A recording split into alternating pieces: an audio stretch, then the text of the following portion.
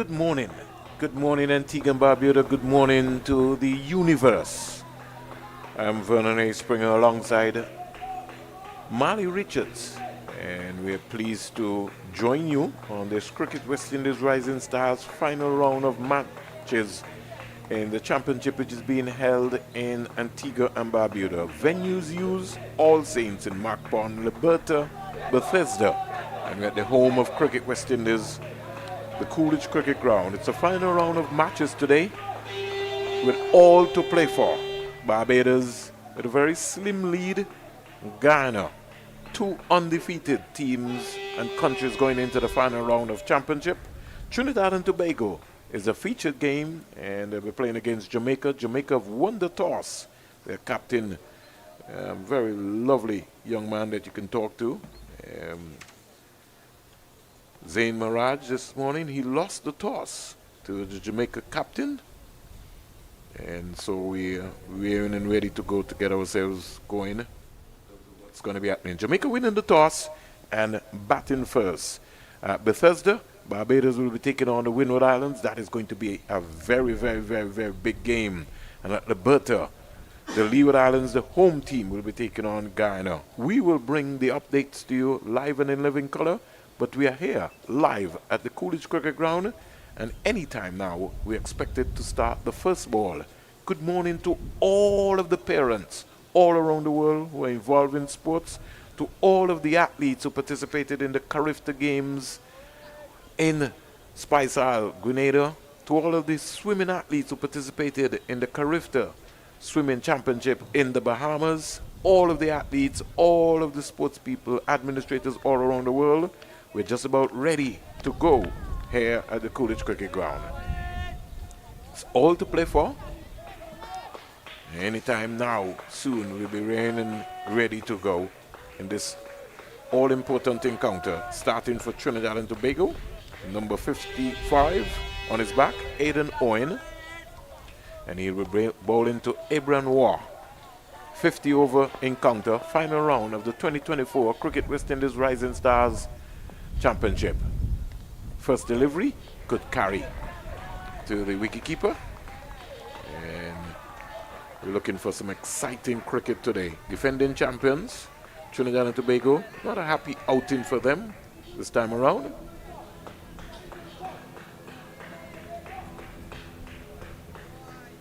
First ball already bowled. Aidan Owen.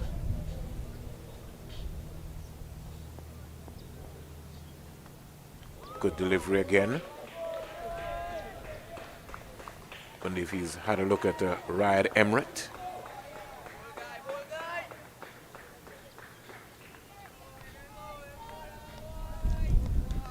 So Trinidad and Tobago starting with a slip. One slip. This is a pretty interesting field. They're bowling to a 7-2 field. Ooh, got a slip. Third man. And on the offside, they have a ring, I would call it a Trinidad and Tobago wall. Close to. Again, lovely delivery, going further and further away from Abraham Waugh.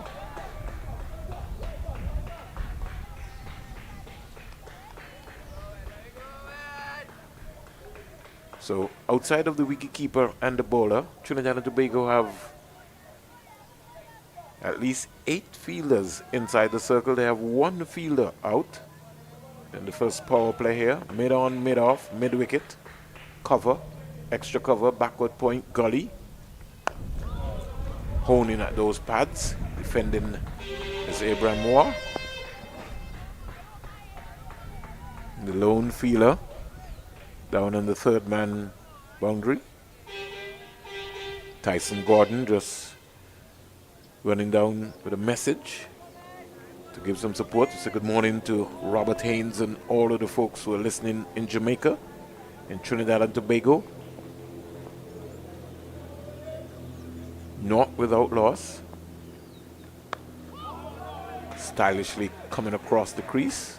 He's got to be very careful, Abraham Waugh. I'd like to see him get deep, get that right foot deep into the crease and try and find the gap. This is something that he's going to have to work on. The 9th edition of the ICC Men's T20 World Cup, 20 teams. Kicks off on June 1st to the 29th to the finals at Kensington Oval in Barbados. It's dubbed the Out of This World Cup. While steering this down to third man. Gone past the first slip. The third man fielder throw not powerful enough. So the first over has just yielded 1 run.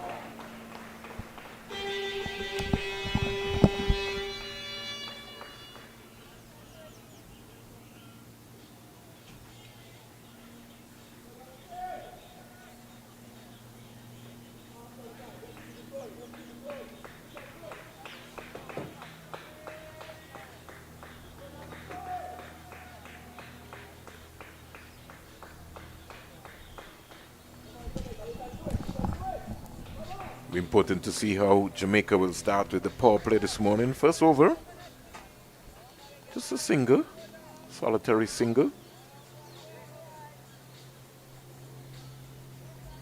We have Arian Mohammed, who I think has got 8 wickets within the process so far.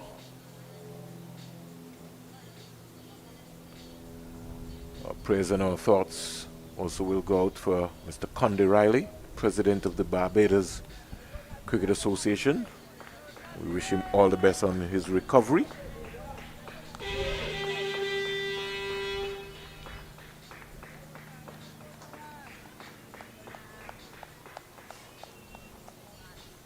A servant of the game called cricket, left arm seamer Mohammed. And we starting to bowl to Abraham Moore. Tyson Gordon has not faced the delivery yet. He's on the non-striker's end. Here goes Mohammed. Trapped on the crease. Out leg before. Trapped on the crease. He was walking across. I was talking about that. He missed a straight one. And Mohammed strikes for Trinidad and Tobago. 1 for 1. He looks dejected, but he was just walking across the crease. Missed a straight one.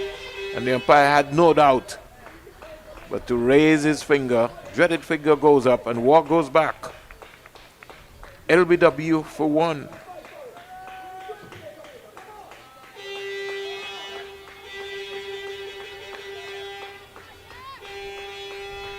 So Jamaica losing a very early wicket.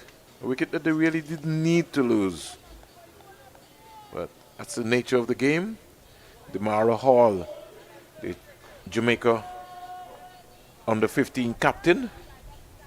A lot of pressure sometimes on these young players. Expectation. He plays first division cricket in Jamaica.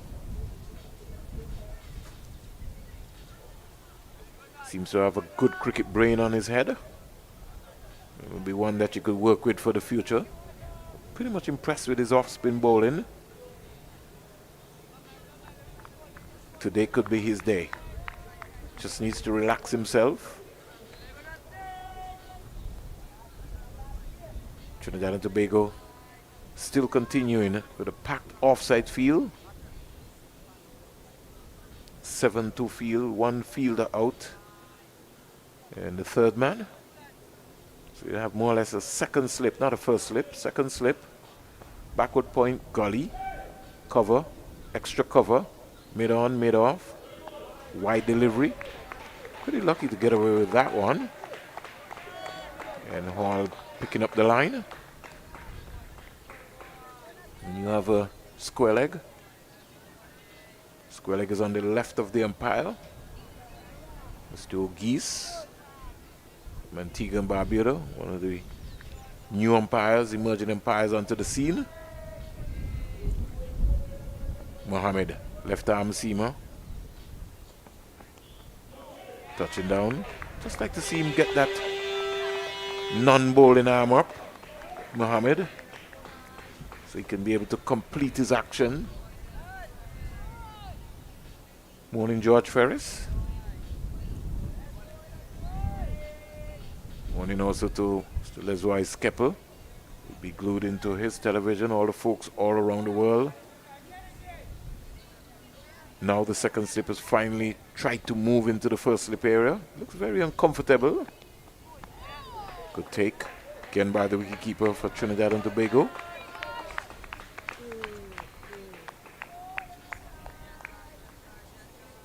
Zachariah Mohammed. Based on all the keepers, he would have to be one of the leading keepers that I've seen so far. Reed, he had a torrid time last game.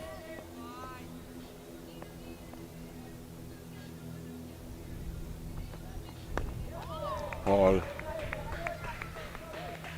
back and across and just playing it nice and straight. Tyson Gordon just very comfortable. I'd like to see him more alertness, walking in with the bowler, so just in case he can react. Still there.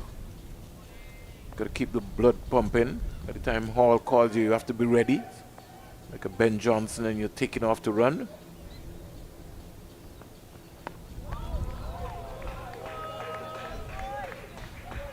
So, end of over number 2. Jamaica batting first. They're 1 for 1. Maiden wicket over.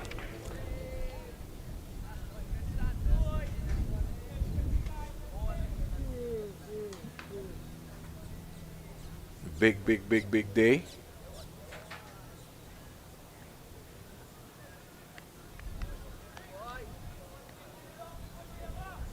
Total of some 55 matches will be played in the 9th edition of the ICC's Men's T20 World Cup, coming to the West Indies and the United States of America.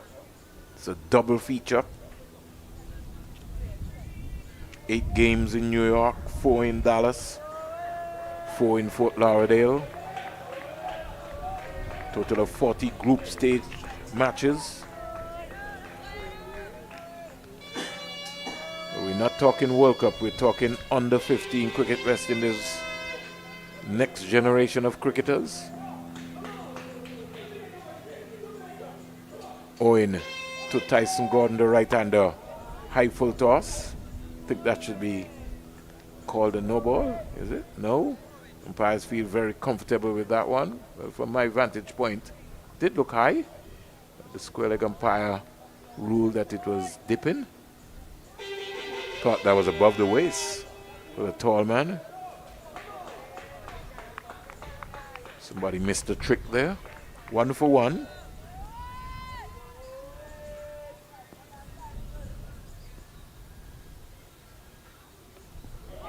Ooh, lovely outswinger. And Gordon, neither forward nor back.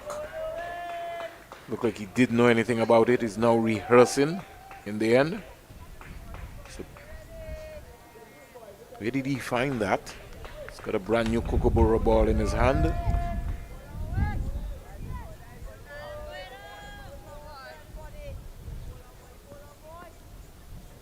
Defending champions Trinidad and Tobago, not a very happy outing for them in 2024. That one keeping low. Mohammed searching for the stumps. And Tyson Gordon Jr. came across his crease.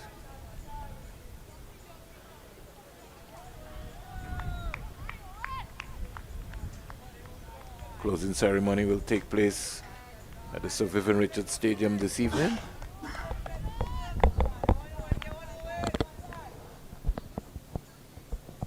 Mohammed aborts his run.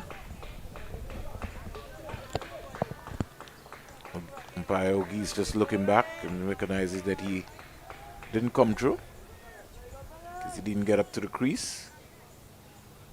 Motivation all around. The parents of Trinidad and Tobago out in their numbers, searching in at those big toes.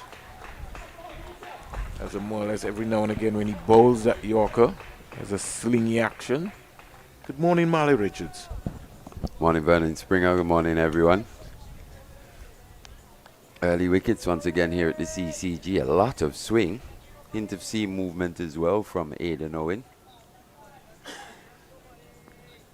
Testing stuff here for the Jamaican top order. Looks like more or less survival. Big swing again, but well played that from Garden.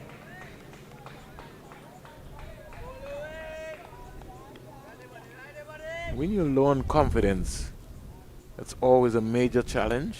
This is Jamaica's final game.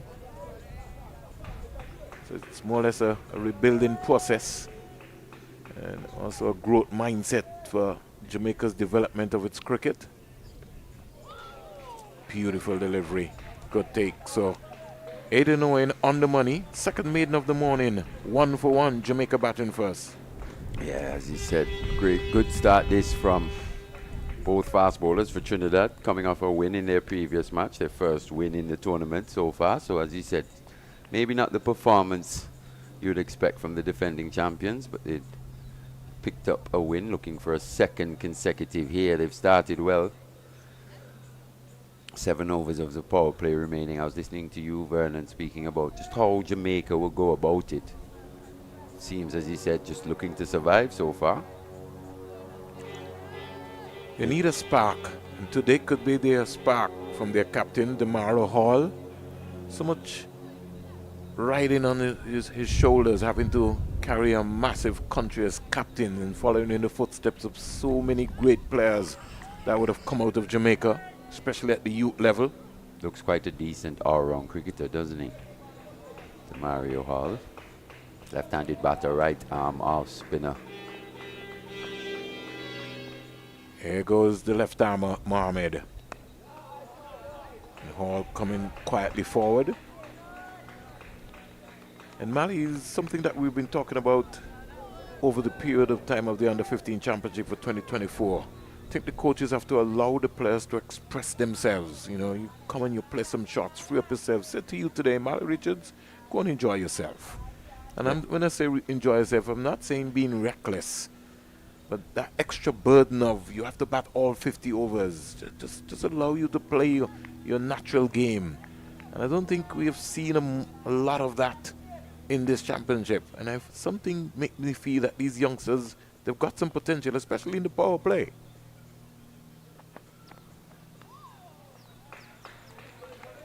I think what's happened though, as you come into these tournaments, it's important, especially a short one such as this, it's important to get off to a good start. So that confidence can build. It's quite easy to lose confidence, especially if things start a bit shakily. It's hard to then find it back in a short space of time.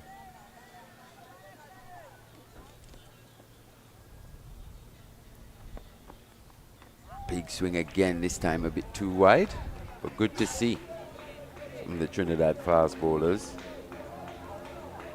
You know, it looks blue sky and everything, but overhead conditions quite favorable for seam bowling, I would say here, especially with the new ball. You got a breeze coming from east to west. Tends to just swing here early at the CCG, at least for the first 10 overs or so. Just want to get the bowlers to land it into the right area, down the onside. He's really getting it to swing around. It's talking here, Mali, as we would say. Yeah, he just looked to readjust. Aryan Mohammed, just a little too straight on that occasion. Didn't swing this time. Well, it swung away. Well, it just went on more. Yeah. From the natural arm. And if he can just get it right, with the basis being outside that off stump, could prove a real handful here, Aryan Mohammed. It's a thin line when you're left arm seamer. That one was just down about the 5th stump line. That hit the seam, and you could see that when on his release. But every now and again, Mali keeps looking at the crease. And I just think that if he can just get his non-bowling arm really, so he can really get a tug into it so he can complete his action. Well, that's what these tournaments are for, especially with, as you're saying, the advancement in coverage here of the Under-15 Challenge. Under-15 Championship, sorry. These guys still have quite a bit of technical refinement to do. Obviously, they're not the finished article. One of the things which I enjoy is being able, when John Maynard at the end of the day's play, he could flick up something and tell me, Springs, you and Mali were on the money, this is what could happen. I just enjoy that we're getting that analysis from somebody like a John Maynard, John the Dentist Maynard. one of the top coaches in England. Yeah, it's the benefits of having these matches streamed worldwide. Never know who's watching. Never know. Try my best, Mali, to get John the Dentist Maynard to come down here. He's got so much knowledge. I think you need technical coaches who can be able to spot young players early and, you know, just work with them, because all of the young players, they have a phone. They want to learn. They stand up for hours and listen to you because they want to get better. Wide delivery. I'm not so sure all of them are that way, to be fair. I think it's a different generation now, But I think to be honest. to be honest with you, Mali, it depends on how you approach them and the environment. It might maybe look so from us, maybe outside, but if they're in a hostile environment, then they think like almost everybody is the same hostile way. Yeah, it's important for the environment to be created Yes. where they feel comfortable almost coming. And we even see that here in Antigua to a lesser extent with what Winston Benjamin's doing. A lot of players, regardless of whatever club they're playing for, are seeking out that extra help. Over number 4 comes to an end, 4 for 1. And it's the knowledge base that worries me, Mali, because you look at the quality of the human resources that you have in Antigua and Barbuda. Eldine Baptist, Winston Benjamin, Kenneth Benjamin, Curtly Ambrose. You have Courtney Walsh, who lives in Antigua and Barbuda. I can go on and on. You know, the list is long. Even the role of a Richie, even though he might not be a coach and he could be a mentor, he can talk to you about the game, your dad. You know, it's just the human resources that is just right here. And how are we using it is the big question. I think if you look at it, all of them would have been used at some point in the past, being at whatever level. And speak for my dad, he would have been a former chairman, coach as well, chairman of selectors, that is. So they would have all had their go, I'd say, at administration. I think where they're really needed is at the ground level in terms of coaching these youths, identifying talent, especially at these ages, under 15, under 17, under 19, sloppy stuff there. Shouldn't have been a run. But Gordon picks up his first. He'll be happy to get off the mark. Yeah, well, you talked about sloppy. Talal just taking his eyes off of the ball. So after 8 deliveries, Tyson Gordon finally gets off the mark. And your best mentors, Mali, must be at the base. Too many times I think we go at the top. You know, you have to. We have a tournament here. On the off days, Dr. Sandy Roberts. We should have invited him for 10, 15, 20 minutes. Let the youngsters get a chance to meet him, hear his story, ask him questions. I think by the time you get to the international level, it's so difficult to then make these drastic technical changes and refinements. It's all about how you manage being successful in terms of, for example, batting, the art of batting changes from first class level to the test level. It'll be hard to then change like something drastic like a grip, something like that. These things have to be refined at the younger age. That's why, as you said, you need your best coaches, technical coaches as well, working with young players when they're in the development stage. 5 for 1. It's a good delivery there. Yeah, I think hit outside the line by O'Geese very quickly, shaking his head. I think just a bit of bat first, actually. Stride not big enough from Hall. That maybe could be lack of confidence. Not sure if it pitched on as well. Maybe just pitching outside leg. And with the game changing, Mali, there's now a new fitness culture that is being brought into the game as compared to when you would have played. So there's a lot of standards. You have to start implementing those standards at the under 15 level. You're right. Once again, big in swing from Owen to the left-handed Hall. Looked like he was falling over there, Mali. Yes. But Quite- saved him with soft hands. Quite difficult, actually, especially when the ball's in that area. Bringing it back quite late from over the wicket. It's a difficult angle for the left-handed batter. Probably just has to open up slightly. Open up that stance. Big swing again, this time a little too full. Yeah, But it was honing in on the stumps, wasn't it? it was. And way outside that off stump. Testing stuff again from Owen. 1 run out of that over. 5 overs bowled, 5 for 1. And we were talking about the fitness standards, Mali, that are being set these days. Yeah, we didn't have the same. It was just natural. Yeah, and that's the thing. I'm not sure guys are even fitter today. Nah, I don't I'm think not so, sure man. they are, to No, be they're- honest. They're not. Because in your times, maybe coming back, if you look back at your times, Mali, you guys played everything. You played football, you played tennis, you were always running, you were always getting involved in That something. as well, yeah. Maybe the younger generation have become a little sedentary a little too soon with the advent of social media, Yeah, video games as Games. well. There's a lot of sitting down. yeah. Rather than really getting up and getting out onto the park, parents are a lot more conservative. In those days, you left home, you're gone, your parents know, well, where's Mali? Okay, he's on the ground.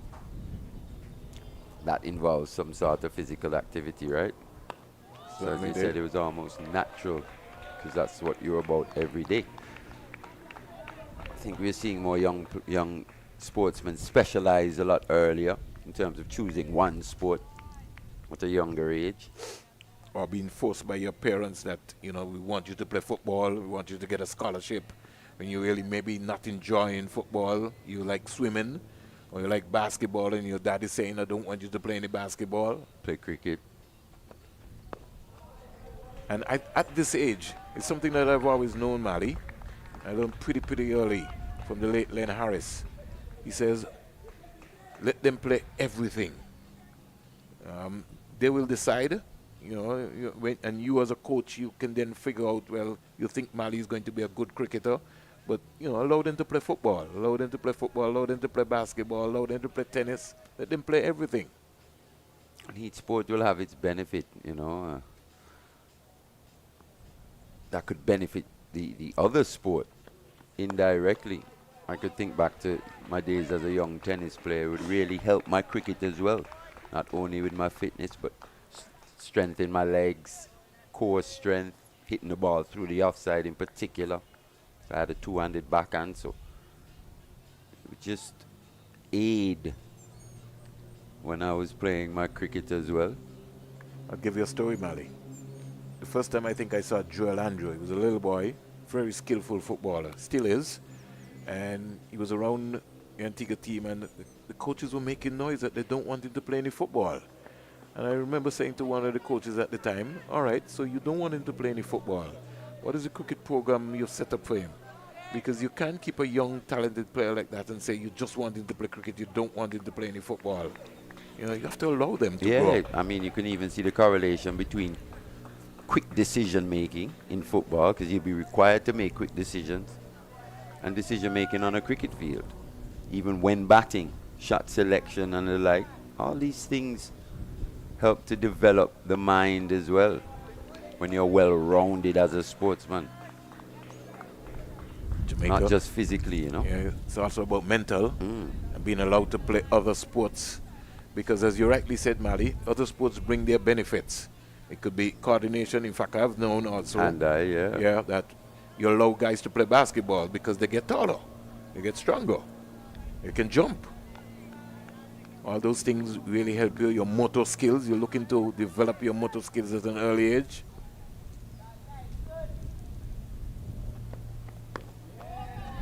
You can see how playing basketball could really help a fast bowler as well. You think back to Curtly Ambrose and his love of basketball, and strengthen the quads, strengthen the calves, building up mileage in the legs. And that's an interesting story, a human interest story that a lot of people sometimes maybe don't even follow, Joe. Cricket was not Curtly's first love. Probably still isn't. Never was. Never was. But he took 405 test wickets, just as you rightly said, Mali. 5 for 1. He's just very good at it, wasn't he? I think basketball definitely would have been his first love. And again, that would have been driven by his mother, who just had this vision that I think that you could be a good cricketer. She would have seen something that maybe nobody else would have seen. Today, Curtly can look back and says, boy, mom was right.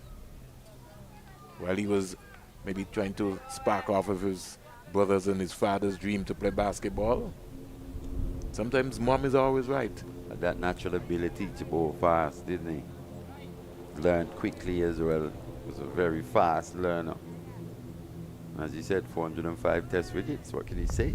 For me, I think arguably he's the greatest. That's a debate for another time, I think. But for me personally, in terms of fast bowling, the history of the game, you can't call too many fast bowlers before you utter the name Sir Curtly Ambrose.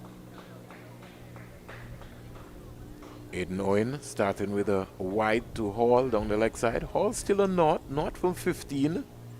This is where they've just gotten into trouble in this tournament. They've allowed this pressure to build, especially in the first power play. They wouldn't want to go winless in this 2024 West Indies Under 15 Rising Stars Championships. Swing again. No timing in a half. He's not leading. He's got to lead with his head on his shoulders. And you can tell that he's low on confidence, Hall. Now he's rehearsing. Just get that stride out and really get himself going. Not from 17. Has to find a run. Has to be thinking about getting a run. Just needs to get one away here off the middle. Driven outside edge though. Got the length that he was looking for. Line as well. But he went square instead. That back foot probably just collapsing slightly. Wait a little on that back foot. So he's finally off the mark. 14 deliveries. Damari Hall, 18. 18. Wow, it's Gordon on 14 deliveries. Just the one run as well. Very high proportion of dot balls. Yeah, that current run rate 1.08 within the first 10 overs. 7 for 1 Jamaica. I think this is one of the lowest.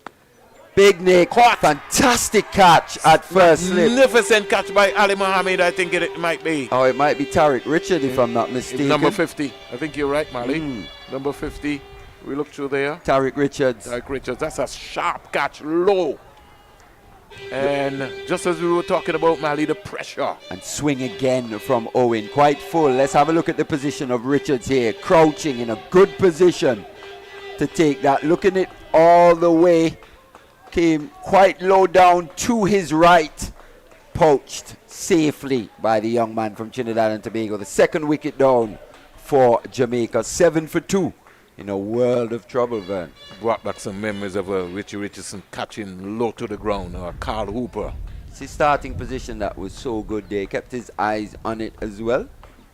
Would have gotten a few runs in the previous match. So probably just illustrating how well he's seeing the ball.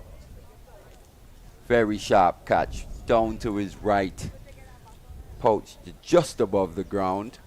Fantastic catch from the young man. Good stuff this from Trinidad and Tobago. So as we said, coming off their first win in the previous match over the Leeward Islands at the Liberta Sports Club. Looking very confident here against the Jamaicans. I think in the tournament, Mali, this is one of the lowest power plays I think that we would have seen. And we've seen quite a few. It's been mainly Barbados that has consistently looked to take advantage of the power play.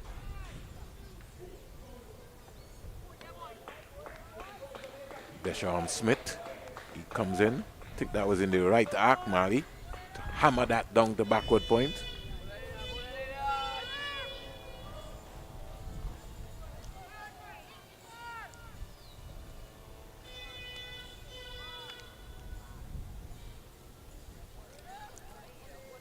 Seven for 2.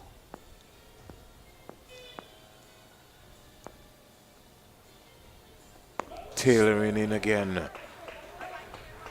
The Jamaicans are at sea, Mali, with the swinging ball. Yeah, just struggling here. Good testing stuff this from Owen and Mohammed. They've been very economical Both picked up the 1 wicket apiece. Just continuing in the same vein. I think it's been the strength of this Trinidad and Tobago team so far has been in that fast bowling unit.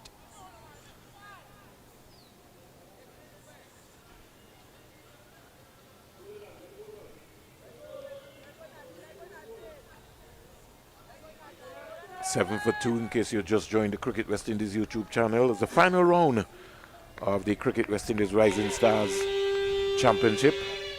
And we certainly will have a new champion for 2024. All to play for still. Yeah. Guyana Leewards. Barbados Windwards. Big match as well. Both big games.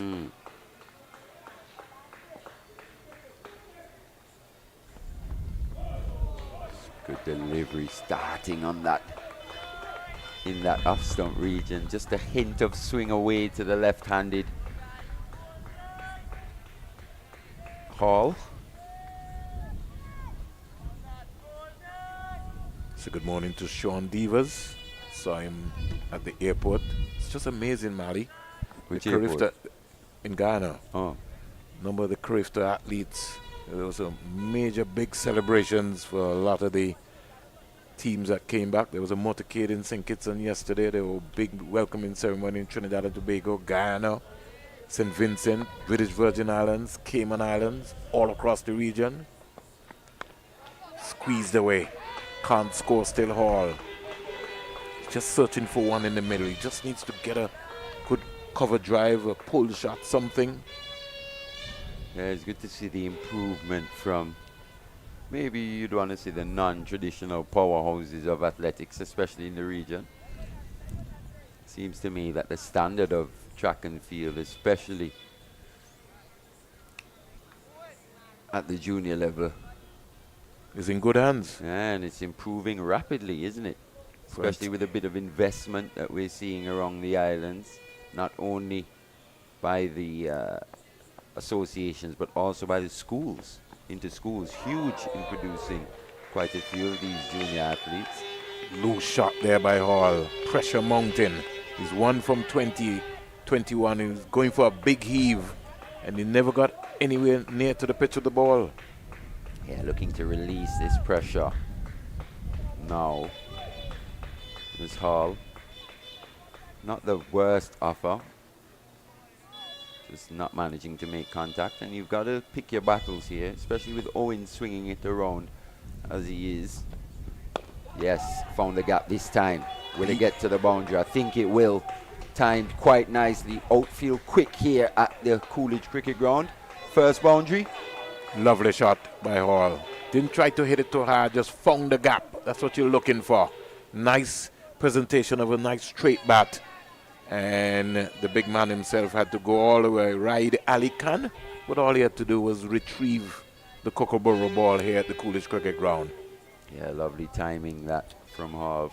Faced 22 deliveries, so it's been in for a bit of time here. He's gotten a little start, if you want to say that.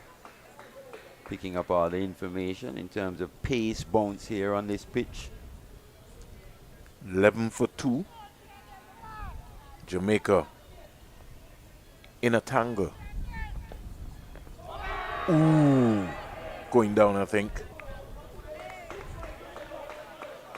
See that one again. It's on the full this time, Mohammed. Yeah. And Hall falling over. Yeah, would have been hoping for a bit of swing. That one just going on. Yeah, that would be missing that leg stump. Was hoping that could just start swinging a bit away from the left-hander. And Hall Didn't swing this time. Hall just needed to just get a bat onto that. That would have raced away down to the vacant fine leg area for a boundary. The second. But he's still there. Oh! Jaffa. What a Jaffa. How was that missed? How was that missed off stump? How was that missed the outside edge? Let's have a look at this again. This is what he would have been hoping for on the previous delivery. Full in length. Hits. Goes away. Just shaves that off stump almost. Hall survives. Good bowling disc. Again from Mohammed. 4 from that over. 8 gone. Just 2 of the power play remaining. 11 for 2. Jamaica. Sometimes you need a little luck. Just some luck. And Hall just needed that luck at that time with that delivery from Mohammed. But Mohammed is getting this ball to talk, as they would say. Not just swing, but swing late. Especially away from the left-handers, which I can tell you from experience proved to be a handful. Owen on the money again. Squeezed into the offside. I think what the left-hander can do now to counteract that, especially with Mohammed maybe not being express pitch, maybe he'll start pulling a few down. You can look to play the horizontal bat shot. Gotta look to be proactive as well. Ooh, squared him up completely. There, Deshaun Smith. How many times have we seen this already in the first 8 overs or so? Play and miss outside that off stump. Late decision that from Smith. Total Mali of 20 out of 26 countries won medals at the just completed Carifta Games, the Karani James Stadium in Grenada. Shot. Beauty. That is a top shot. Yeah, and you could tell with the contact that he made there. Let's look at how he transferred the weight onto the front foot. Look at the head position. Fantastic. So Smith is off and running. Brilliant placement as well from the young man, Deshaun Smith. And played that one on the top of the bounce. I think when you also look at that shot, you remember that for a very long time. That would make the highlights. I'm not hearing too much communication though in terms of the running between this pair. That's something that I think have plagued quite a few batters in this tournament. The running between the wickets, the communication to me has been quite poor. It's an area in which I think these young guys definitely have to brush up on. 15 for 2 in over number 9. This has been good control here from Owen and Mohammed. Yeah, I think it's time now for young Owen to test out the middle of this pitch here. Where Deshaun Smith's just lunging forward. Just the one delivery remaining. Could be quite a surprise delivery. Let's see what he does. He heard you. He does a little bit. You can tell. He heard you.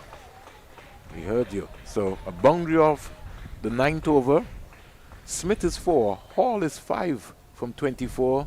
Jamaica winning the toss and batting first. They're 15 for 2 at the end of 9. Yeah, it's almost a tendency of fast bowlers, especially with a batter, just driving him through that offside. Couple forward defensives as well, lunging onto that front foot. Good change of length that from Owen. Talking about talent, Mali. Young Malik Francis from Antigua and Barbuda creating a Carifta record in the boys javelin under 17. 1 goal, 68.84 meters.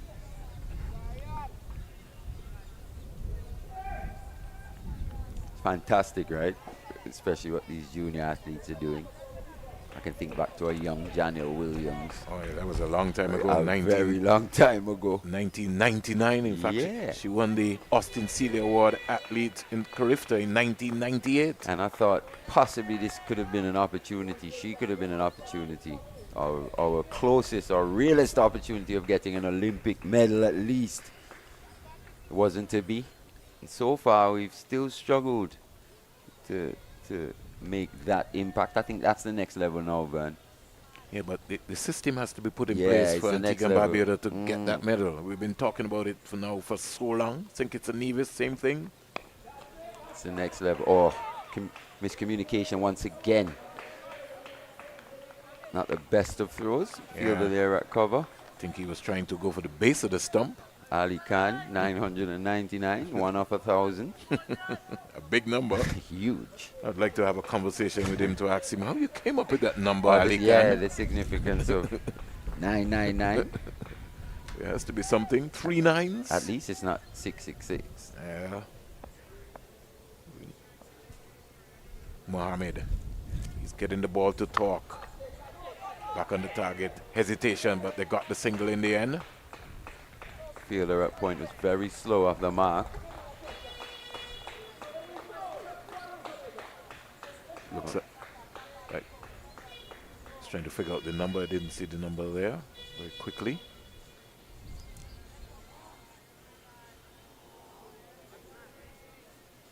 (20) 16 for 2.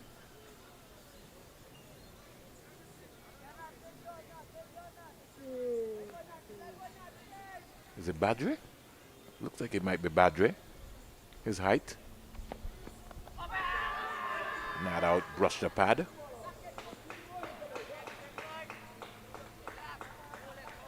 Into over number 10. Trinidad have gone about their business and light out very quickly. In 2025, Trinidad and Tobago will host the Carifta Games. So they'll be home. Folks still planning, Mali, as to how they're going to upset Jamaica to take them away from winning the Carifta Games. They've got so much depth. So many athletes as well. I'll take some doing. It will. He's gotten across his stumps here. He's having a good, hard look. Was the umpire. He's almost got himself in a bit of a tangle, did Smith. Played around the pads as Yeah, well. especially with Mohammed bowling over the wicket. It's pitched in line. He's gotten across. Oh! Oh!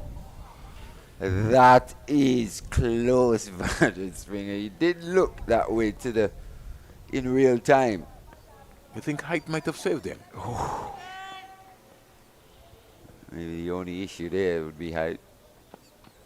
Once again, he's gotten He's out across. this time. He's given this time. That was Fuller. He's out this time. Played around a straight one. Missed it completely because his head was falling over. And Deshaun Smith goes LBW for 4. Jamaica lose their third wicket in 10 overs, 16 for 3. Yeah, this is fantastic bowling from Mohammed. Tight lines, close to the umpire. Once again, full hint of swing. Probably just nailing leg stump there. The Mario Hall, he has to go. Actually, no, Deshaun Smith is the batter removed. 3 down, as you said, 16 on the board. That projected score of what, just 80, was it? Let's have a look at that again quite quickly. Just brushed past the screen. I think it might be. Yeah, that definitely won't be enough here. In these conditions, full swing once again. Consistent swing from these two Trinidad and Tobago fast bowlers. I think this will be the lowest power play, Mali. 16 for 3 in 10 overs. Yeah, projected score 80, Vernon. Yeah, they've done a recap. You do expect these two fast bowlers to bowl their quota of 6.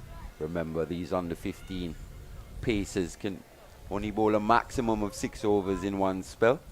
Jamaica under 15, they're low in confidence. Very, very, very low.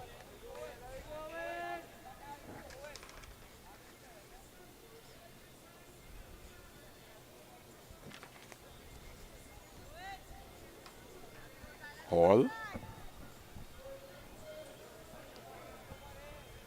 Can he and his team lift Team Jamaica under 15? It'll come down to him and his new partner. Swing once again, just honing in on the stumps. Tight lines this. Good disciplined stuff as well. No short amount of skill from these two. I think he's also losing his balance here to his Hall. Really handled this new ball superbly. In terms of managing the swing. Once again, good delivery outside that off stump. This is a good test for him.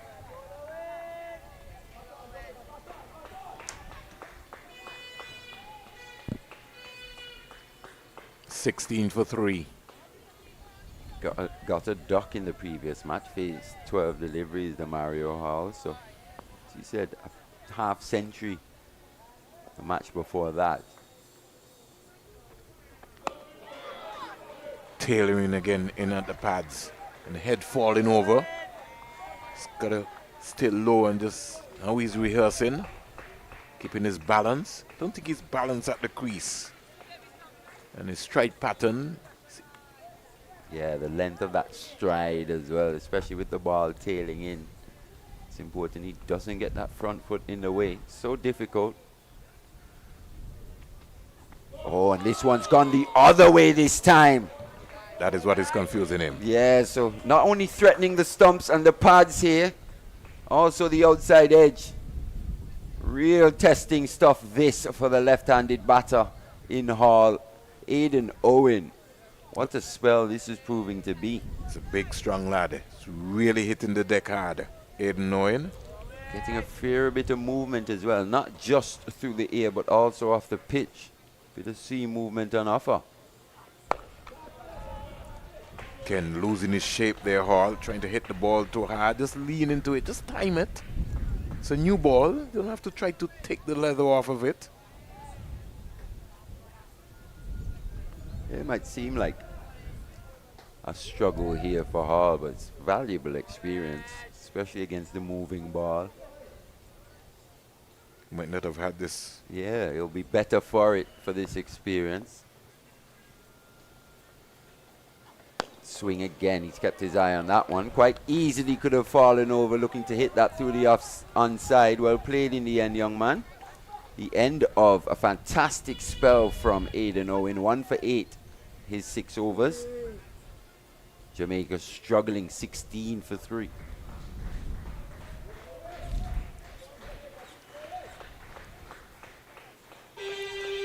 Talking about struggling, Mali.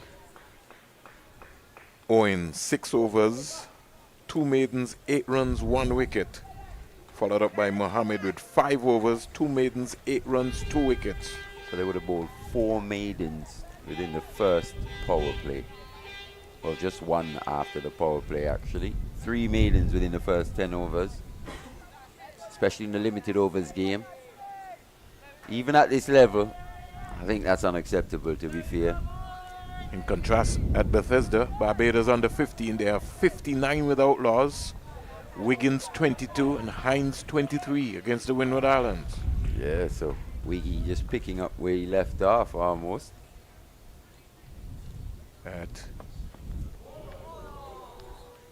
In Liberta, Seems to favor. Ghana 49 for 1. I was going to say he seems to favor the grounds at Bethesda and Liberta. Yeah. Just the one time we've seen him here at the CCG. Was dismissed for a duck. Got a beauty. Actually, it's Bethesda he would have scored those 200. So he's back at his hunting ground again.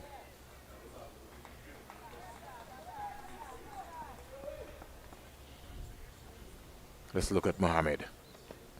Oh, that's a nick, has it? Yes, caught behind. Lickerton goes for naught.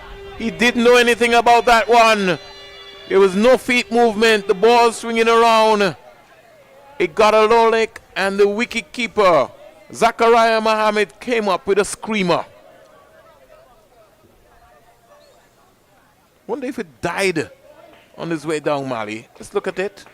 It did look like it. No, he caught it. Yeah, he caught it, but it looked like it didn't bounce quite as high as the batter was expecting. Ryan Littleton, we were going to say this partnership absolutely key. He's gotten probably the one batter who looked quite assured throughout this tournament. Yes. For the Jamaicans. And he goes back into the hut. For a duck. So 16 for 4. Jamaica in trouble. They really just got to see off these 4 deliveries from Mohammed.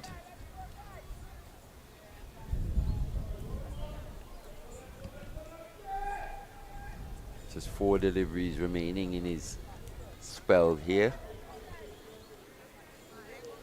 Brings Romario Salmon to the crease. We've always seen a one-round competition, Mali, in the under 15. And as you rightly said, the tricky part of this under 15 championship is that you have to get off to a good start. If you lose 1-2 games, then the confidence tends to go down, really. Jamaica have just not rebounded.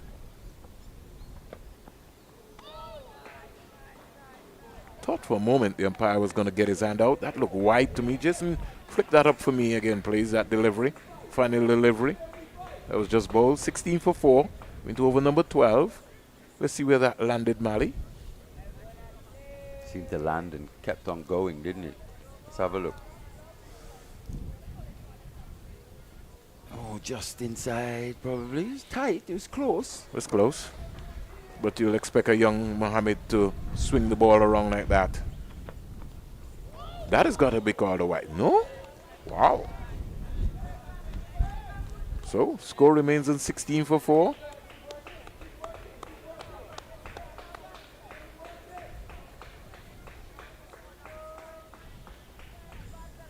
I'm not in the best position. Good morning, umpire Basil Morgan. Billy Doctrove in Dominica. He's got a stand named after him, doesn't he? Yeah. He's also the president of the Dominica Olympic Committee. Top businessman in Dominica. Ooh. Swing again. Late swing. Almost drawing Salmon into that stroke. What is even so heart-wrenching sometimes, Mali? Andrew Weeks was the first umpire from the Leewards to have umpired in a test match, and we still can't find his name on the umpires' lounge in Warner Park in St. Kitts. No players' names on the stands. Driven in the gap. We'll get 4. So full toss to end there from Aryan Mohammed. Well put away from Salmon, who's in a bit of form. Got 48 of 67 in the previous match versus Barbados here. And starts well. Did start a bit slowly. Found his groove as his innings progressed. Fell quite just short of what would have been a well-played 50, if you remember, Vernon. Ill-advised stroke. Got ambitious. No need for that. He could have just knocked that out there and got 2 runs quite easily. But he wanted to go for glory, Mali. He's not a Chris Gale yet. In the end, that 168 for 9, proving not enough versus Barbados.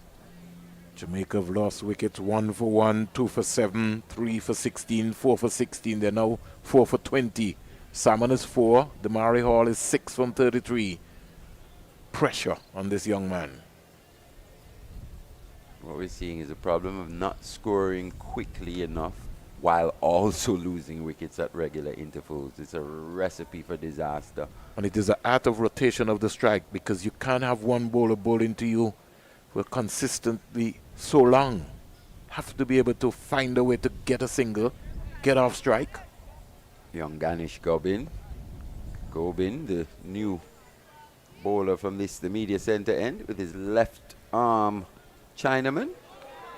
Straight away, Damari Hall has just decided to just come forward. He's got to look to express himself here, Hall.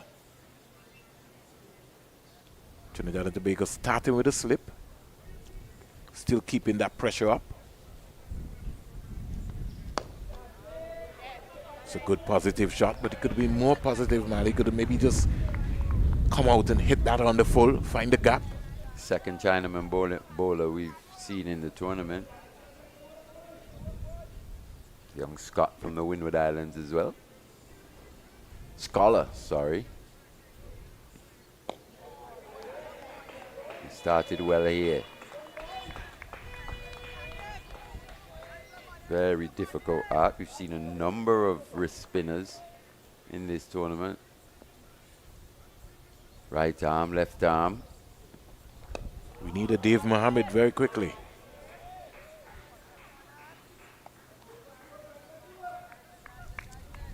It's a difficult art, Mali. Very difficult indeed. And you have to have the coaches or the teachers around that can be able to motivate those youngsters. It's a lot of work. And that is one of the reasons, Mali, which I feel that our spinners have not come through consistently over a period of time in the Caribbean. At one point in time, you remember we had, was it Abdel Kadir? We had a couple of Pakistan coaches who've come out. Mushtaq Ahmed. Oh, big Where bounce did that there. come from? Probably hit the foot marks outside that off stump. Ooh. Keeper was surprised. That's really bounced. Jeez. Let's look at that again. What did that hit? Oof. Wow. It's really gone, that one. Ominous signs this for Jamaica. They'll do well to survive, Mali.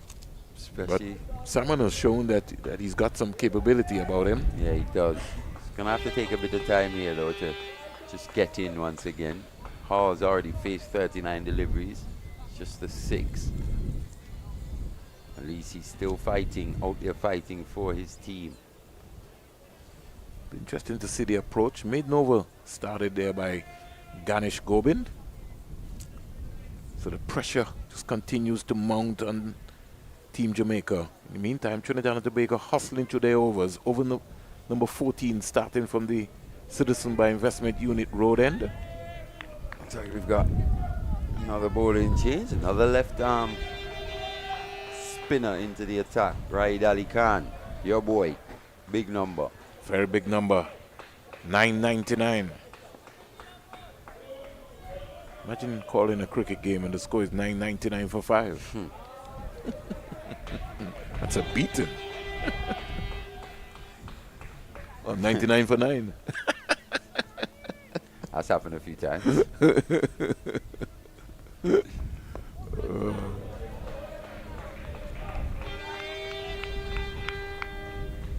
I just think, Mali, that Salmon will attack the spinners. He looks like that player. The last innings he played here, he looked like somebody who will take on the spinners.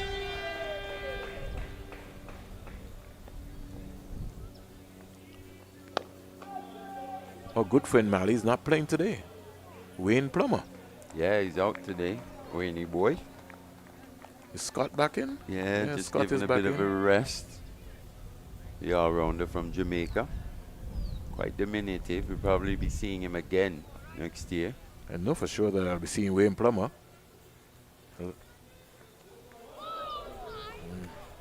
Playing that's got to play that in front of him, man. Was that a back of the hand? Yeah, he looks like we've got another one here. Got another mystery? Saw a pass around as well. Predominantly leg spin, just mix things up. Oh gosh. Once again. Fantastic delivery. This, the control actually that these young bowlers, these young wrist spinners have shown in this tournament has been exemplary. I think Ali Khan in the last game against the Leewards, he sort of tied them up as well too. Just struggling to pick him. Yeah. Seems like. It's got good height on him. Right, Ali Khan? Yeah, he's just mixing it up here. Right, Ali Khan. You'll enjoy conditions here. At one. Oh, big overspin this time. Fantastic shape on those deliveries. So, we were calling for a few mystery spinners here in this under-15 championship. We have them. We have them indeed. But can we find the teachers and the coaches now to hold them? Someone's done a pretty good job to get them this far. It's the next, as you say, the next stage of development. Critical stage. We're not short of talent at the under-15 level, Mali. It's just that in 2-3 years' time we'll be asking ourselves, where's Raid Ali Khan? That is it. That's the headache. And this goes for all sports, Mali. We're not just talking about cricket. We're talking about all sports. Be it netball, the Caribbean Netball Under-16 Championship starting in St. Lucia, Barbados. Got to look to play the ball up in front of him here, Hall.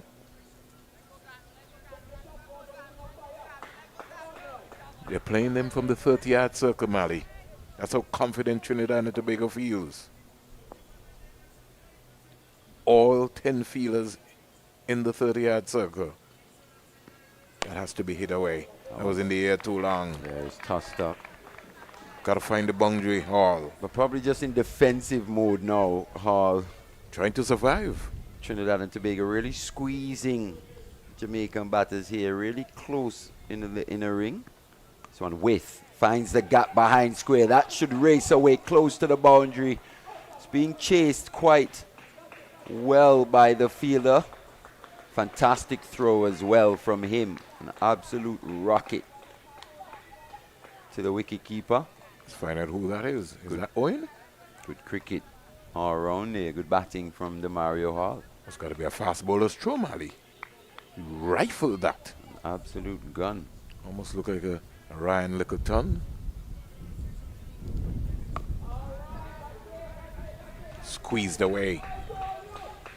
This time it will hit the boundary. No, he pulls it back. That's a magnificent save by the young man. Shahan Ramtahal asked to chase back-to-back deliveries here. It's done well. So he's probably just blowing a bit on his way back. So Hall moving into his own rhythm. Did they get 3 there? Yeah, they did. So they picked up 7 runs off 2 deliveries.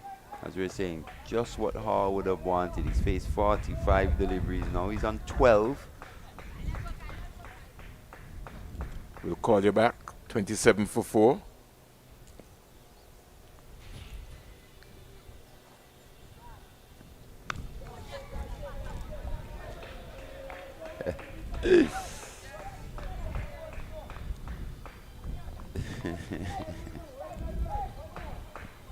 The things that happen in commentary, right? Is there people swatting mosquitoes, people taking phone calls. It's all happening here. Yes. 15 overs bowled. 27 for 4.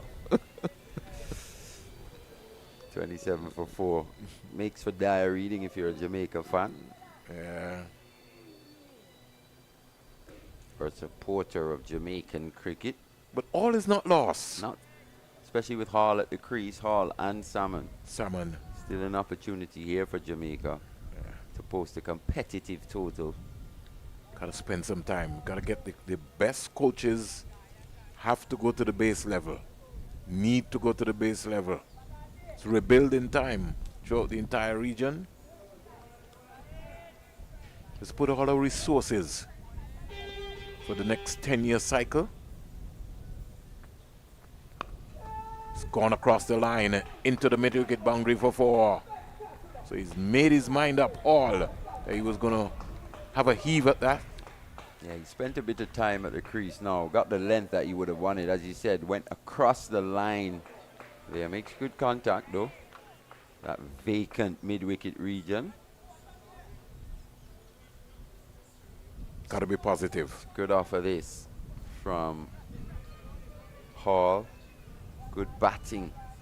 Now we're seeing quite a few field changes. That's what happens when you apply pressure or you have that positive intent, especially against a spinner. But I would have left the field the same place, Definitely. Mali. Tell him Do go that again. Do that again. Won't change too much this time. He's just worked away. He's just starting to find his groove now. Is Hall picks up another 2. I'd have done that again. It goes to 16, 18 in fact from 47. Score goes up to 33 for 4.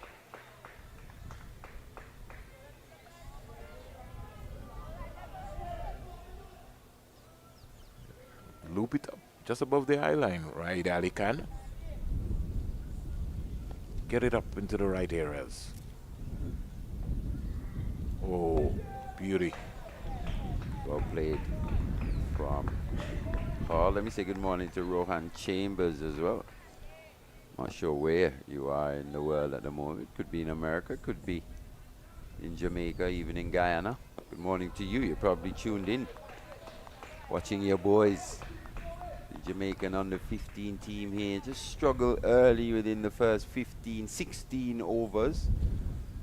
The Mario Hall, though, in the last 2 overs or so, just starting to find a bit of form.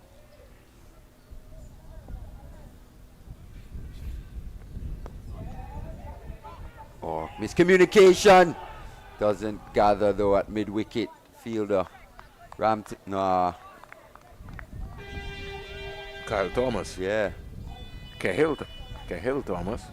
not quite gathering.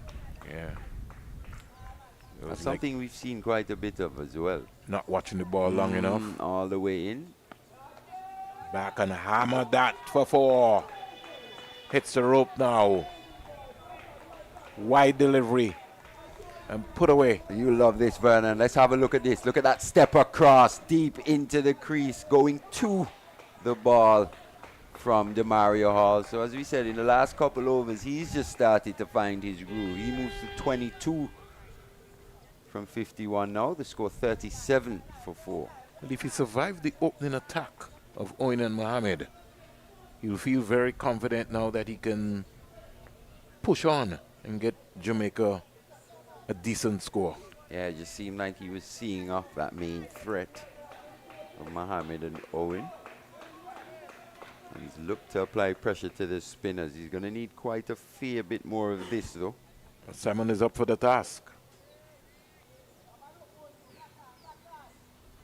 Barbados under 15. They're 83 without loss. The shot selection is going to be key in this phase of the game.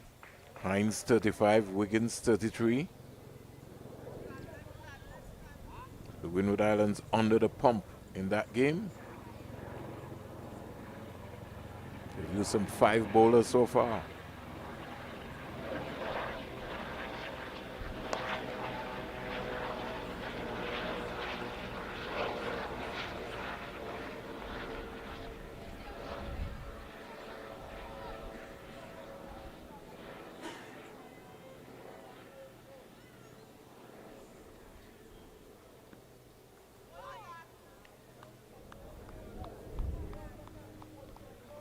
Ganesh Gobin continuing.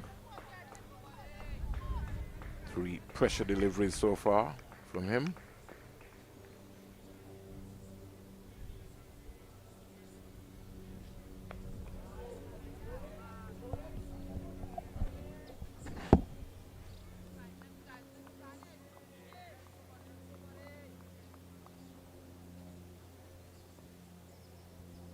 Total of 8 boundaries and 3 sixes have been hitting the 90 without loss. Here's a lovely drive. Somebody could be in trouble. He made it. And Trinidad didn't look too excited, so maybe he looked like he certainly made it.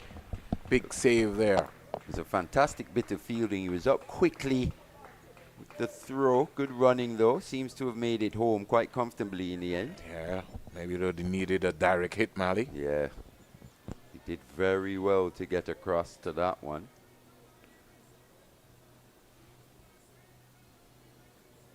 Zain Mirage, the skipper, in there at extra cover.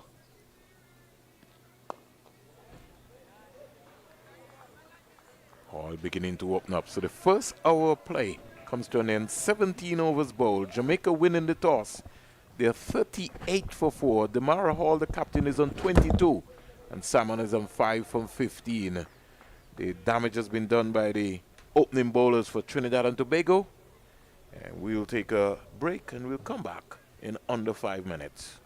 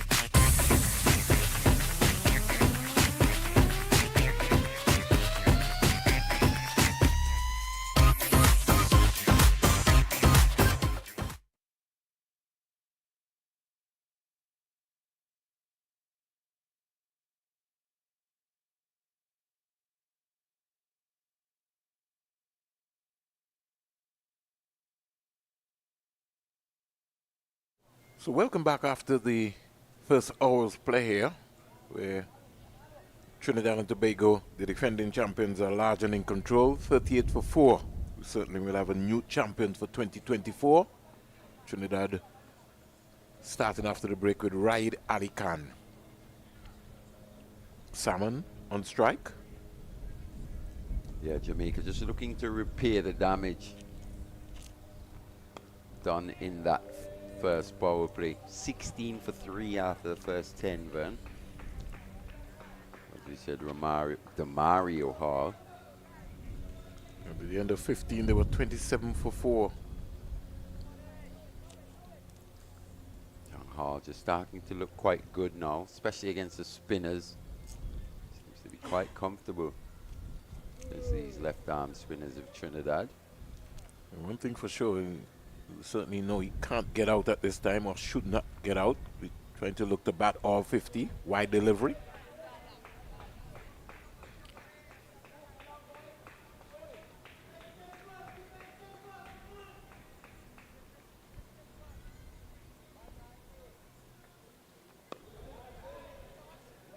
Squeeze onto the offside for comfortable single. They've kept the slip in, which I like. Still looking to take wickets here, Trinidad. I think they will have to also consider that they're on top. Yeah. Which shows that they're in control, Trinidad and Tobago. They know if they pick up Hall or Salmon, they're more in the game. That had a sweet song, Ali, coming off of the bat there. Did. He's quite upright while playing it, though, especially with the man in at extra cover there for the catch. Important he keeps those drives down. That was well played. Slip comes out. Just bolstering this offside field now. Tariq Richard coming into point. Just there. Just there. As we said, a bit upright in those drives, young Salmon. Important that he keeps it down. He didn't. Good awareness by the captain, the Trinidad and Tobago captain, Zain Maraj, to pull the slip out and further strengthen the offside. Yeah, well, he strengthened square of the wicket. The man was always in that extra cover region, catching. You could tell, even on that one that he drove, he made a sweet sound, but he's quite upright in playing that shot. And especially if you don't quite get to the pitch of the ball, and you play it in that upright position, it will go in the air. As he said, Zain Maraj takes the catch halfway through now. Trinidad and Tobago, 41 for 5 Jamaica. We just called it, Vern. Previous delivery. Projected score, 116. The question will be, can they get there? It's going to be a struggle, but Hall's at the crease. Their farm batter, especially in this match. Started as Littleton. He probably is just fallen away a little bit as this tournament has come to an end. Freighter, who didn't play in the last game, he now comes out. We saw him in the opening game bowl quite well from the CIU road end. Yeah, I'm not sure he played in the last couple, to be fair. So you'll have to well rested. Come out now and produce the goods with the bat first.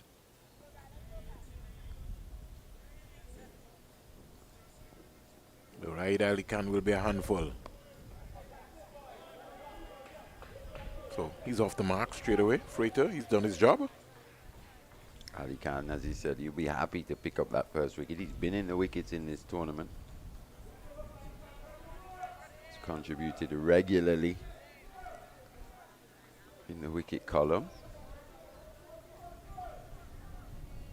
42 for 5. Jamaica in trouble. Big, big trouble. No slip, Mali. Yeah, Hall on strike. With got the man at that extra cover region doing the fielding. Good running this as well. Good field placing as well too. Coming back for 2. They got the angles worked out. Good cricket all around there. The youngsters. The end of 18, 44 for 5. Aryan Mohammed, the 3 wickets. leading the charge. 90 dot balls, Mally. 44 for 5 in 18 overs. A lot of that would have been led by the opening pair of Owen and Mohammed. Their 12 overs.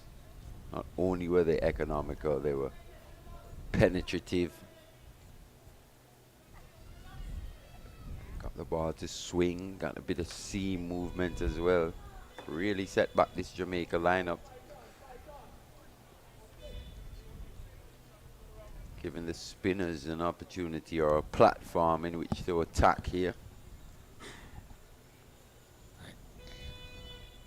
No need to spread the field. To squeeze them. They're playing them from the 30-yard circle. A lot of that hard work would have been done by the fast bowlers, just illustrating the need to bowl in partnerships as well. Not just batting in partnerships, but bowling in partnerships. Key. No slip. Probably would have been wide of that first slip region. You never know. It might not have been at first slip, it might have been at second slip. Might have gobbled that up. Based on what we've seen here, he's tended to stand in that first slip position. Yeah, he's been really one of the traditional, and he looks like he's one of the leaders too, on the field, helping Mirage to just get the angles worked out. And you'd think with Jaheim Freighter new to the crease, probably just missing a trick, Trinidadians. Just got to keep the slip into him, the new batter. You can't afford to just spread the field slightly with Hall on strike. You don't want Freighter just getting away too early in the over with easy singles.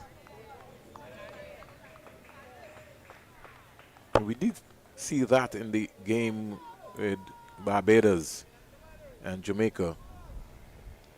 Wiggins just sort of eased the gas off.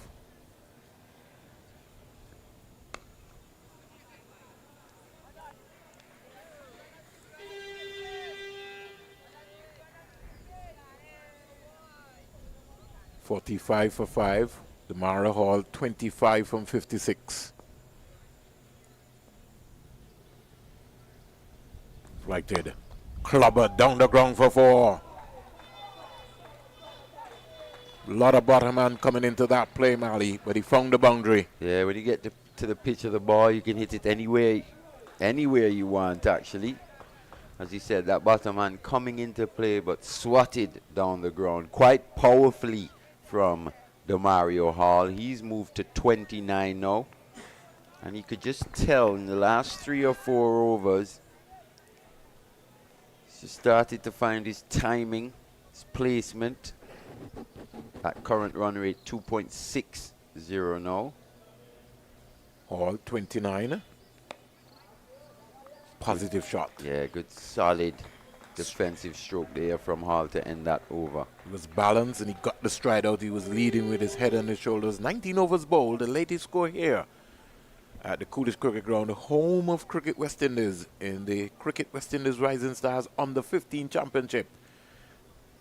Trinidad and Tobago, defending champions. Yeah, they are large and in control over the Jamaica Under 15.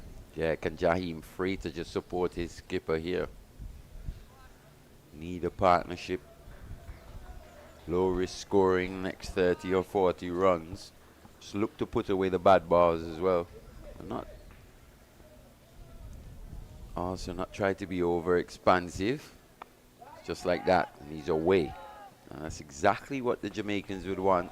Freighter getting a single off the first ball of the over. So it gives Demario Hall 5 deliveries now. And he's done that effectively, Freighter, since he's coming. Yeah, just looked at ease. 3 or 4. Just done the basics.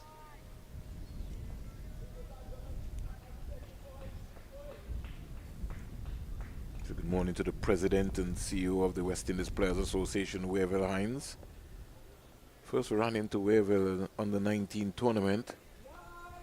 All in 2 minds, Mali. He looked like he wanted to go. He wasn't really right there. Looked like he wanted to go over that offside region, extra cover region.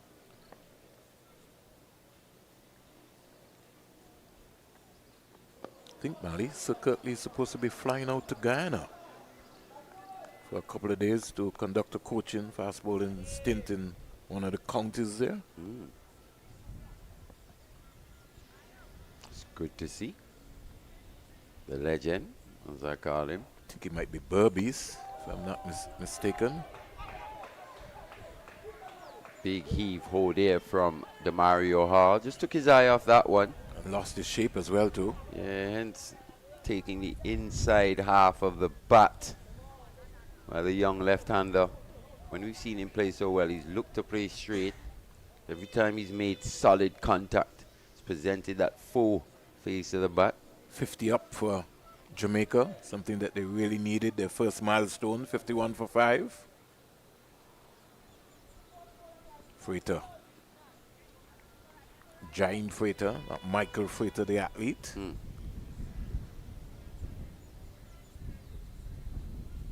Jamaica dominant. 84 medals, 45 gold. Appeal for stumping.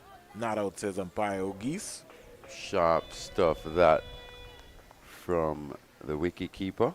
Mohammed. Zachariah Mohammed. He's quick to whip those bails off. Turn and bounce from outside that off stump from Raid Ali Khan.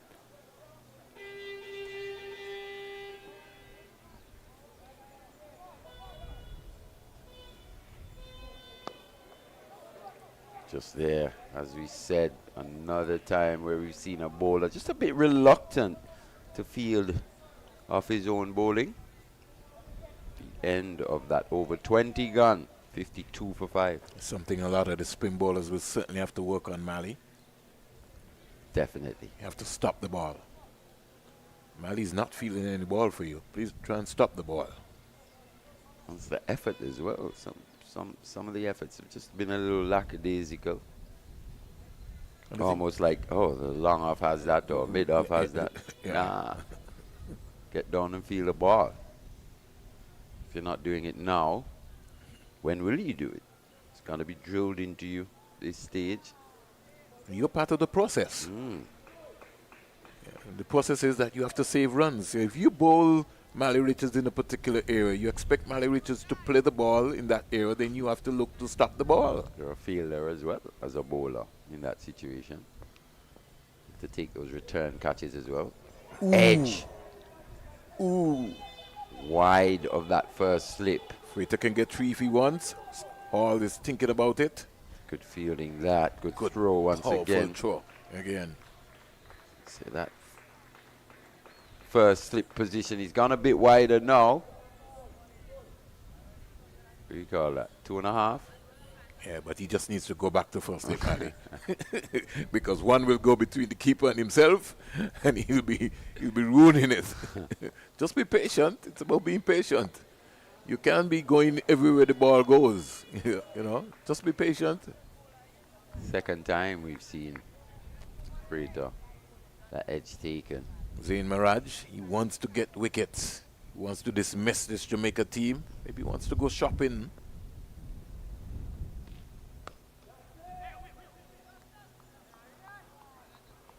Strong bottom hand coming in there. Well played from Freighter. Made a good sound off the bat. Raced to the fielder at cover. One thing for sure, he's looking to run 6 from 9. Strike rate, he's really working on that and rotating the strike for all with 30. Freighter pushing it through cover for 4. That's a lovely cricket shot by Freighter. Yeah. He got to the pitch of the ball, found the gap, and picked up a boundary. Yeah, hit quite powerfully from Freighter. It was aerial. Had to be in the gap. Fielder at extra cover positioned for the catch. But expert placement that from young Freighter. He moves to 10 from 10. So he's doing a very good job here for his team. Slip out now, Mali. Sweeper on the offside. Packing the offside field. Forcing Freighter to come up with something new. He responds with a defensive shot. Flatter and faster that from Ganesh Gobin. Give it some flight. Just above the eye line. Give him something to think about. Bottom hand, a single in the end. The big man, knowing that mid-off can't stop the single. So a productive over for Jamaica. At the end of 21, they're 59 for 5. They're quite productive indeed. Freighter in particular. Putting back to ball. Extra cover drive. Welcome boundary for the Jamaicans. That run rate now just approaching 3, 2.81. Projected score 141. Just growing. They'd hope it continues to grow as this innings progresses.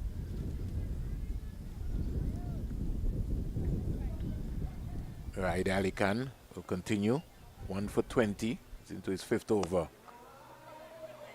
Again, not a good effort there at all from Raid Ali Mohammed. You have both hands. Gotta stop the ball. It's just a little soft, actually. I'll be critical when it comes to that. It's just a little soft from quite a few of these bowlers in this tournament, the spin bowlers, just in terms of fielding off their own bowling, especially when it's hit quite powerfully. They're a little soft in putting their hands down.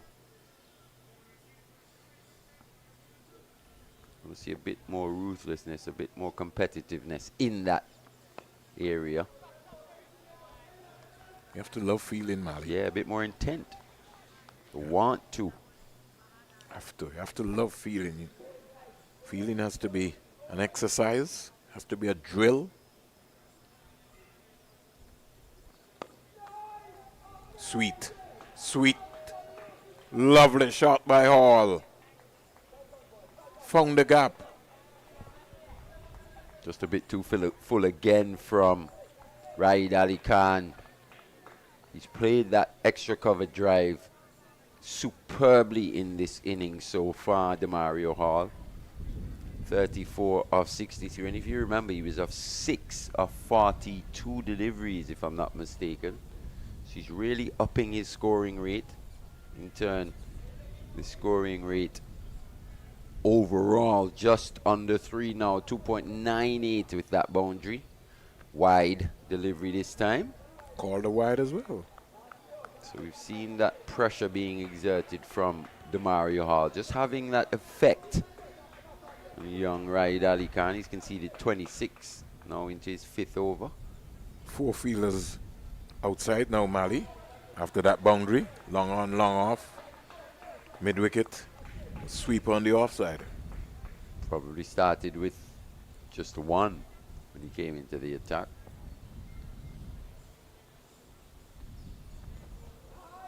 Worked away. That's going to be another boundary. Certainly. Downhill on the slope here. Boundary to Hall, who goes to 38. Absolutely rapid outfield here at the Coolidge Cricket Ground. Just had to make contact. No fielder in that vacant fine leg region.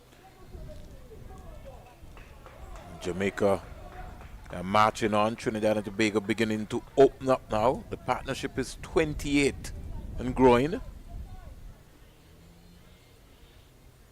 Projected score goes up.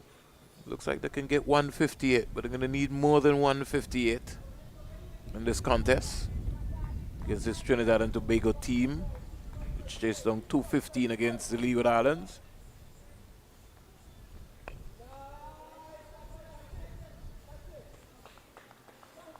So over number 22 comes to an end. Demario Hall is 38 from 66, and Jaime Freighter, he's played a very supportive hand so far, 12 from 13. Yeah, and the partnership has come at a good clip as well. They've looked to score. They haven't taken too many risks. Just played good, orthodox cricket shots. This pitch proving to be quite a good one for batting still here.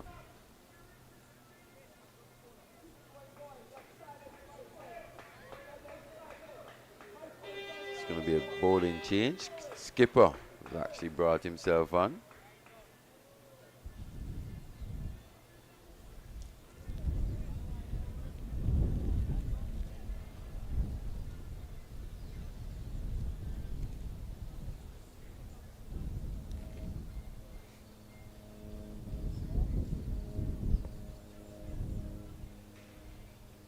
69 for 5.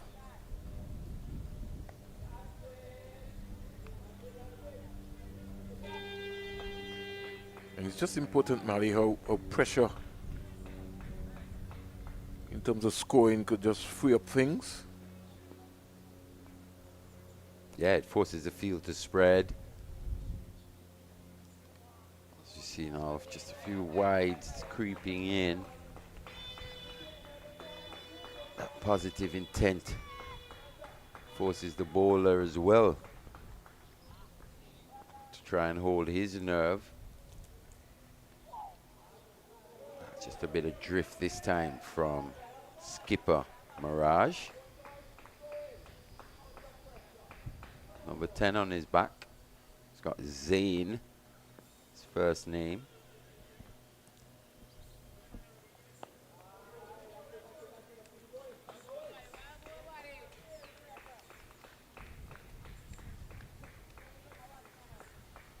Slightly unorthodox action here from Zayn Mirage so far. On the money though, apart from that wide. This one's aerial. Just over that fielder at extra cover there. Looking for 2.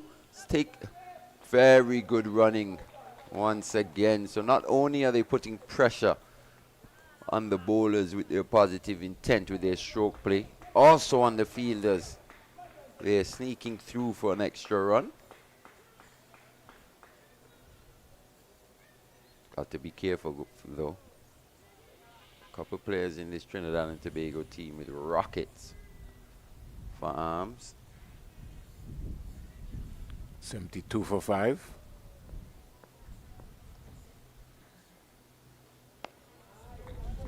I do like this pace that Mirage is bowling though. Just a little slower than Gobin so far.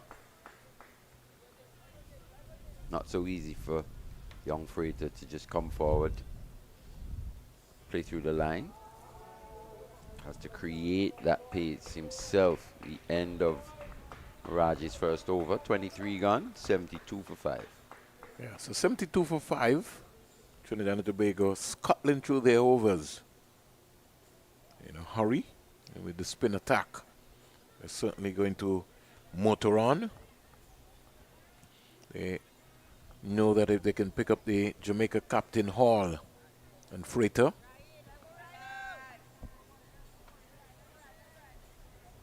they'd love to see the back of Hall in particular. He's the difference here. He's the difference maker. He's the key to Jamaica getting anywhere near that projected 157. He's going to have to bat rest of this innings with 27 overs remaining. He'll have to be there for the majority of that.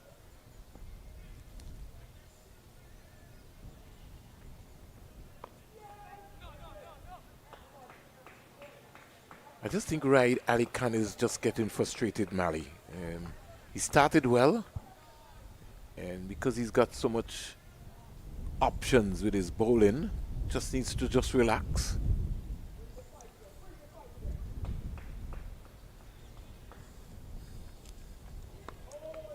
That's much better. He's got to bowl the ball into the surface. He also has to feel to his own bowling once it hit back to him.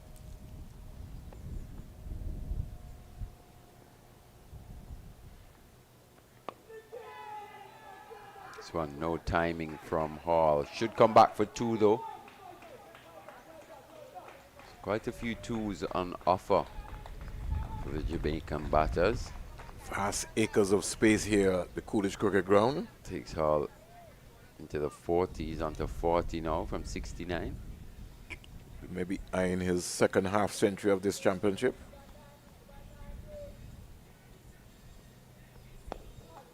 Good positive shot. Yeah, he looks a good player, doesn't he? Mario Hall. Uncomplicated technique. Keeping it simple. Yeah, just batting in the middle as well here. There's an art to batting in the middle of the limited overs game. Well, I don't know, Mali, but there's one Jamaican supporter and he's clapping away every ball. He's positioned himself right in front of the Trinidadian supporters as well. And he's standing. Very vocal. Most of them may have gone shopping. Tomorrow will be the last day for home. But you know they'll be here just now in their numbers. Speaking to some of the parents, they say they love the beach here. Over number 24 comes to an end.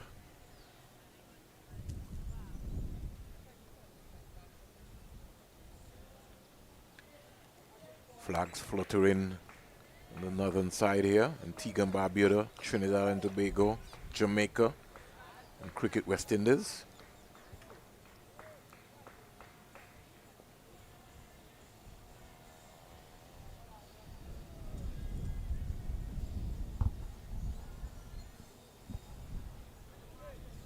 Somebody brought out a water break and a message. Umpire Geese just stepping up to sir. Let's get on with the game.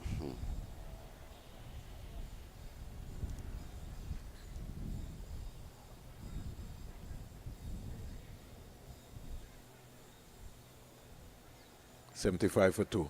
Start of over number 25. We're halfway there. Just one over to call that. Fair to say, Trinidad probably would have won that first half.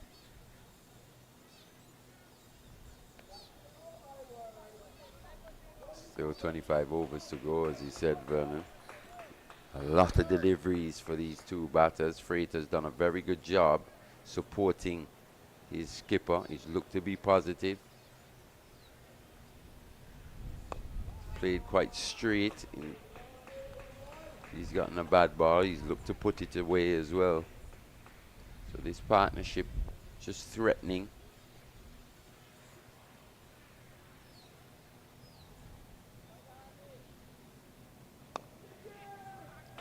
But it's a crucial period. They're looking for 2 again, was Hall.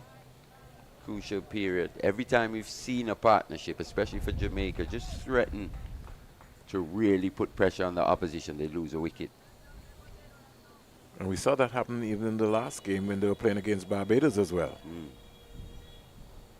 It's just not being able to consistently put together partnership over a long period of time. Yeah, really struggling to consolidate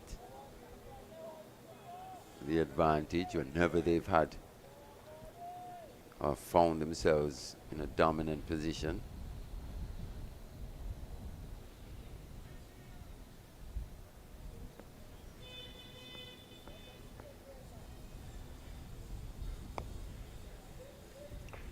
Ball. 42 from 73. Jaime Freighter, 14 from 22. And young Mirage just playing on the patience of Freighter here, especially with that pace that he's bowling. Just there. When will he look to go downtown, Vern? Don't think he's interested in that. You can almost see him itching, though. I get that impression. He's just sweating on something a little full to go hard at.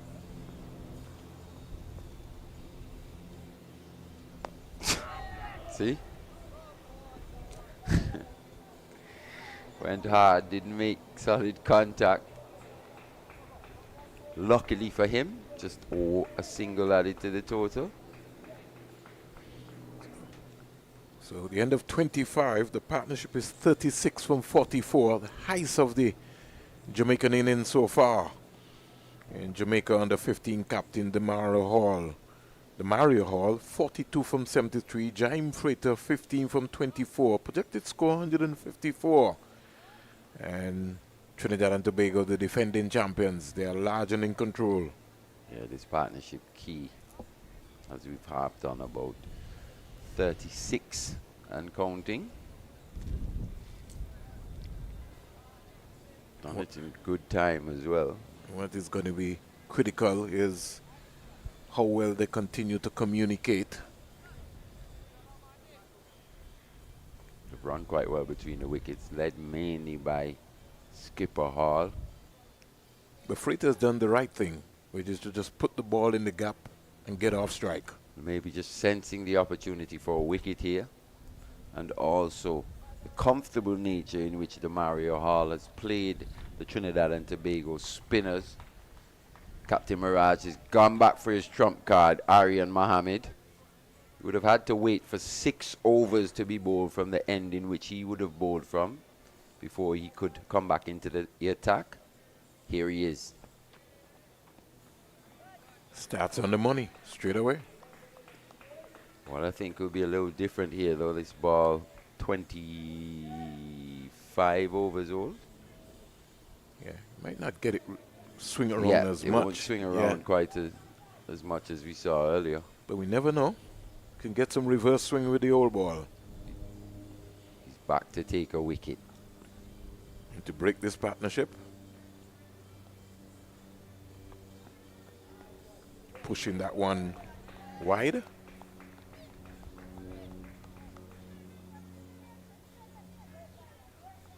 See one of the young Jamaican cricketers, Ward, taking a walk.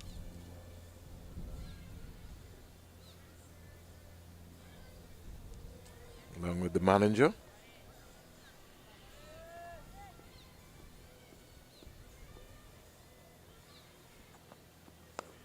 Squeezed away, out to cover, he could be in trouble. He got back very quickly. He just sort of hit the ball and ran. But had enough time to put the brakes on and get out the dive. A sharp work at point there from Ali Khan. It was to his strong side as well. Got the 4 fielders out on the boundary. Trinidad, third man. Cover long off and long on.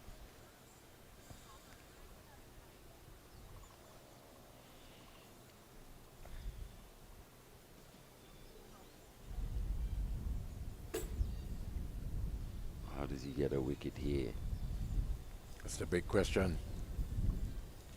How do the Jamaicans see him off? Just 3.3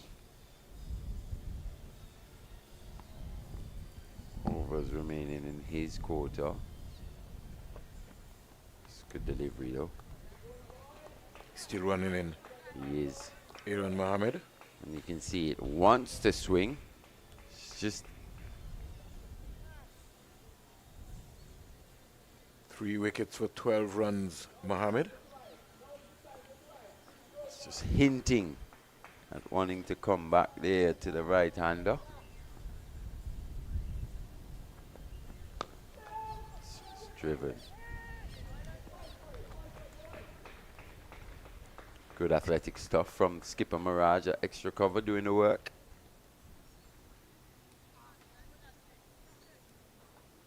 So they haven't picked up a wicket just yet. But Aryan Mohammed has come back. He's bowled the 5 deliveries, just conceded the 1 run. He's looking to build pressure. That's what you say. If you're not taking wickets, you don't want too many being scored. Or you're trying to make it as difficult as possible for the batters to score.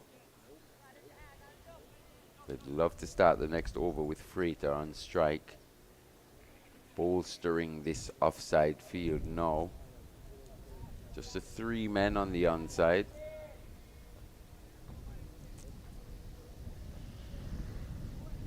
Can't afford to be too straight here, especially with Hall in the form he's in at this stage of the innings.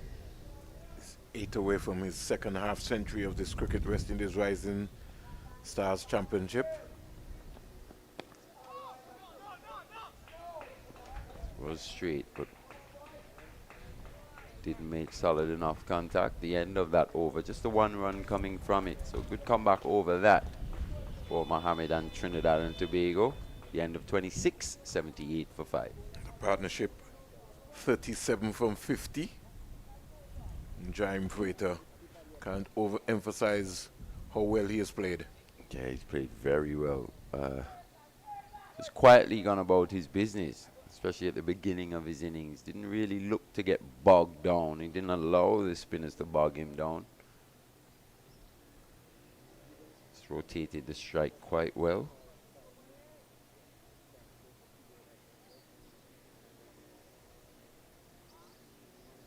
'78 for 5, 26 overs bowled. And Zain Mirage, the Trinidad and Tobago under 15 captain. With long on, long off, mid-wicket, sweep on the offside. Sort of semi-defensive feel as well. Trying to entice Jaime Freighter to go for a big one.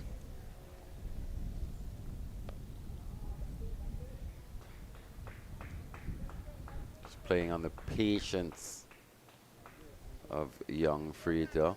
Looks a solidly built under 15 player. So you anticipate can hit a lusty blow. Should be able to. It's a good delivery straight to that one from Mirage. No real turn on the offer just yet.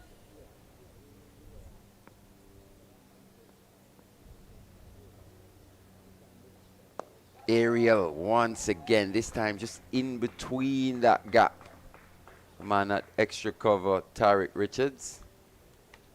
He's hit quite a few in that area. We saw Salmon dismissed in that area as well.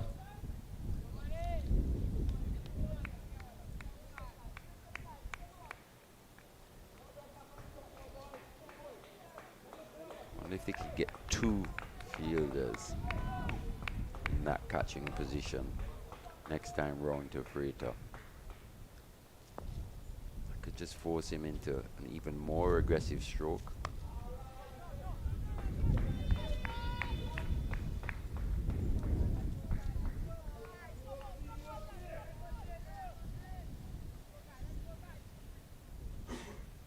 Hall has been on 42 for a good while.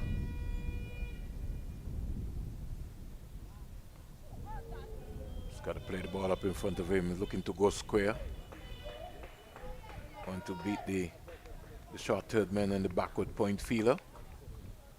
We're quite close there to each other. Not the biggest of gaps to try and find. It's well played. Good finish.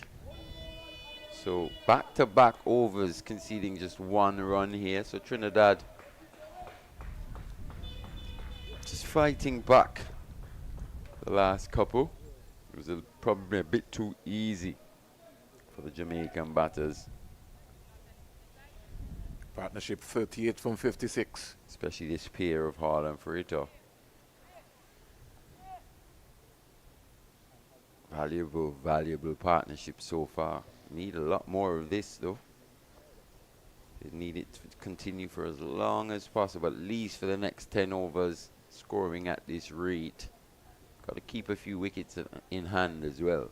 Barbados under 15, 144 for 1. Wiggins gone for 62. And Hines is on 56, not out.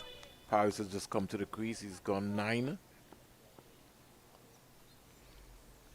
Is that a second or third half century for young Hines? Yeah. And Wiggins has got 2 centuries and a half. And a half century. So you end the tournament on a very high note. Leading run scorer. Over in, well, along with Bergen. Bergen got a 93 in the last game as well. Ghana 136 for 2. And some 23 overs. So the Lee was under the pump in that game.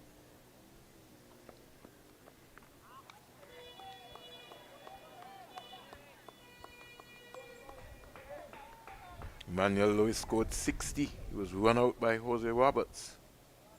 Hetmeyer has just come to the crease. Ram is on 49, not out. So Bergen was coming into that match well over 100 runs behind Wiggins. He'd have scored 93 to have caught up. Wiggins scored a duck in his previous match. He's backed it up with a 60. So young Bergen still has an opportunity, I guess, today to pick up that most runs award. But it's Wiggins out in front.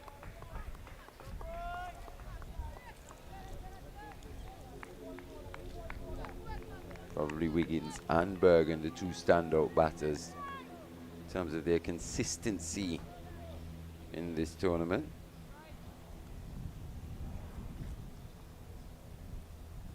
$79 for 5. Freighter 17.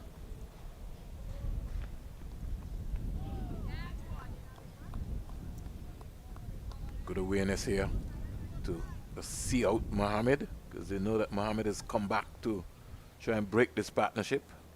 Just seem to struggle against the fast bowlers of Trinidad here today.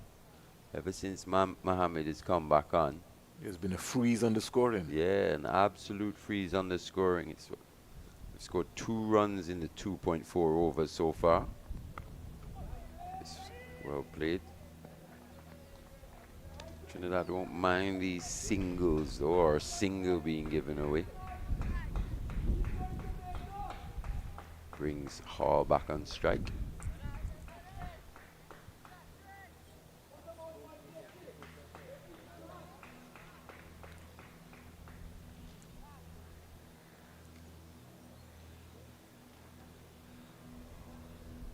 What a tournament it has been.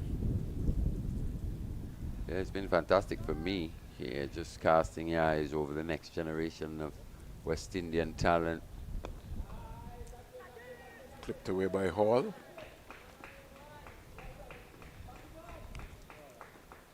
Not talent, not a shortage. It's been good to see that there isn't a shortage in talent here in the West Indies. So the end of 28, 81 for 5 Jamaica.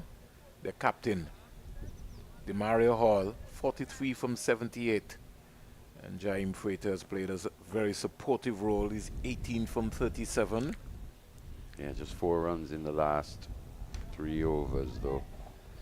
That run rate now dips below 3. A very important partnership of 40 from 62 deliveries.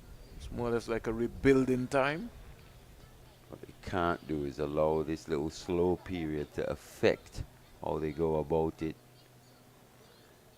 Projected score according to our stats, 145. Don't think that will be enough. But you never know. We've seen stranger things happen. Seen Trinidad get bowled out for 80, what was it? 83? Yeah. So, Ganesh, Gobin is back. Replaces Zain Mirage. Young Hall just seems to be more comfortable against the spinners so far, at least here today. He's found scoring against these spinners a lot easier.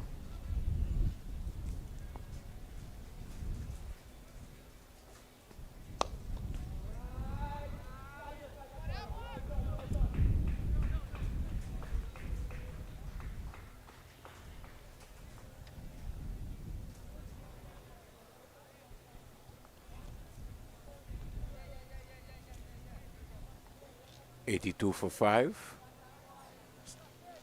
Over number 29 being bowled.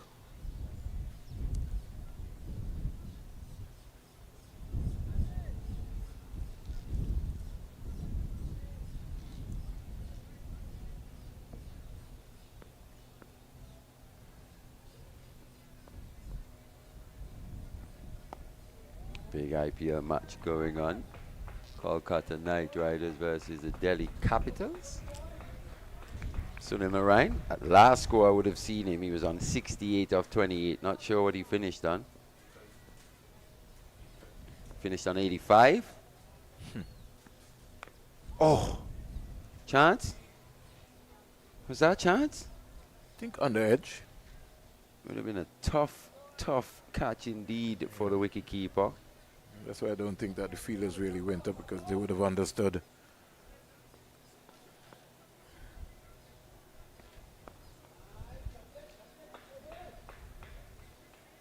So Ganesh, he's come into the attack as well. And as much as Trinidad would love a wicket here, he's backing up the 3 overs we've seen bowled previously. He's just conceded 1. One delivery remaining. And this one's chipped. Just landing inside that 30-yard circle. We get a single. 29 gone, 83 for 5. That makes it 5 runs by my counting in the last 4 overs, well. And the partnership is now 42 from 68 deliveries. Hall 44, Freighter 19.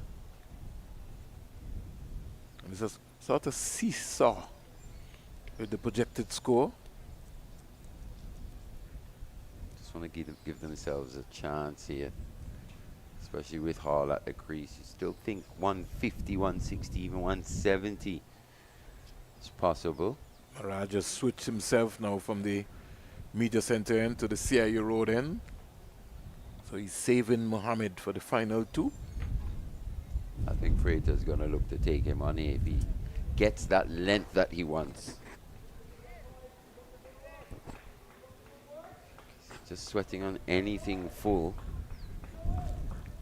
Zain Maraj has been very, as you would say, he squeezed everything out of the Jamaica batting. His 3 has cost 6 runs. Richards very straight and close there at that mid-on position. Start to the ball outside the off stump.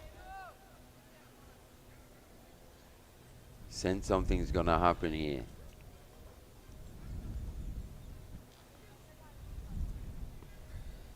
Trinidad have tightened their grips the last 5 overs. It's an inside edge. I think he was playing for turn, Mally. He was playing for a bit of turn. He's probably just gone into his shell slightly. 19 from 43 now. I think he was on 16 from 19 deliveries, if I'm not mistaken. 10 from 10. It's good solid stuff this from Trinidad bowlers. They've fought back here, haven't picked up the wicket just yet. They're giving themselves an opportunity with the pressure being created. Where's the release gonna come? He's out caught. Just as Mali said, he set him up above the eye line. He was in 2 minds. You're either attacking or you're defending. Freighter goes, caught and bowled by the Trinidad and Tobago captain, Zain Maraj. And just look how he set him up. The partnership of 42 is broken. Yeah, you got to give credit to the Trinidad and Tobago bowlers in terms of how they've bowled in this little period of play. They've really tightened things up. Freighter probably just going into his shell slightly. Full in length, strong guy, could have taken that option down the ground. Instead, just chose to check it straight back to the captain, Maraj. He picks up his first. 83 for 6 now, Trinidad and Tobago. Very good cricket from them. Freighter goes back from 19 from 44 balls. We feel very dejective. Soft dismissal. And really was neither to the pitch. Was just out of it. Neither an attacking stroke or a defensive stroke, a bit of both. Seen batters get themselves in trouble playing those little shots here in this tournament. And that's the area that we're talking about, being able to teach a young batsman to get to the pitch of the ball, hit the ball on the full. Didn't commit himself fully to the stroke. So he said we haven't seen too many batters look to use their feet in terms of advancing to the spinners. Out comes the wicketkeeper for the Jamaica under-15 team, Umara Reed. He had a very torrid time in the last game behind the stumps and really didn't get a lot. Yeah, he struggled a bit. Not just behind the stumps, but also when he had his turn at the crease. But new day here for him. Coming in at number 8 once again. Maraj picking up a very important wicket to break the 42-run partnership of 42 of 70 deliveries. Now what he's done, he's just done the basics well. As Maraj, not a big turner of the ball. He's ball his feels. And just there. Maybe playing for a return. Beaten outside the off stump. End of a successful over from the skipper. 30 overs. 83 for 6. Yeah, in 30 overs, that's far, far, far too many. Did you say 140? Yeah. Wow. They've just been defending, Mali. They're just coming forward. 140 deliveries being Dutch out of 180, which tells you what they've scored those 83 runs of 40 deliveries, Vern. Wow. Pressure situation. They've been allowed, they've just more or less put pressure on themselves. Change again. Mohammed comes this time. From the media center end. So Zain Miraj ringing the changes. Yeah, and really going for the kill here. But Mohammed has got 3 for 15, so he'll be looking for a fifer, Mali. Found a bit of movement there, the young man. It's gone through that big defense of the Jamaica under 15 captain, the Mario Hall, who's on 44 from 81. He's been in the 40s for a very, very, very long time. I thought he's played really well today, though, in the context of the match. Had to come in, trying to repair the damage. Oh, this one. Maybe just a hint of reverse swing now, actually, for young Mohammed. What I like about him is that he enjoys bowling, Mohammed. Especially in these dry conditions here. Quite an abrasive pitch. Looks a very fit young man as well, too. He does.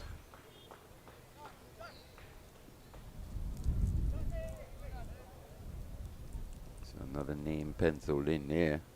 Aryan Mohammed. Maybe somebody who can get stronger. Is that pitched on? He's I out think like it before. has. And Reed Troubles continues on this tour. He goes for a duck. I think that's a very good decision, that from umpire Felix O'Geese. I think the only issue here has that pitched inside that leg stump. It's actually pitched on middle. He's gotten across. He's missed that one. Maybe just hitting that off stump. It would have. He came right across Reed, lost his, and in fact it hit him on his back foot as well to Mali. That made it even more interesting. But a very good decision by Hakeem O'Geese. He took his time, and he was on the money. Yeah, I thought that was a good decision. Pitched on once again from Mohammed, especially from over the wicket. So he's got 4 for 16 now. Yeah, hunting a fifer. Let's look at his position here. Gets tight to the umpire when delivering, so more often than not he's in between wicket and wicket. Said hunting his first fifer in this 2024 under 15 championship. Andrew Lloyd comes out. What will he receive first up? Oh, just left that bat hanging. It would be the second fifer we've seen here at the CCG in this tournament so far, Vernon. And I think it will maybe go down as the maybe third, because I think Pereira for Guyana also got 5 wickets as well.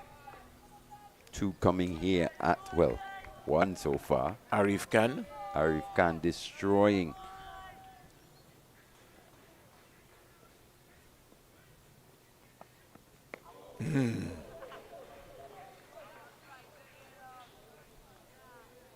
Very lucky to keep that one out, Andrew Lloyd. 5 for 18. Arif Khan, his figures on that day. Now Aaron Mohammed's got 4 for 16. And it's versus the Jamaicans as well, so. If I'm not mistaken, to Mali, I think Pereira might have picked up 5 also. He probably did, but here at the CCG? No, I think it would have That's been. what we're talking. I think it would have been at Bethesda. Yeah, we're talking about the Fifers here. Yeah. So he finishes on 4 for 16 from his 9. He's got one more. One more. Just one. He'll be trying. He'll be praying to his God. Still got Aiden Mohammed as well with 4 overs remaining. So quite a few options still at the disposal of Captain Mirage.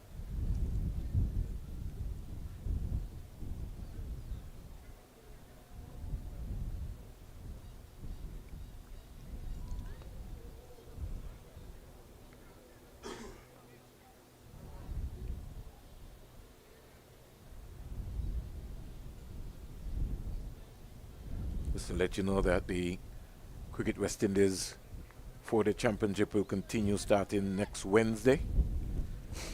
Combined campuses and colleges taking on Trinidad and Tobago, Leeward Islands Hurricanes. Leaders taking on the Barbados Pride, West Indies Academy versus the Windward Island Volcanoes. We'll call that game here at Coolidge. And Jamaica Scorpions at Sabina Park, Guyana Harpy Eagles. A lot of cricket happening all around. The Leeward Islands game was originally scheduled for the Sir Vivian Richards Stadium. Moved to the Queen's Park Oval. Final round, we'll see Leeward Islands taking on the Windward Islands, also at Queen's Park Oval. Punch down the onside for Hall. Picks up his 46th run. It's where he's looked the most comfortable, actually, to Mario Hall. Especially against the spin. Yeah, against the spin. West Indies Academy will take on Barbados Pride in the final game here at Coolidge. And Trinidad and Tobago will travel to Jamaica to take on the Scorpions at Sabina Park. Combined campuses and colleges will clash with the Guyana Harpy Eagles. So all to play for still. Ooh, the appeal for stumping. Umpire Geese says not out. He's not quite in the square leg position there. Yeah, He's so at the point. So the keeper The looked. wicket keeper actually looked to the square leg position, realized and had to switch. There was no umpire there. Like, where was switch he? back Had very to quickly. look back to point. To point very quickly. I saw that. shows that he's concentrating. You also have a clash, Mali. You've got a game in the United States of America taking on Canada in, I think it's 3 T20 games. Starting on Sunday. So the USA stepping up their preparation for the ICC Men's T20 World Cup. Where's that happening? I'll give you an idea now. In America? Yeah. In Houston.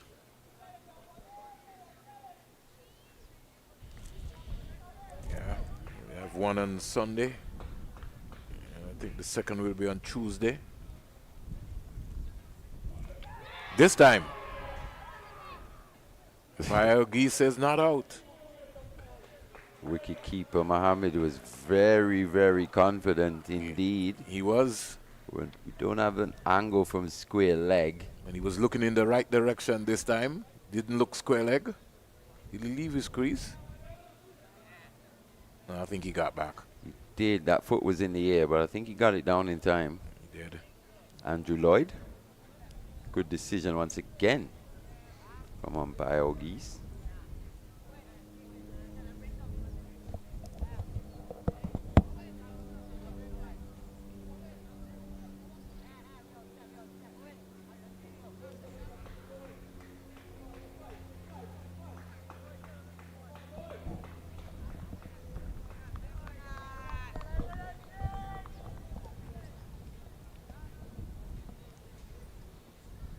.32 overs bowled, 85 for 7. Ryan Banwari in conjunction with Felix Oggies. 2 umpires here today. Once again, tailing in, honing in on the stumps is Mohammed. Well played from Hall just to dig that one out. Now Mohammed has been very, very impressive indeed. One of the best spells we would have seen bowled here in this tournament, especially at the CCG, in conjunction with Aidan Owen as well. That new ball partnership proving lethal to the Jamaicans. Driven up to cover. And against the Leeward Islands Mali, he bowled 6 overs, 1 maiden, 27 runs, 4 wickets. Aaron Mohammed and Owen, 10 overs, no maidens, 41 runs, 2 wickets. So they were the main destroyers against the Leeward Islands under 15, and that game was played in Liberta. So he's continuing on the money here, Aaron Mohammed. Yeah, it's been the strength of the Trinidad and Tobago team in this tournament. That seam bowling area, especially that partnership of Mohammed and Owen. Raid Ali Khan, 8 overs, 1 maiden, 26 runs, 2 wickets. So Trinidad have really mapped out their bowling lineup. Gobin against Leeward Islands, 10 overs, 1 maiden, 45 runs, 1 wicket. Very balanced bowling attack. So it's cut quite hard. Can't find the gap. From skipper. As he said, not quite finding the gap. Very good timing from him there. Probably just starting to get a little frustrated now. So we're seeing the Mario Hall batting phases. Started quite slowly, picked it up towards in the middle portion of his innings. Here he is, just finding run scoring again. Quite difficult. This one's driven though, down the ground. Yeah, he's only got one more delivery, Mali, to pick up 5 wickets. Can he produce that Jaffa? Got 4 against the Leeward Islands. You'd want to get 5.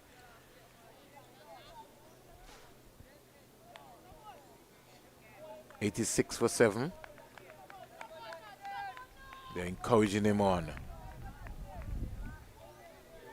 His last ball of the spell. Can he get it on the money?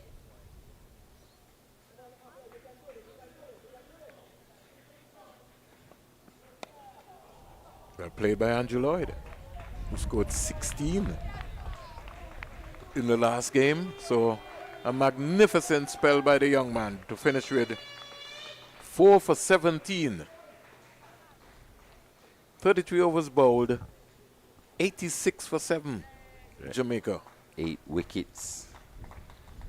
2 matches for Aryan Mohammed. He'll be very, very happy with his performances in this tournament.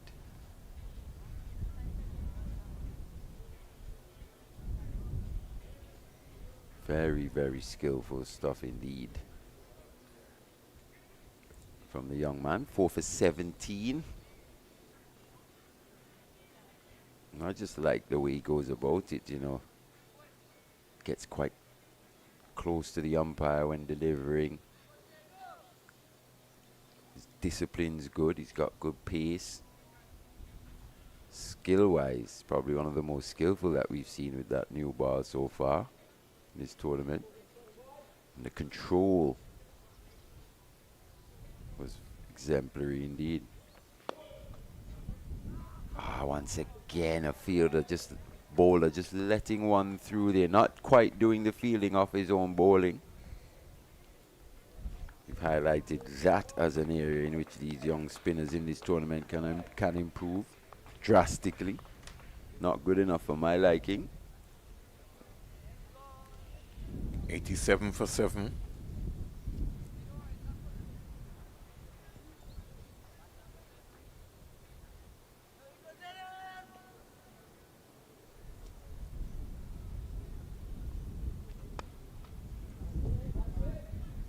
Andrew Lloyd.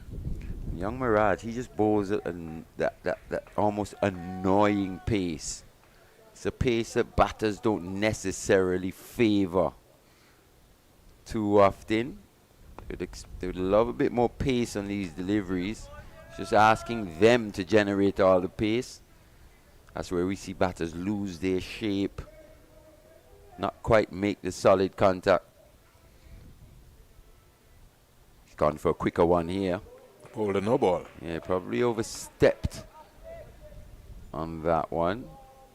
Love to see that one again, Jace. Let's have a look. Umpire Banwari signaling a free hit. Let's have a look here. What's this one called for? Actually, we'll see. Think it would have been front foot. Goes across the line. Did Lloyd doesn't make contact, so let's have a look. Yeah, he did. Overstepped quite big. So sharp stuff that from the umpire. Where you going, Lloyd? Watercat is just one ball away. Second hour of play. 48 to the Mario Hall. 48 from 90. The way he's batting, he recognizes his importance to this Jamaica lineup here today. This one's hit high, hard. Does it have the distance? It does. One bounce for 4. One bounce into the boundary, so good controlled shot. That was the shot I was talking about in terms of Freighter not committing himself to the stroke. This time, Lloyd does though. Picks up a boundary, welcome boundary, takes the total under 92 for 7. After 34 overs, we'll have a bit of a break now for refreshments.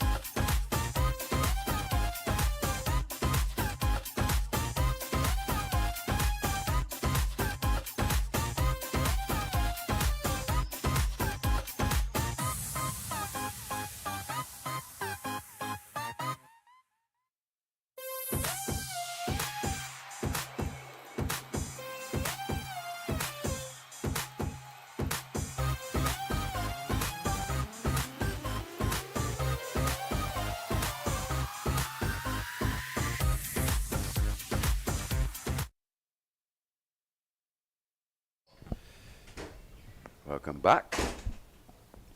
After the drinks break, it'll be Owen into the attack. Who's part of that lethal opening new ball opening partnership with Mohammed. Aiden Owen. Look at those figures. 6.1 overs, 8 runs, just 8 runs conceded, 1 wicket. Seen Hall have his struggles against the fast bowlers, so yet another good bowling change here. This one's driven, over pitched, just missed his length.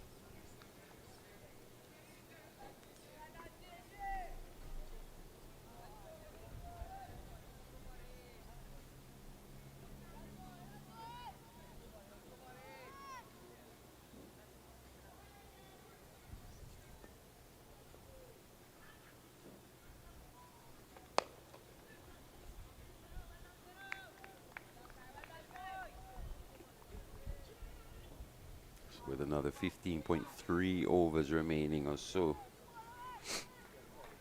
Jamaicans need to find a way to eke out 70, 80, 90, even 100 more runs in this situation. This one's aerial. No timing from Hall on that occasion. That's probably saved him in the end.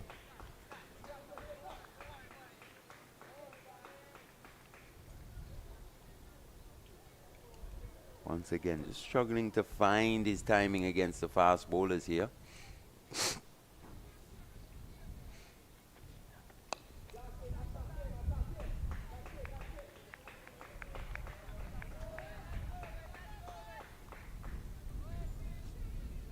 Just one delivery remaining from Owen.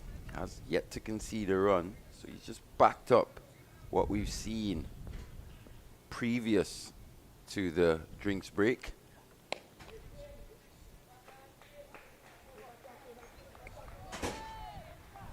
He starts with a maiden. So another tight over in the circumstances. This run rate just continuing to drop. So you and Jason sent me out, so I went hunting. Oh yeah? 999. What you went hunting for? What So the young man, his dad told me, Brian Lara wore number 9. Militaran wore number 9, and he likes number 9. Okay, so that's the reason for 999. All right then, if he says so.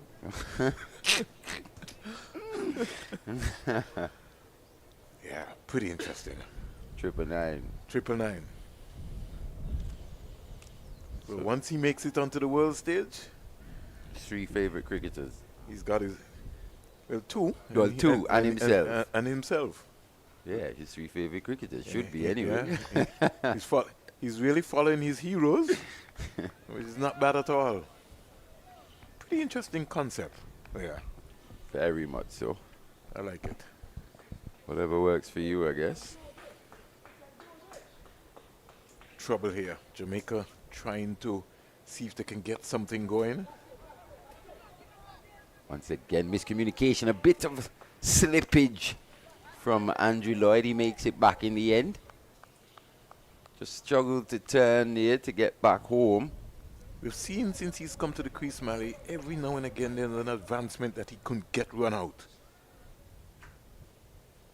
He's out caught. He's out caught. So, didn't get run out, but he got caught. Once again in that extra cover region, another batter going in a soft manner. Mirage again tossed up outside that off stump, not quite getting over that one. Lloyd, quite a tall guy for his age, quite upright in playing that shot. Couldn't keep it down. The 7th, or is it the 8th wicket down now for the Jamaicans, with yet to bring up 100, just 8 away from 100, but 92 for 8. Seems like Demario Hall is being left stranded at one end. It's imperative upon him now to take control in this situation, look to bat as many of these deliveries as possible Jadai Gray comes to the crease. Gets another wrist spinner. This time, right arm leg spinner for Jamaica.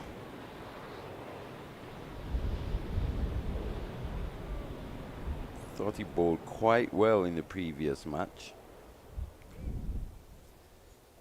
Jade Gray, but here he is with the bat.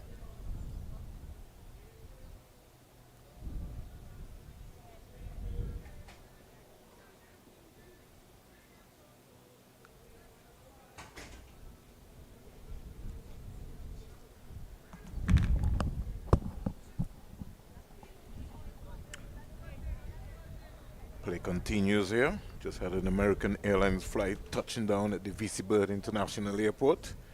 92 for 8.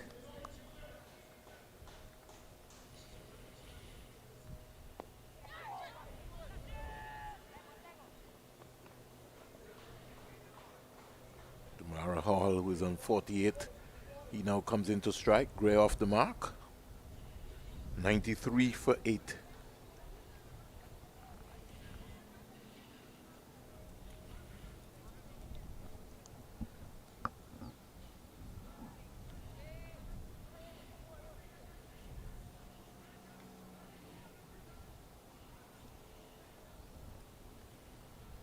Got a message from Coach Richard Clark there in Barbados.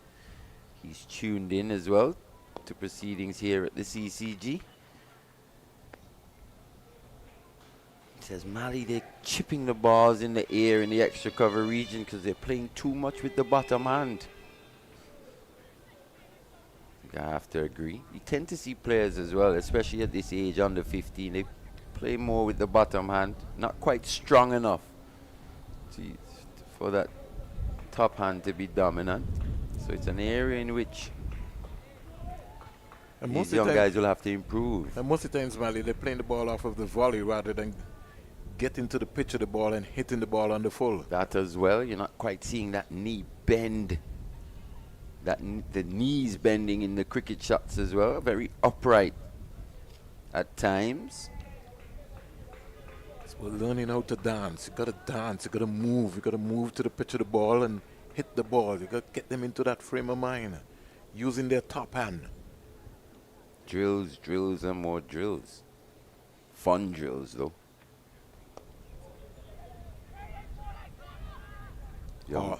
Under some pressure now to try and get to that 50, Mali. Yeah, Trinidad a bit would be disappointed with that. Can't let Hall get that single there. Yeah, young Gray getting off strike. 5 deliveries remaining, so he would have done his job.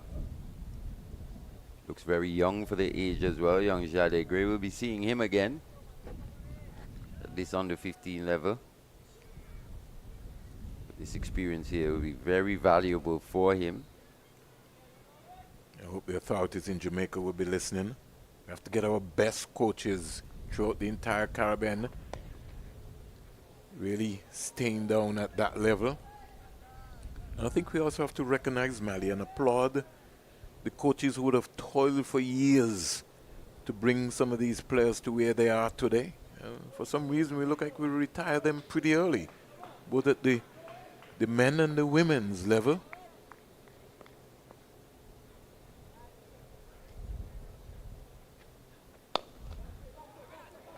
Will he get his 50 here? He has to be thinking about it, Mali. He missed a trick. A young Gray is a don't little think he could have slow. made it back. Yeah, it Yes. would have been tough for him Don't think he could have made it back. to get back to the danger end here. Good decision in the end from Hall. But even that shot that he played just a while ago, Mali, the bottom hand came into play there. Sort of tugged that. He was looking for a boundary there.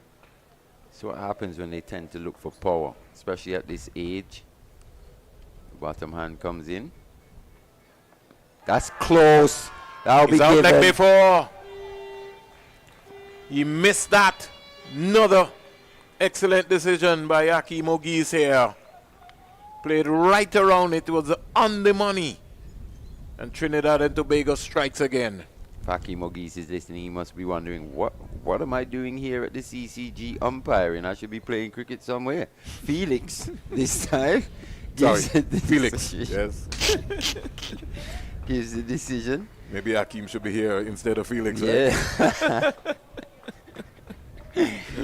Oh, wow. But All the geese. yeah, all the geese nonetheless. I wonder if they're family. They probably are, you know. I wonder if they're family. I must ask Felix that.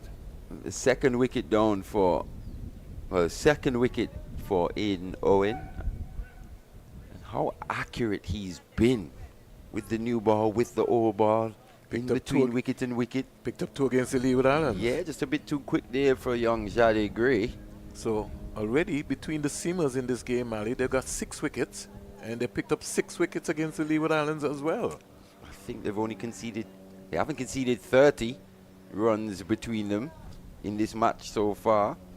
I think Mohammed would have conceded, what, 18, if I'm not mistaken. And Owen, into his 8th over, just conceded 10 runs. Can Scott survive? Picked up 6 wickets. Oh, he starts with a poor one down the leg side. We were just saying how accurate he's been. We've put the mockers on him, actually. I have here that commentator's curse coming back to haunt young Owen there. I'll apologize for that, young man. A boundary to Scott, first delivery, offline, just needed to get back onto it, and he did. Must be kicking himself, young Owen. That's all right. It's a learning process. Let's see how he rebounds back on the money. Right, back on the money. So Scott keeps him out. It now gives the Jamaica captain an opportunity to get his second half century of this championship. 49 he's on not out. Yeah, you're right. Will he get there? I think he's quite capable. He's done all the hard work. He's got 49 from 99 deliveries. We were saying just after the drinks break that he's in danger of being left stranded here. He could be. They've lost 2 quick wickets. Almost came off like a Lashon Bergen, who got 93 against Trinidad and Tobago.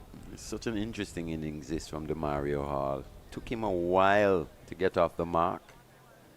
Bergen, 93, 67 against Jamaica, 50 versus Barbados. The one failure against the Windward, he scored 4. The ever-reliable Shipwreck just bouncing around. What do we do without a Shipwreck?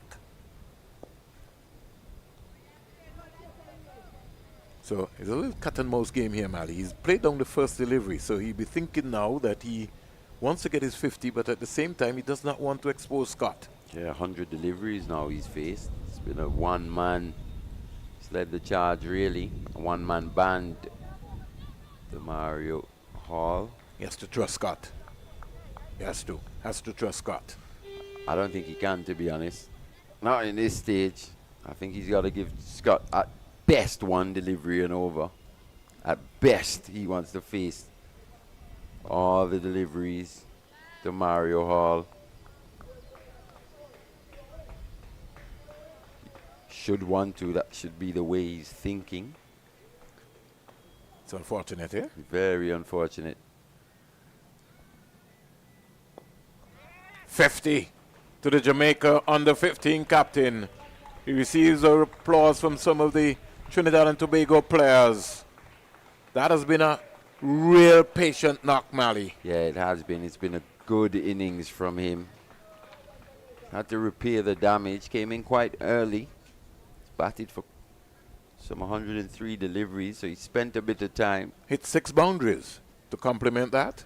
Yeah, very, very calm, composed innings from the young man. He's already almost played in 3 gears. This innings has been quite stop-start. Down the leg side again from Mirage. Scott seems adventurous. Yeah, Demario Hall, 103 balls. It would have taken him, what, some 20-odd deliveries or so to get off the mark. I remember him being on 6 of 42. Then being on a 40-odd of 60-odd deliveries. So in that middle period, just really upping his scoring rate. The loss of regular wickets here, just hampering the young man in terms of allowing him to express himself.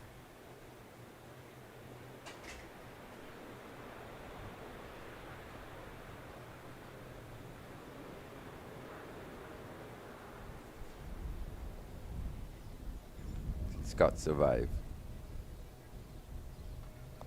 Down the leg side again. Gets away with this one. Good contact made from Scott. Just the one man to beat behind square. Couldn't do so in the end.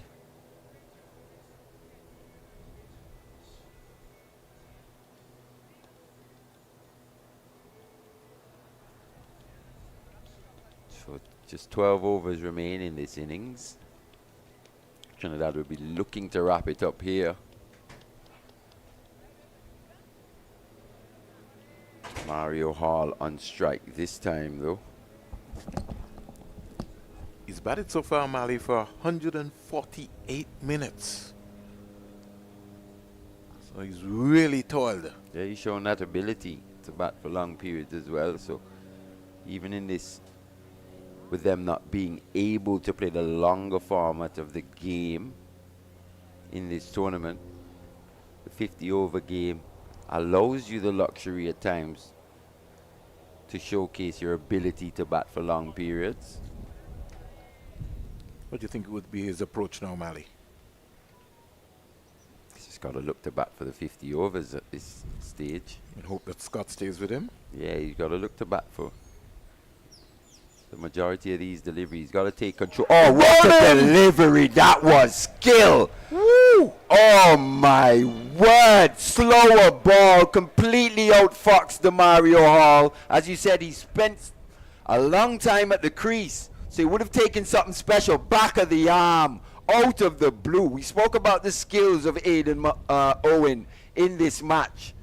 Wow, that was special indeed. So the innings comes to an end. Jamaica bowled out for 101. Aidan Owen 3 for 14. Take a ball, Cap. What a special delivery that was, Vernon. That has to be one of the special deliveries we've seen all tournament in the under 15. I think we saw one when Lee was playing against Windwards from the young man. It was called a no ball, but that was on, we'd say, the prize money. The spectators stand here for Trinidad and Tobago and the Jamaican lone spectator supporting Hall. What a knock. And as you rightly said, Mali, it had to take something special to remove him. Yeah, that one was absolutely perfect in terms of the flight. The way it just fell out of the air quite quickly, died on the Mario Hall. He was all at sea. Well played from the young man in the end, though, with his half century. Jamaica bowled out for 101 in 38.1 overs. Their captain being the last batsman to be dismissed.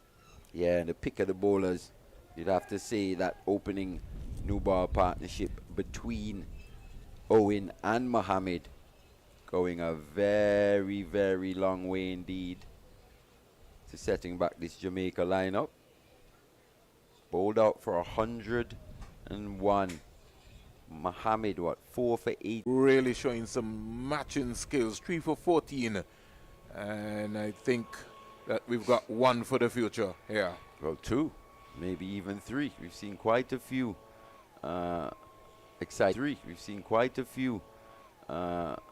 exciting talents in this tournament so far. Not just with ball, but also with the bat. Tournament so far. Not just with ball, but also with the bat, which augurs well for the future. Well, it's 12-14, Mali. And I see the players, the Jamaican players, going for lunch. Are they taking lunch? Are we seeing right? Just maybe, there might be. Try and see.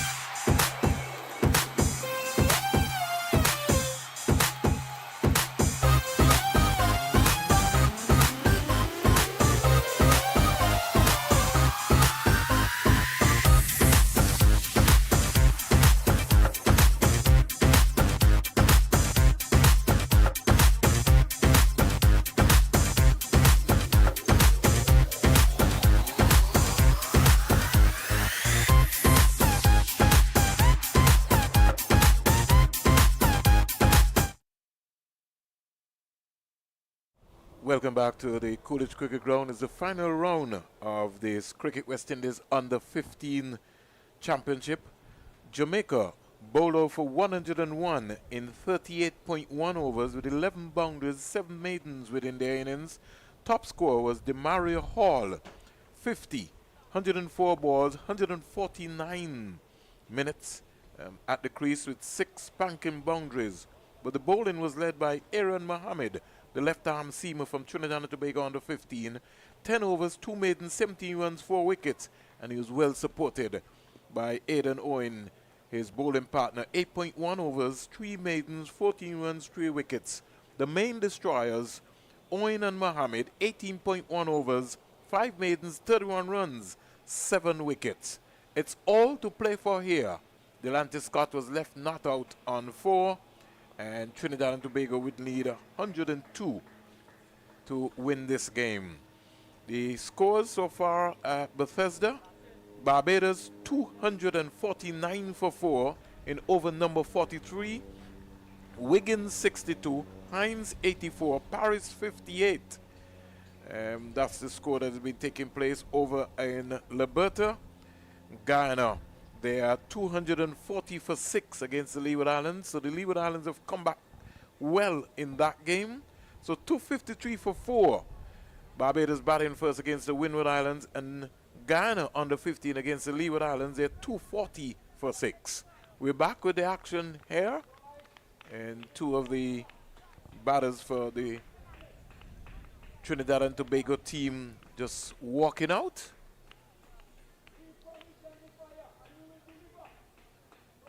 We have a Christian Jamaican in the stand supporting the big team. Sachin Nandal will be the opening batsman, tall Trinidadian and Tobago player. Say good afternoon to my good friend Mr. Tony Gray.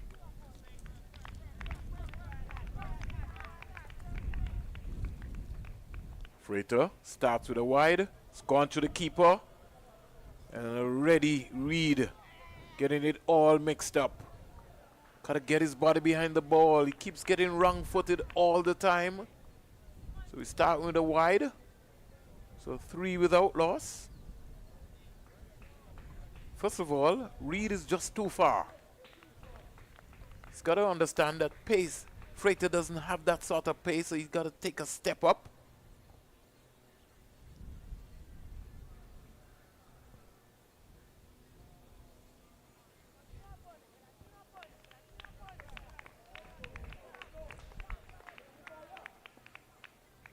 Nandal still a knot.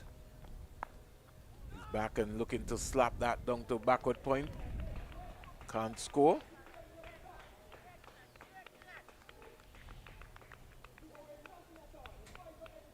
So Sachin Nandal. Nandalal, I must say. Not Madanlal. Nandalal. Left-hander. Tall in stature. He's back and cracking that pass point for 4. So Nandal is off the mark. Nandalal is off the mark very quickly.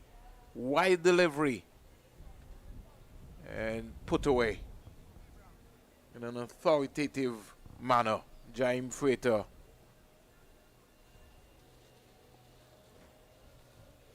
Zachariah Mohammed is on the non-striker's end. He's not faced any deliveries as yet. And Trinidad and Tobago, they are 7 without loss.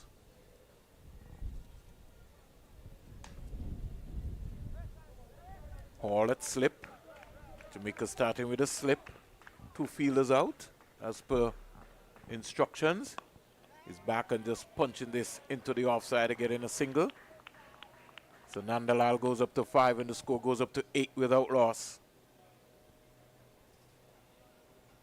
Zachariah Mohammed takes the Chandapal style bail. And Ramesh Sawan is waiting on the umpire, Banrani, to give him his okay. He's quite comfortable with that.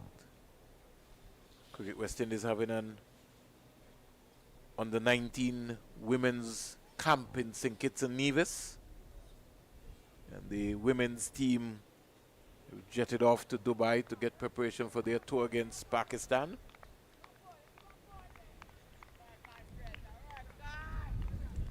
Eight without loss.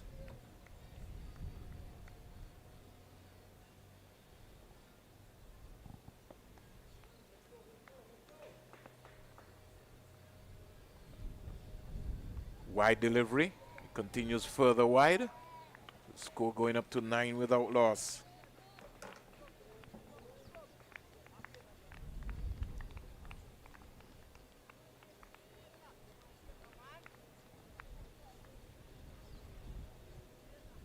Seems to be a very long over. Trinidad and Tobago will need 93 runs more to get over the line. Slow ball on drive. Just didn't lean into it enough. Zachariah Mohammed. Wonder if he's any related to a Jason Mohammed.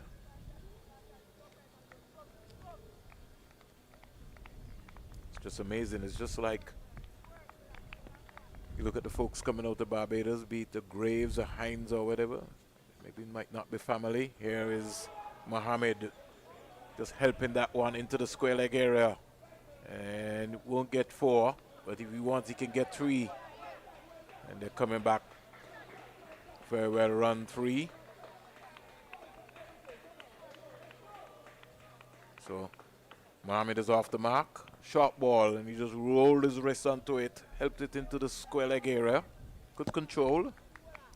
He goes to 3. And Nandalal comes in to strike. Sachin Nandalal, 12 without loss.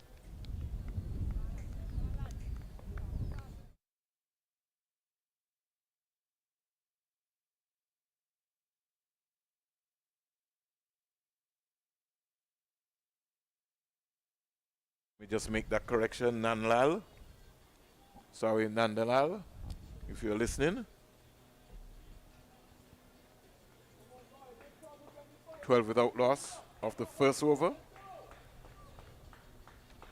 As compared to when we were scoring, Jamaica off their 10-16 for 3. So already we've seen a flyer. Nandalal is on 5. Mohammed 3.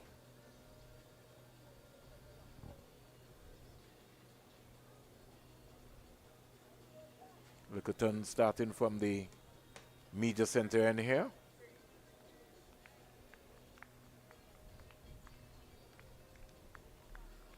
Got a duck today. We need to get 5 wickets early here for Team Jamaica. He's bowling to a very Zachariah Mohammed, who looks a very attractive player. Likes to play shots. Jamaica need early wickets.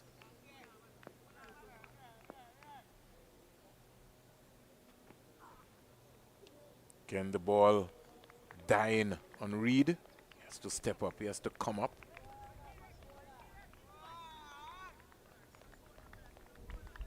One of the things, observations I've picked up about young Reed is that he doesn't watch the ball long enough into his gloves. He tends to turn his head once the ball hits the surface. Tends to turn. He has to keep watching the ball all the way into his gloves.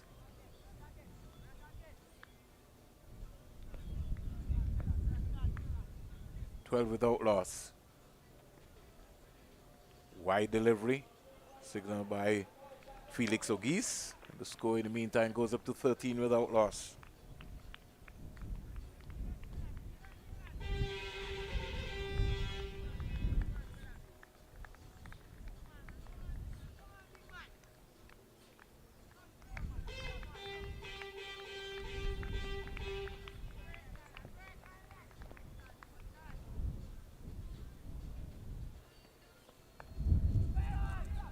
Punching it out the backward point. I think the headache here for Hall is a small total, which is the right end for Littleton to bowl. Last game he would have bowled from the CIU road end, bowled from the media center end.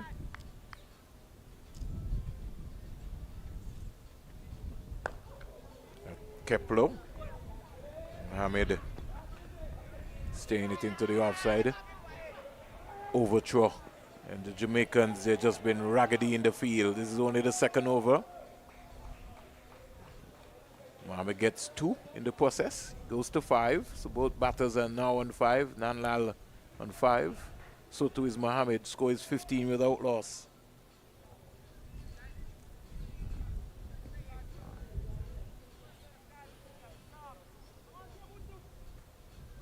Umpire Geese just indicating to the Jamaicans to keep the ball up.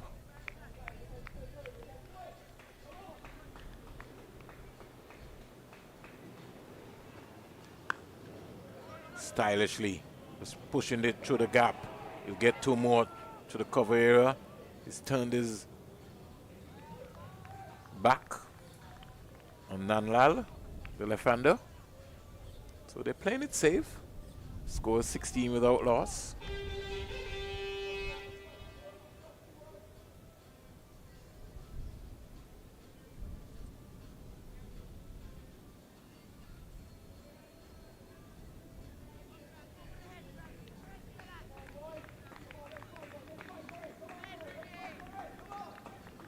Left and right combination here for Trinidad and Tobago.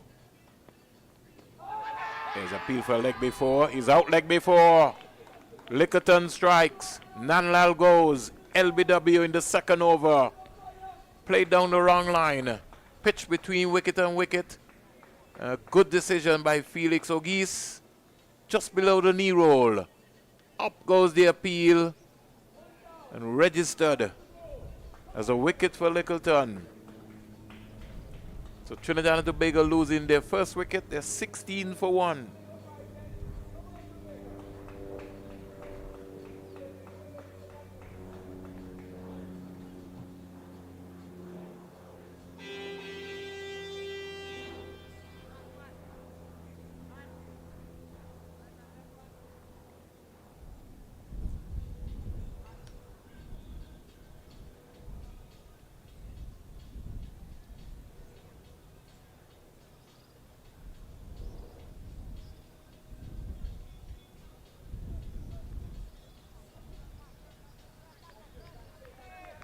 Cahill Thomas.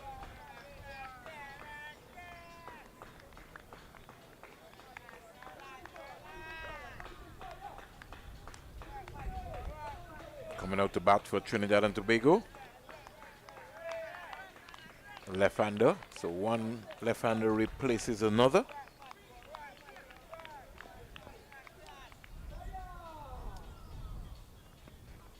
Gets a short delivery. Fends it away. That was good pace there by Lickerton. Thomas is off the mark. End of over number 2. And Trinidad and Tobago, they're 17 for 1. More gas there by Lickerton. They're geeing him up. He's got the breakthrough. Freighter with less pace.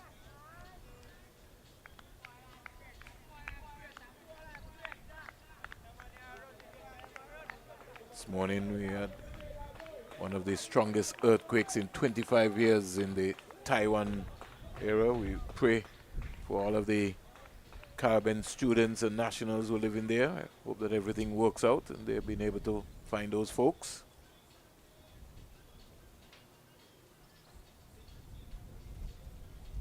One of the heaviest in 25 years.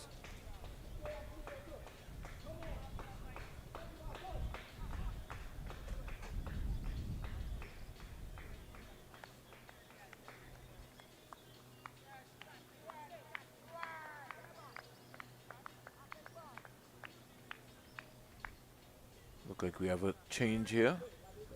Looks like it might be Delante Scott wearing the number 22. So after 1 over from Freighter, Scott comes into the conversation Freighter was expensive. His first over cost 12. Good afternoon, Mally. Good afternoon, Vern. Yeah, the Jamaicans just can't afford to give away easy runs here. Not the biggest of totals in which to defend. And as you said, Vern, they've already gone past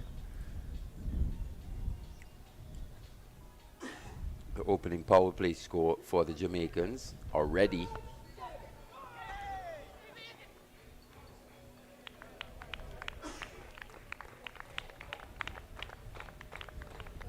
Zachariah Mohammed is on 6. Sort of skiddy type bowler here is Delante Scott. He's got a rocket arm.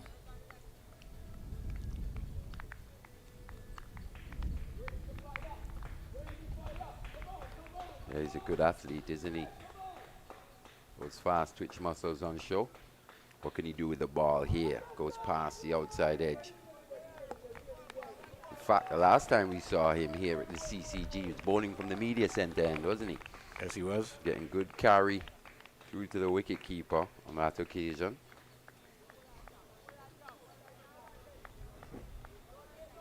Okay, Thomas is on 1. We didn't see Thomas in the first game. In Trinidad and Tobago play here. Well, full toss. And just for a moment, it's looking like it wanted to open up Thomas.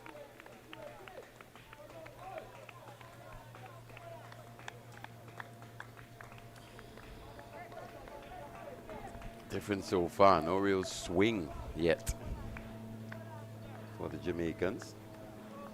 Think back to that opening partnership from the Trinidadian fast bowlers.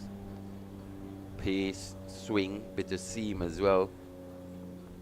Jamaican batters all at sea. The opening new ball partnership would have gone a long way to set back the Jamaicans. Only managing 101 all out. 6 wickets. Was it 7? 7 wickets between the pair. Mohammed and Owen. Yeah. 18.1 overs, 5 maidens, 31 runs, 7 wickets.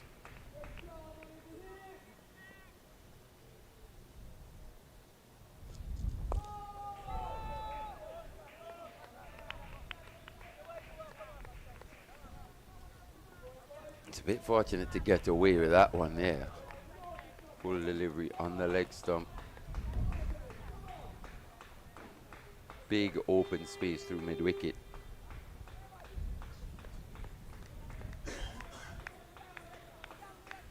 Started well though. Yet to concede a run in his first over. Needs wickets though. It's a good finish. Made no over to start with. Delante Scott. 3 overs bowled, 17 for 1. So you'd have come back well after that somewhat expensive freighter over. Nandalal already in the pavilion. Played a sweet square cut.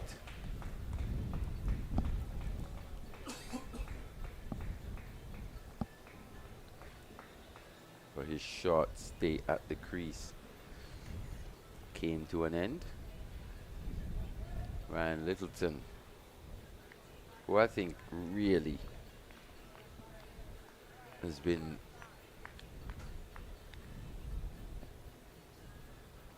alongside the captain, actually, the 2 standout players for Jamaica. Wide delivery. Littleton maybe just missing his run there. Seems to be striving for a little extra on that one, Ryan Littleton. He's made a contribution more often than not, be it with ball or bat, and it's your friend, the wicketkeeper, in the walls once again. He's down this time. Yeah. Talking about the magnitude of the earthquake this morning that hit Taiwan, 7.4. Injuring more than 900 persons, 127 people were trapped in collapses, tunnels. Mountainous mountainous roads along with rugged coastline. This is the strongest quake for Taiwan in 25 years. Tsunami alerts also early in the day nearby the Japanese and Philippine islands, but those were later retracted. A number of buildings were damaged.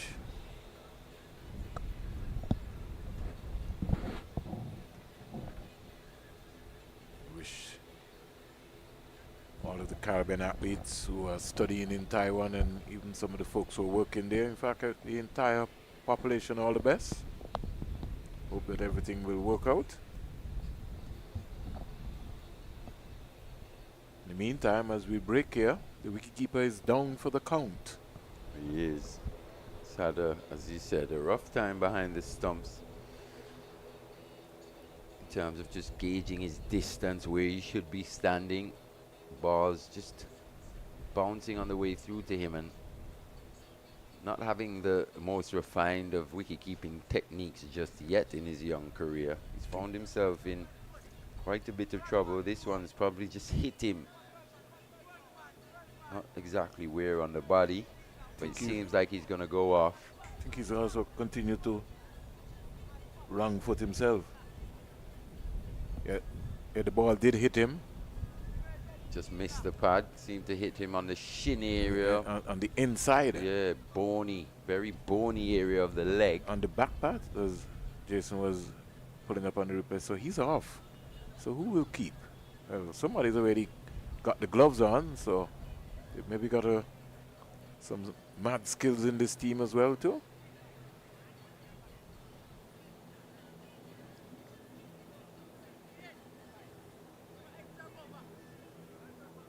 He's being helped off by two of his teammates at the moment, accompanied by the physio.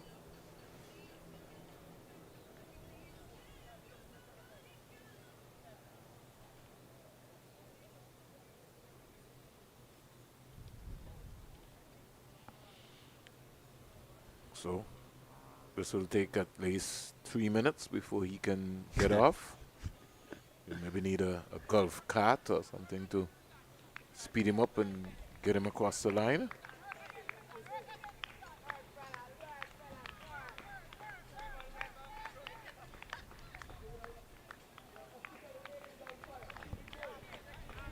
Reserves helping him across Smith.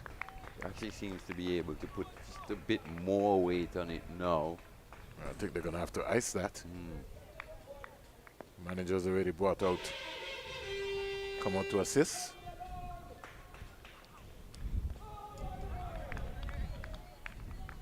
There's a salmon behind the stump.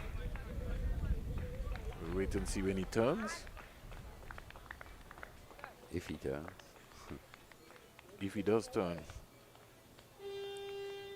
He's being congratulated for receiving the first ball. Looked quite good in doing so as well. Skipped down the leg side. It bounced just before him as well. That was always quite awkward for a wicket keeper. But he kept his eyes on it. Yeah, showed very good hands as well.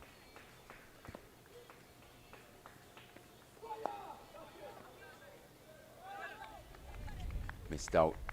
Yeah, he did.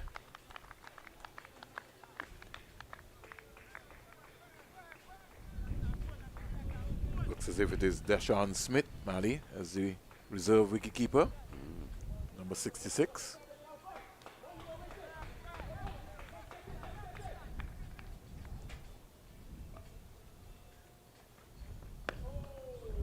Nice straight bat, played up to mid-off. Andrew Lloyd very close there at mid-on. 19 for 1.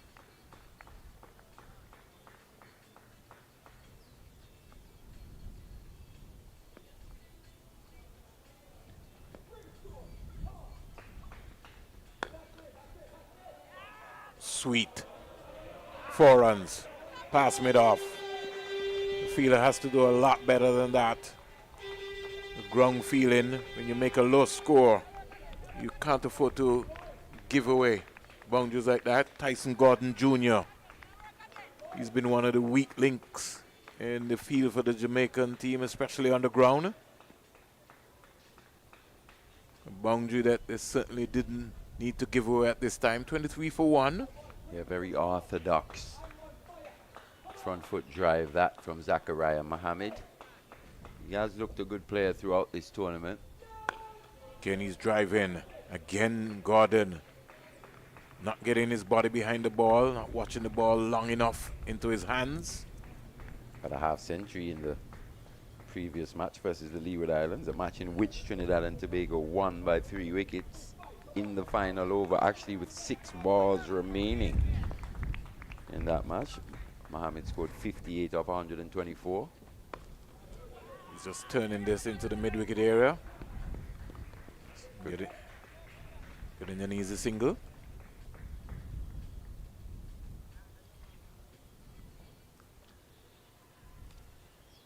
Score goes up to 24 for 1. We only know over number 4. How long did it take the Jamaicans to get to 24? Very long time indeed. By the time they got to 24, Mali, it was in the 15th over, 27 for 4. Yeah, it was a mix of somewhat pensive batting alongside quite inspired, penetrative, fast bowling, especially with the new ball. Highly skillful stuff indeed from both fast bowlers, Mohammed and Owen. Swing this time from Littleton. That's the first real delivery that we're seeing swing for the day, Mali, and late. Yeah, better wrist position, actually fuller length, gave the ball every opportunity in which to swing. At the end of 4, 25 for 1. Trinidad and Tobago. I want to talk, Mali, about the combination of Mohammed and Owen in this under-15 tournament for Trinidad and Tobago. Today, between them, they would have bowled 18.1 overs, 5 maidens, 31 runs, 7 wickets. Against the Leeward Islands, 16.1 overs, 68 runs, 6 wickets. They got a thrashing against Barbados. They bowled 14 overs, no maidens, 91 runs, 3 wickets. But Mohammed got 3 for 60.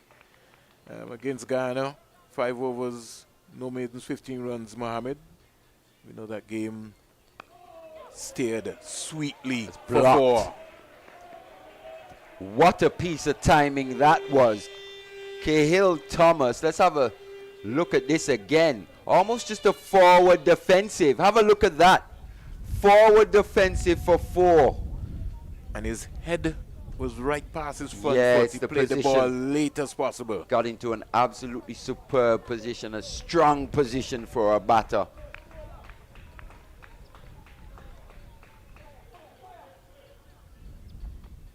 Down the onside, Scott just overcompensating with his radar. That shot just bodes well for young Thomas.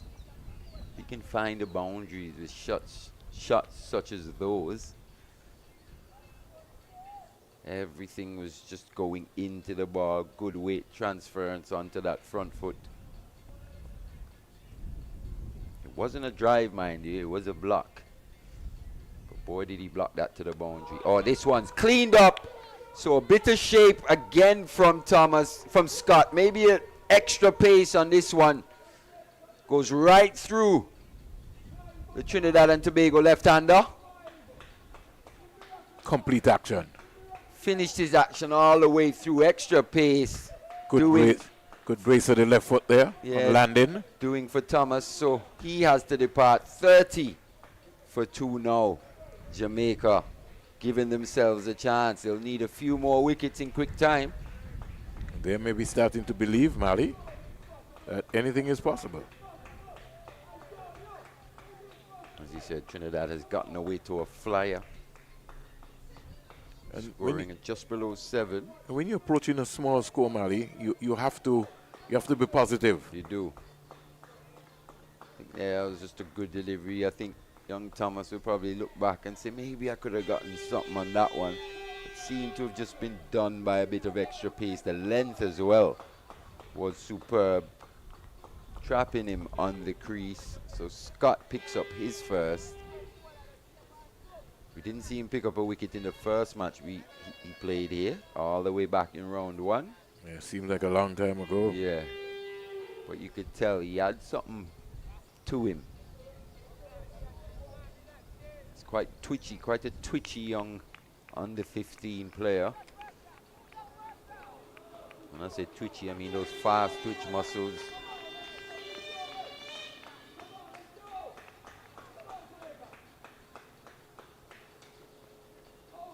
Once again, good carry through to the wicket keeper. Has finished that action once again, completed. Also looks to have quite a repeatable action. He's enjoying the spell. And ever since the first time we saw him, he looked up for it. Very enthusiastic indeed in anything that he did. Fielding, bowling. She came in at number 11.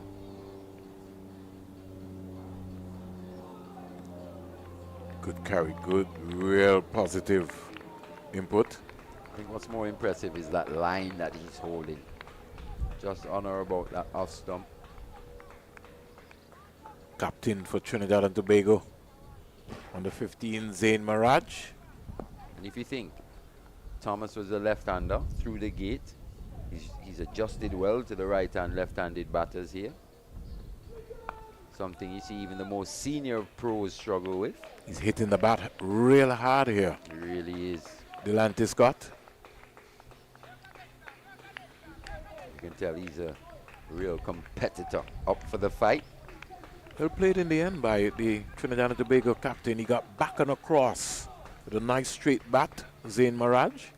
Coming off a half century as well versus the Leeward Islands, Zain Mirage, 69 off 87, hit 8 fours, 1 6 in that innings. Oh, Ooh. Pace. Undone him. Pace there from Scott. Just needed to be on the stumps. The Mirage would have been in trouble. He survives, though. Good probing over that. A successful one from Delante Scott. After 5, Trinidad and Tobago were 30 for 2. So just recapping, Mali, on the contribution of both Aaron Mohammed and Aiden Owen, the left-arm seamer Aaron Mohammed. The combination between them will produce 18 wickets, 61 overs, 6 maidens, 242 runs, 18 wickets between them. Yeah, I think Mohammed would have taken 11 of those.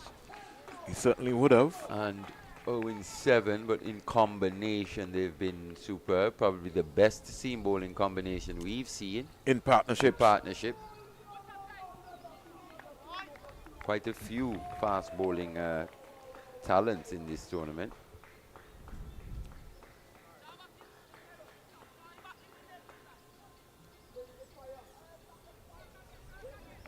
Young Hines as well, proving to be quite a valuable all-rounder for Barbados. They'll need his skills in the second innings when they go to bowl.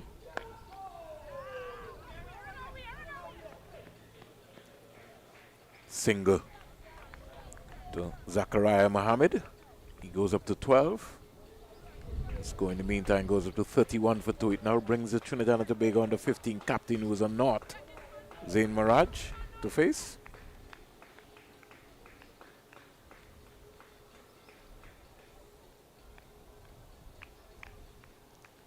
We say good afternoon, good evening to all the folks all around the world who are viewing us on the Cricket West Indies YouTube channel. Wide delivery. Gonna have to bowl that one again. By Felix Ogis gets his hand out, signal to the main scorers here in the media center area, and then he goes across and looks for Mr. Black.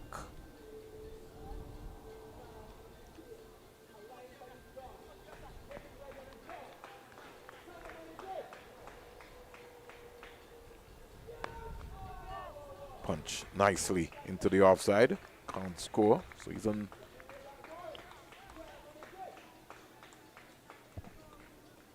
Still a North, Zain Mirage. At the Bethesda Sports Ground in Bethesda, Barbados, Windward Islands. Barbados 297 for 9 of 49 overs. Still playing? It's 114 here in Antigua and Barbuda. So once again, approaching that 300 total Barbados team, consistently posting totals in that region. Hines 84, Wiggins 62. Young Paris at number 3, 58 of 61 as well. The main run scorers there. Ball staying down. But Zachariah Mohammed was leading with his head on his shoulders, kept a nice straight bat and a nice use of the top hand.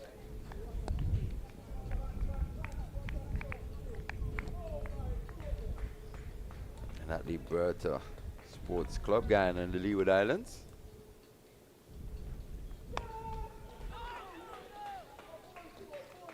Guyana 258 for 8 in their 50 overs, giving the Leewards 259 runs to win that match. That would take some batting indeed from the Leeward Islands if they were to get up and win that. The end of that Littleton over. 33 for 2 Trinidad and Tobago. I think Jacquan Athanez, the captain, and Lashan Bergen, who's been in splendid form. 50 versus Barbados, 67 versus Jamaica, 93 versus Trinidad and Tobago, and the only low score, 4 versus the Windward Islands. So it's all to play for. They need a good start from beat Jose Roberts and Powell. Wide delivery here by Delante Scott. Ram with 60 from 83, and Emmanuel Lewis at number 3, 60 from 55 deliveries, scoring half centuries. And Hetmeyer, young Hetmeyer, the nephew of Shimron Hetmeyer, he fell for 48 from 66 deliveries. So you only got 1 half century in this championship. We saw his bowling skills here at the Coolidge Cricket Ground. Still looks a very good prospect though. Saw him score a half century, as you said, just the 1 half century, 48.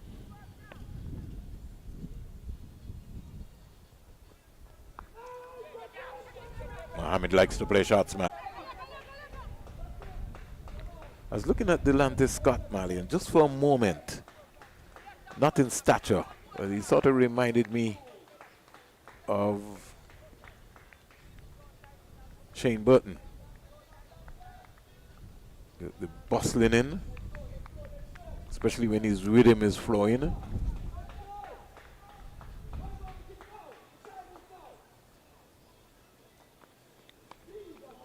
Hammered. They only get 1.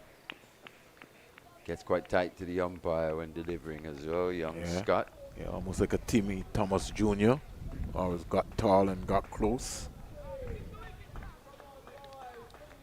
Timmy Thomas from the Leeward Islands. Now moved on to higher heights now in terms of his skill set.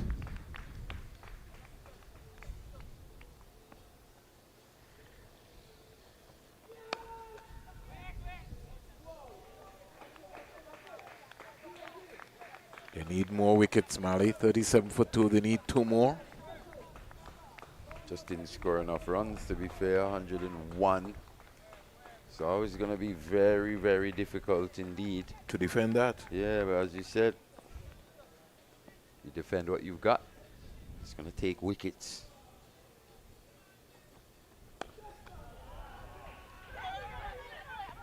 Watching the ball again, Mali. That was a real opportunity there for a run. It was hit directly to the fielder at cover. Wayne Plummer, the emergency fielder, on for Reed.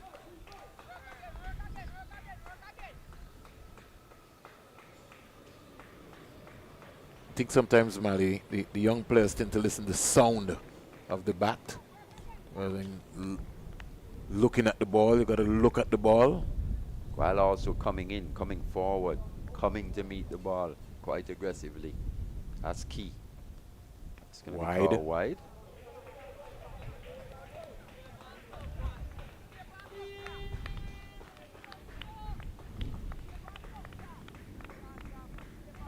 And Banwari, the umpire, standing umpire at the CIU road end.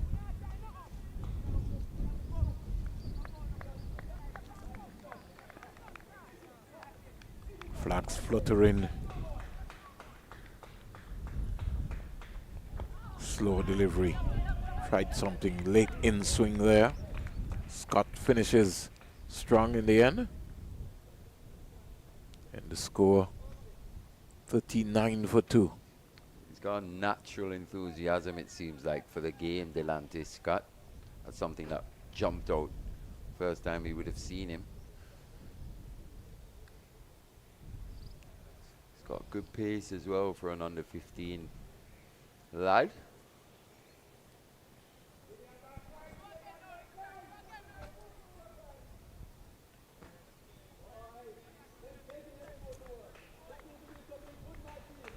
No Coney Robinson in the 11 here today. He would have taken that new ball as well alongside Freighter. He's been one of the standout fast bowlers for me as well in this tournament. Stared down to third man. It's opening the face of the bat. Something we didn't see too many Windward Islands batters even attempt. Just tempted to be that straight bat, deadpan right in front of them, not playing with soft hands. Of course, that afforded Trinidad bowlers to build pressure. This one's pulled With authority. Didn't get up, Mali. It didn't. Well watched in the end from Mirage. He got deep into his crease, got back on across. Not really. It was the length could never got up, so he gave him enough time, but he stayed low to the ball. He's got a good eye. Skipper Mirage. That prompts a field change. Slip comes out into that mid-wicket, straight-ish mid-wicket region. And the mid-on automatically goes back now onto the edge of the 30-yard circle. So good awareness by Hall. I think he's got quite a extravagant backlift here, Zayn Mirage. I think he wants to finish the game very quickly, Mali. Something that's quite evident so far in his 9 deliveries. They maybe want to go shopping, spend some of mommy's and daddy's monies, or uncle, whoever. I thought you said they got a stipend. They should be spending their own. Oh, that's close. Close. Nah, going down. Chooses against it. Umpire Og East just probably sneaking down that leg side. Let's have a look at this again. Going down. And I think he pitched outside the line of the leg stump as well, too. Probably just heading down. I think that pitched on middle and leg, to be fair, man. Yeah, but he was falling away, so that's why I said maybe just outside. It might have been close. Tough to pitch from outside leg from that angle. Over the wicket, right-hand bowler.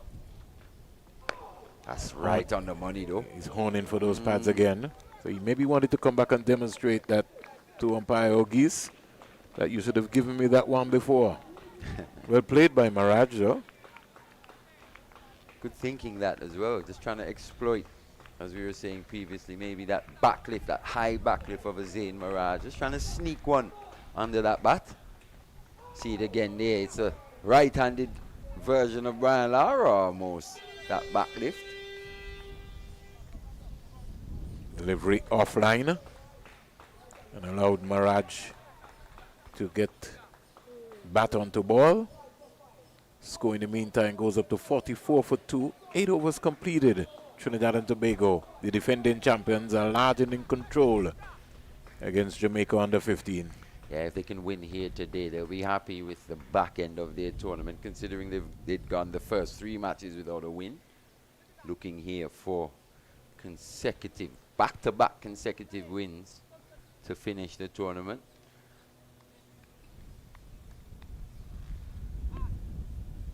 First win was against the Leeward Islands in their previous match by 7 wickets.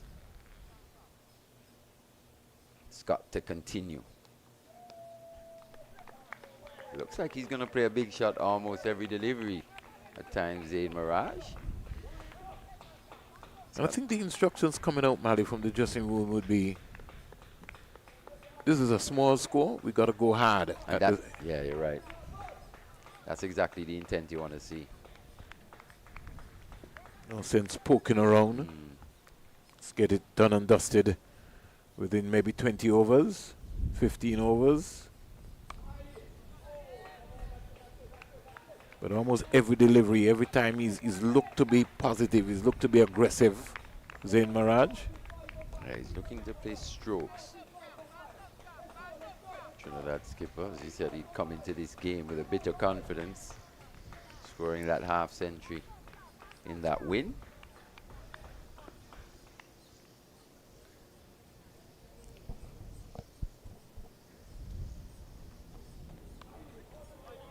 Steered down to Lickerton at third man.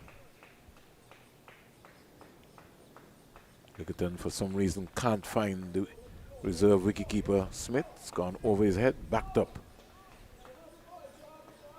And the score remains on 46. They're often running here, Trinidad and Tobago.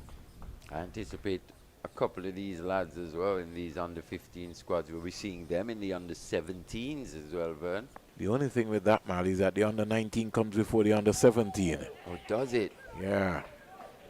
So do you anticipate seeing any of these under-15s in the under-19s? Maybe not. Maybe well, one or two. maybe Mohammed. We got to keep our eye on him, Mali. Aaron Mohammed. I think Trinidad and Tobago will have their trials, so that will be a good contest. The under-17 Mali is August 11th to September 3rd in Trinidad and Tobago, and the under-19 is in St. Vincent and the Grenadines, June 30th to July 31st. 50 over and 3-day cricket. And the girls under 19 will be June 30th to July 14th in Trinidad and Tobago. If Trinidad and Tobago is sending any schools team to the Sir Garfield Sobers International Schools Cricket Tournament in Barbados, that will run from June 30th to Monday 15th July 2024 in Barbados. More than likely some schools from Trinidad and Tobago will participate in that. Wide delivery again. Yeah, the radar just going missing for young Scott on that delivery. Almost seems like he's going to barge the umpire. He gets so close to him on his approach. He falls away nicely, breaks away.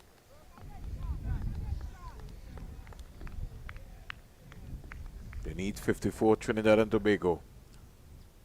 Again, I like, he actually touches him that time. That one is close. He actually brushed the arm of the umpire on his way through there. That one maybe just sneaking down that leg stump. Or he maybe would have got maybe bat onto that. Possible. Whatever the reason, umpire says not out. Let's have a look at this again. Let's see if you can just, yeah, you just see a little brush of the arm by the on the umpire's arm there by Scott. Gets very close indeed. And Mirage looked like he was looking to go for a scoop there, MS Dhoni scoop. A helicopter, MS Dhoni style. Yeah, he still was practicing it on the non-striker's end, as if like I missed out. And he made contact that might have raced away into the pool that has no water here at Coolidge. Down the onside, gone for 4 byes. Yeah, you can't expect the reserve wicket keeper to know much about that one.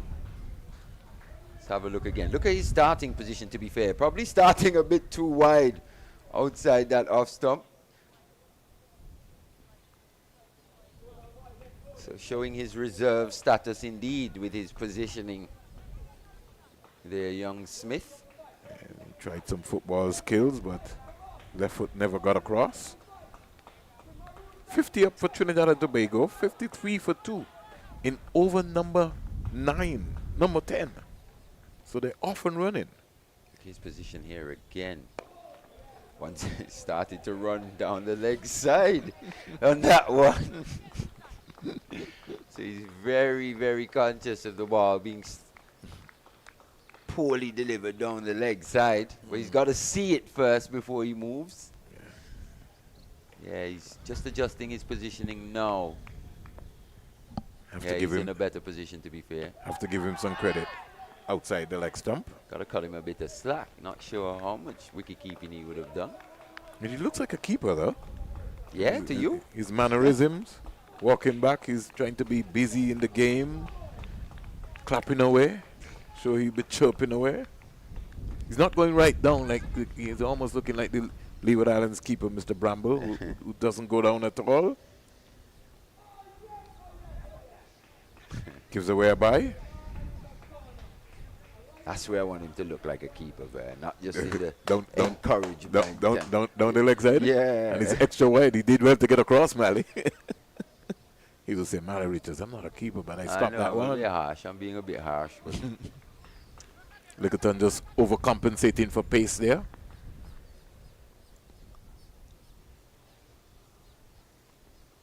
Oh, tailoring in there. Honing in at those toes. you see what he's trying to do?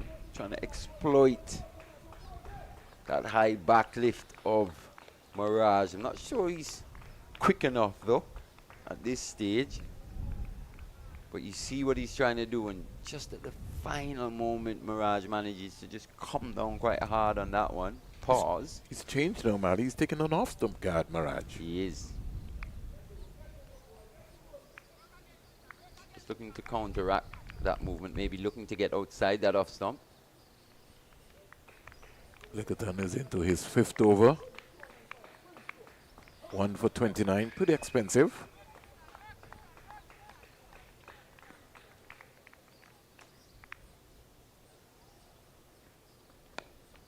Just a bit too leg side-ish, though, from Littleton here.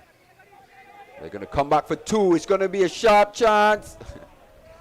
What does that look like? Did that look keeperish to you, Vern? What do you reckon? At least he collected it.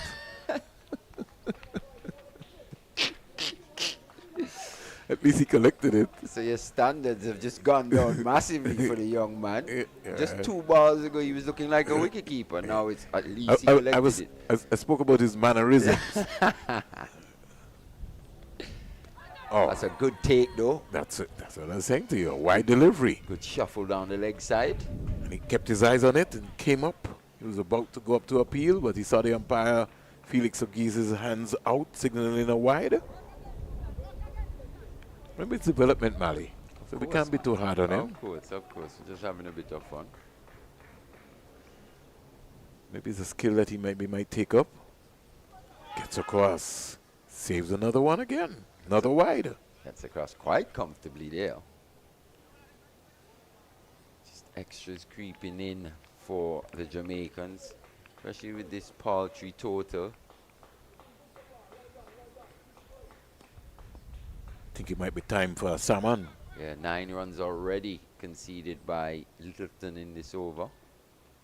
And that's hard. Hammered. Sweet.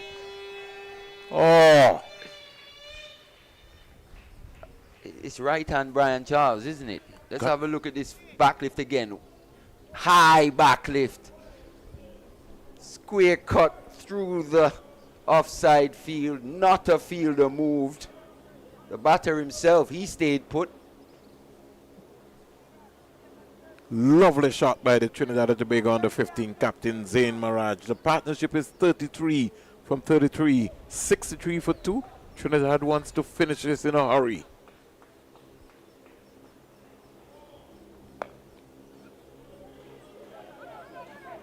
Scott, if he hits, ooh. Very powerful throw. That was right on the money, almost there. I think it hit Littleton, did it? Yes. On that fleshy part of the bone Seemed there. to hit Woo. the bowler on the way through, but he's just shrugged that off. Quite a strong lad indeed. So over number 10 comes to an end, Mali. 64 for 2. So fair to say that Trinidad and Tobago have won this power play competition Oh, by miles. by a landslide. Could multiply that by 6. Jamaica was 16 for 3 after the first 10. Yeah. Trinidad 64 for 2. Nowhere near in the contest. Especially when you think they're just chasing Small total of 102 for victory. Yeah, throw there from Scott hitting like a turn on his right quadriceps.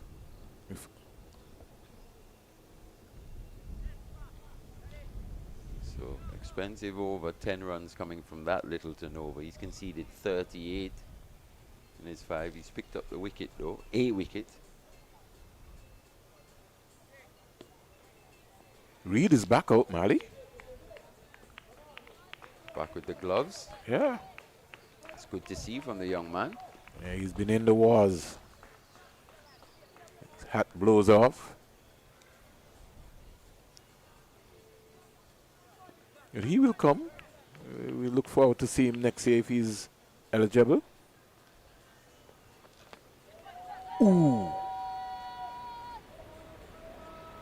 Right up into the block hole there. Inside edge probably just saving him. Yeah. On that occasion, Zayn Mirage once again in between wicket and wicket. Hint of shape from Delante Scott, and he's been impressive.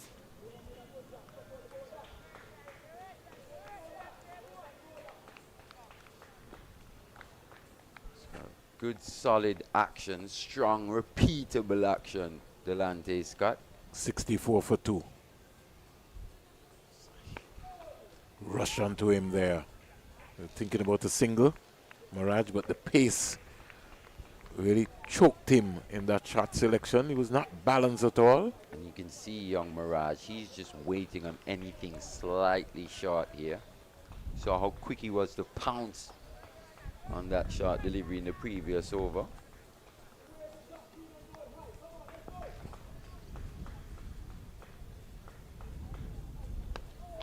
Well played. Punched down the ground. He kept his shape, kept his balance. It's reminding me of a few players here, actually. Young Mirage in his stance, just when he's picking his bat up. Who does that remind you of? Let's have a look at it again. Let's see if the viewers at home send us a message. The West Indies Cricket YouTube channel. Who do you think? Just there. Who does he look like? Again. Just for a moment. And he tends to just flex his legs as well too.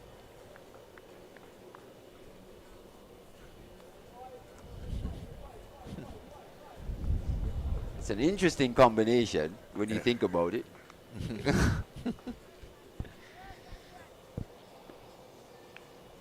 Have a look at it again here, Vern. Just there. He has a touch of Brian as well too. That's where Brian comes in on the The back back lift, lift, but just yeah. there, it's a touch of Just Steve Steve Smith to Smith. me. And then he crouches in the back lift. That's Brian Lara. So an interesting combination. If he can be half as good as any of those players, he'll have a hell of a career. Zayn Mirage.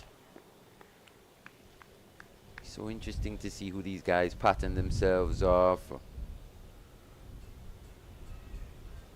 Let's look at it again, Mali. See if he changes. Yes, there you go. Just there. Just there. Steve Smith. And now Brian Charles. won't get a boundary. But he'll get 2. Not quite out the middle, but that positive intent coming to his aid. He moves to 17, the end of 11. Trinidad and Tobago is 66 for 2. And umpire, standby umpire Baltimore bringing out Gatorade for Mr. Banwawi. Maybe he just needs some sugar. Yeah, seems like he needs a spike.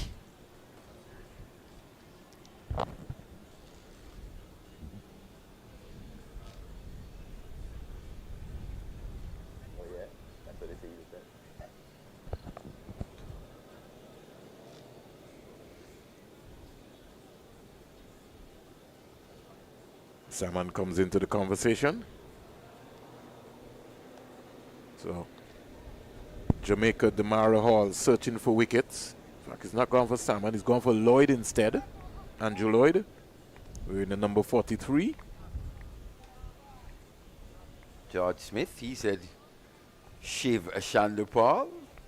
Keep the comments coming. And Leonard Seville, he says Richie Richardson.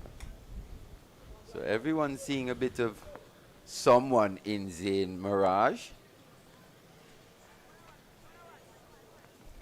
Zachariah Mohammed has almost become like a spectator.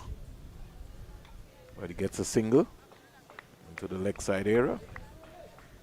Score in the meantime goes up to 67 for 2. He goes to 17. Zain Mirage, whose Mali has just sent out a description. Give us your thoughts. The Cricket West Indies YouTube channel. That is not Brian Lara for sure.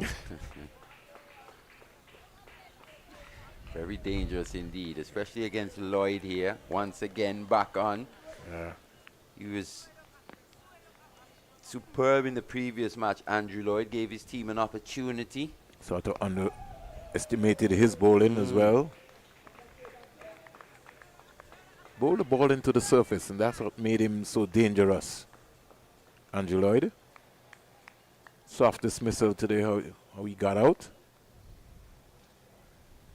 He did. He picked up 2 for 21 off his 10.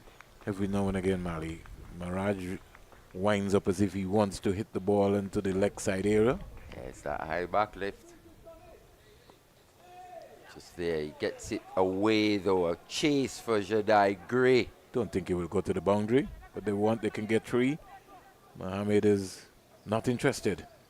Good relay work there from the Jamaican fielders, recognizing that Jadai Gray probably doesn't have the biggest arm.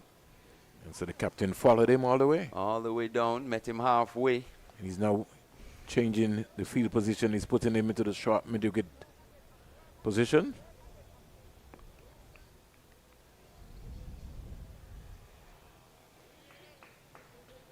It's 31 now. 32, actually. Hall looks a good prospect leader captain.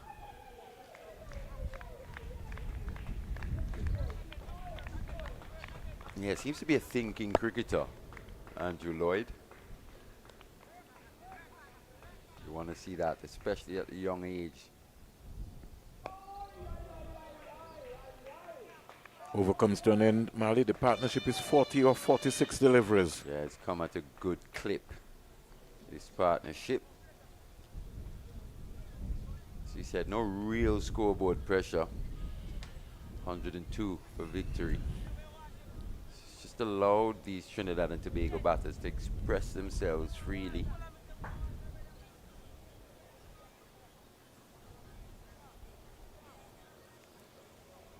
Count run rate is 5.83. It's hovered around that area actually. 6 as well. At one point it was almost pushing 7s. 12 overs bowled, 70 for 2. Where do the Jamaicans find a wicket here? Definitely won't restrict Trinidad and Tobago.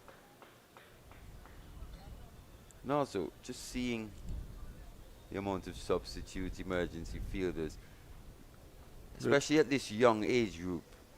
A little wear and tear. Yeah, wouldn't you also have, what is it, like or give teams the option to use subs?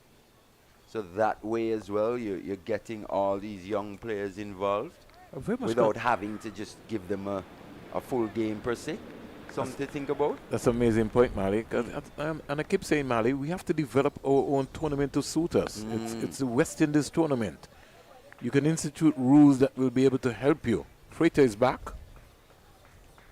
Yeah, that way it keeps everyone engaged. Leeward Islands 20 for 1, Mali. Arif Khan has struck already. He's bowled Powell without scoring. Is there still that substitute in the IPL? Can you still sub a player? Can you use a sub in the IPL? Yeah. Yeah. In fact, remember you also now have an introduction of the impact player. That's what I mean. These sort of things could be introduced, especially at the this age group, the youth level.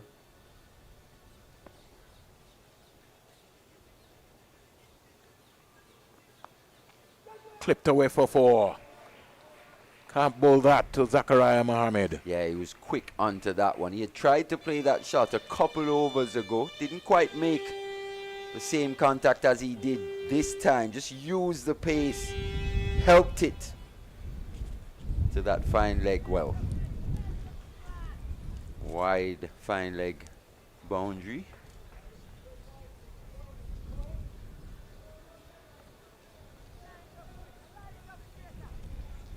Somebody's saying, line it up straighter.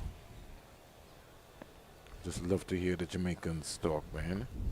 Especially when you have a little bit of banter. Oh, he's allowed that to hit the helmet as well. So I think that will be 5 penalty runs. Or at least it should be. Yeah. Wide.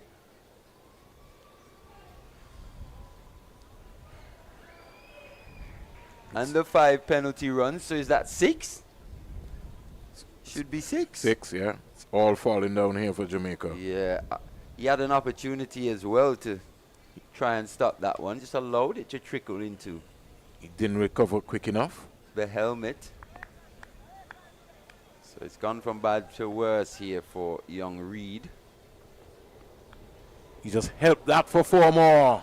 Just use the pace. Offline, freighter. Poor delivery. Yeah, looked like he went for a slower delivery on this one. Let's have a look at this again. Nah, just a poorly lined delivery actually from Freighter. Not quite finishing his action. Same way we saw him in round 1. Looking quite dejected now. 17 he's conceded off his 1.2.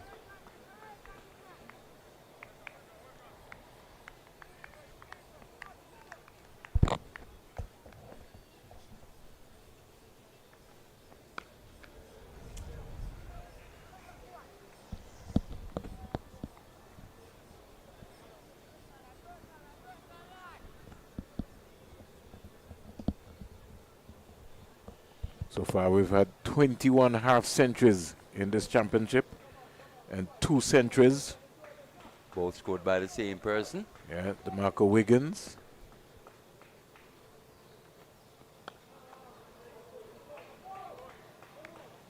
Antigua and Barbuda Cricket Association Super 40 will start this weekend. Who are you playing, Karim? Playing this weekend? Says he's not sure, to be fair. He hasn't had a look. You know, the champions are. Yeah, they don't worry Whoever about turns up. whoever turns up, they deal with them. Just roll with the punches. Not sure if they'll have their Leeward Islands players available to them. Raheem Cornwall back in Antigua at the moment as well. Kareem Agor.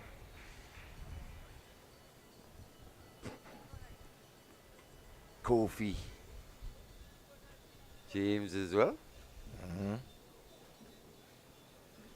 Don't see a fixture yet, but over completed, 13 overs bowled, 79 for 2. Yeah, it's becoming quite academic here. Vernon cruising to victory are the Trinidad and Tobago team, led by Mohammed with 25 from 31.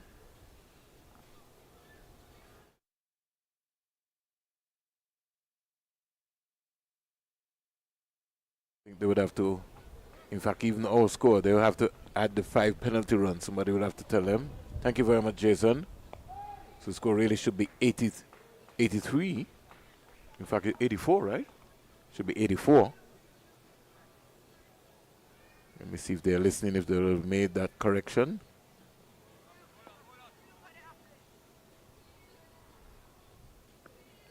On drive, Mirage.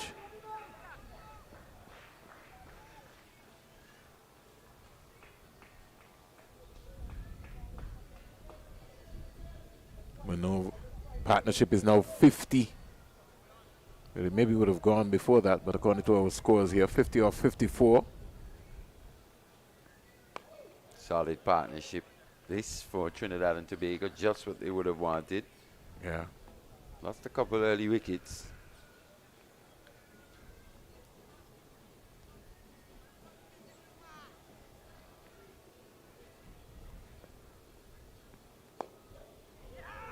That's good running again from Mohammed. Just knew he had to get it past that fielder at extra cover. Smith caught on his heels again in that mid-off area.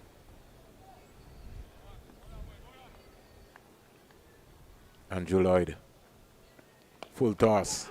Clipped away into the mid-wicket area. There's protection.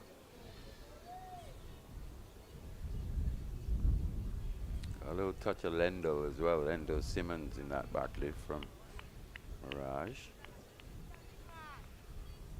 Score in the meantime goes up to, we'll have to follow Mr. Black's score until our main scores can catch up. In fact, Mr. Black is switched back. I think we're on 86, shouldn't we? He's 87? He's now gone to 81 for 2. I think we should be on 87 if I'm not mistaken. 87 for 2 to score after 14 overs. I think maybe somebody has to remind Mr. Bertil Baltimore on the break. So we take a break, Mali.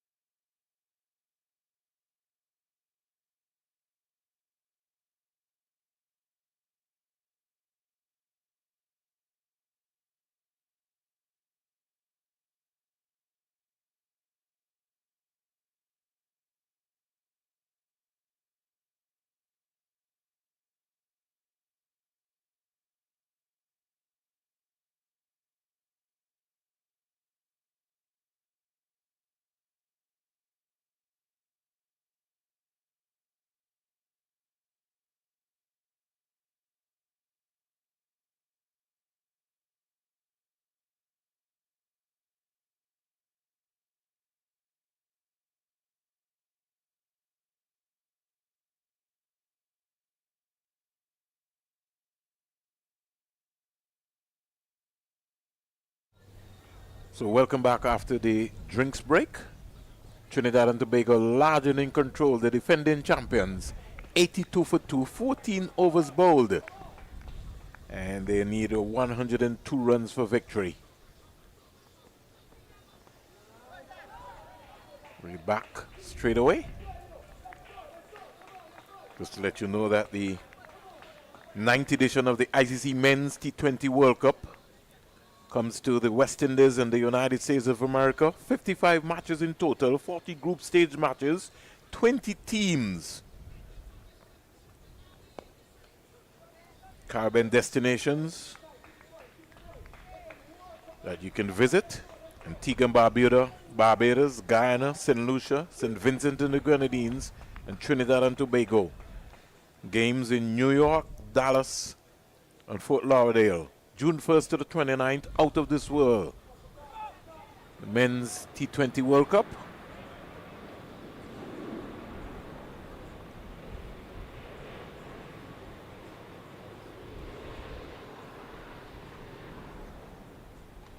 Score with Jadesha Gray now coming on to Jadidiah Gray, sorry.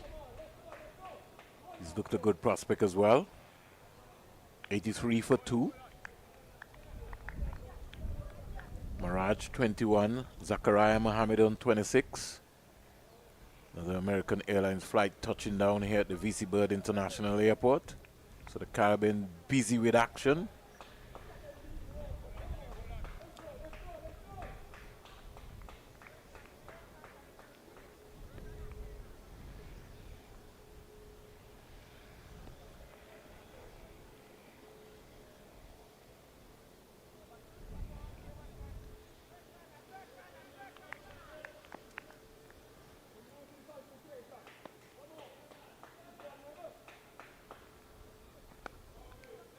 Driven out to cover, can't score.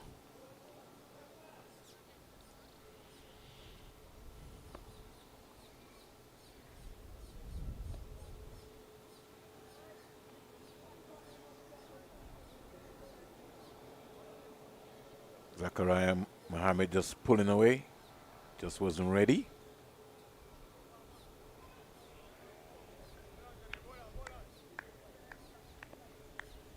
$83 for 2.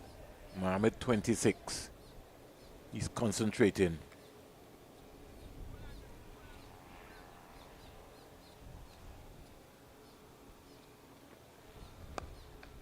Flatter, faster ball. Punch up to the mid-off and they get a easy single. Caught on his heels again. There's Deshaun Smith. Over comes to an end. The score goes up to 84 for 2.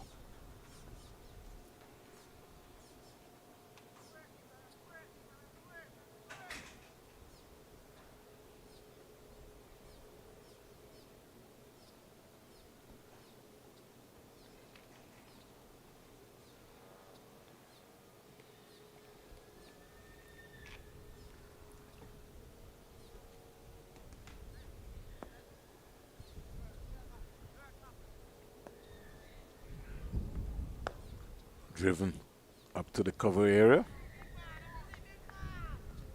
So the curtains coming down here in Antigua and Barbuda for this 2024 Cricket West Indies Rising Stars Under 15 Championship. Trinidad and Tobago, the defending champions, would like to register their second win.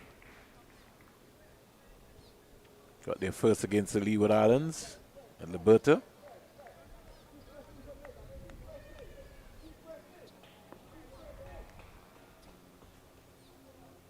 '89. Here is Mirage.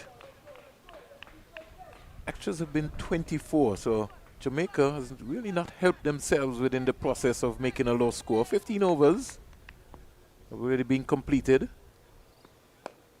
On drive. Easy single in the end. Trinidad and Tobago under 15 team, they've been very clinical. Mirage and Mohammed, the double M's.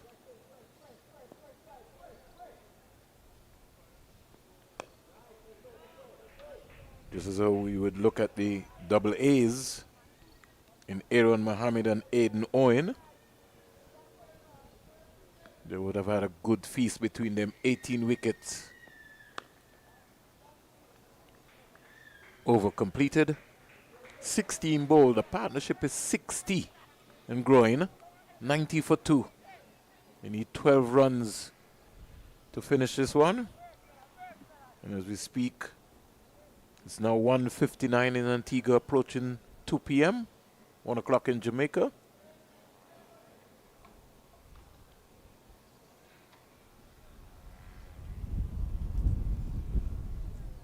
It's evening in the United Kingdom. Big Johnny Maynard, how are you? Owen Roach, Leslie Weeks.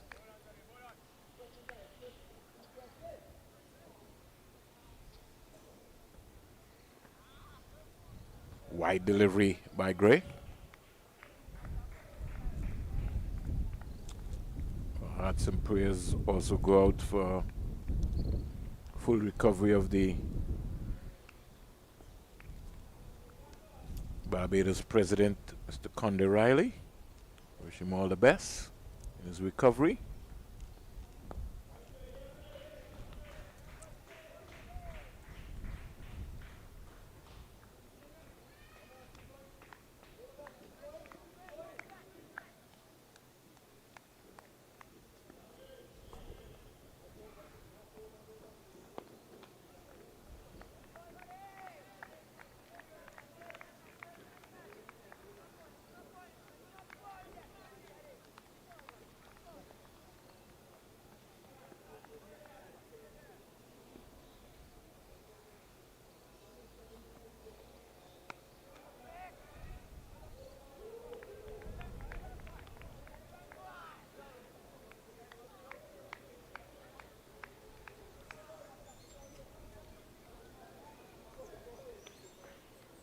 $92 for 2 into over number 17.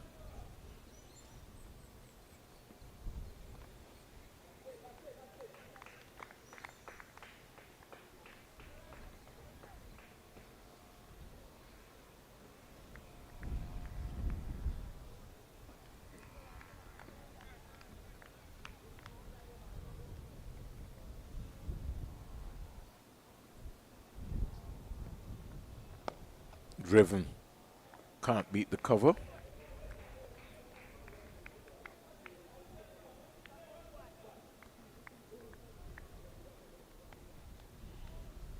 Gray turning away, twerking his fingers. Hoisted down the ground. Somebody could be in trouble. No, the throw is off target.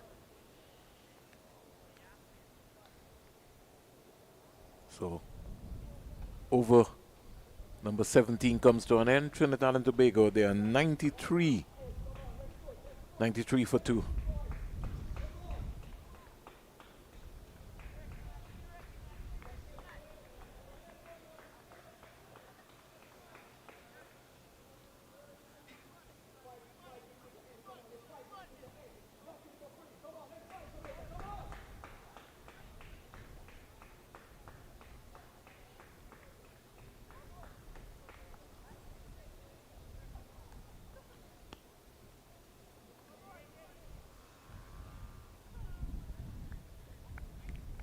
Going into the championship round, which will be the final round today. I'll come back to that as Andrew Lloyd starts. Mirage back and punching that. Points table would read as follows. Barbados, total of 17 points. Guyana with 15.8 points. And just to give you an idea in terms of the championship, the winner of the tournament will be the team with the highest aggregate of points at the end of the tournament. I'll come back to that. In the event of teams finishing on equal points, the most number of wins in the tournament. If still equal, the team with the most number of wins over the other teams who are equal on points and have same number of wins. If still equal, the team with the highest net run rate, and if still equal, joint winners will be declared. So all to play for here, except that Barbados nose head out.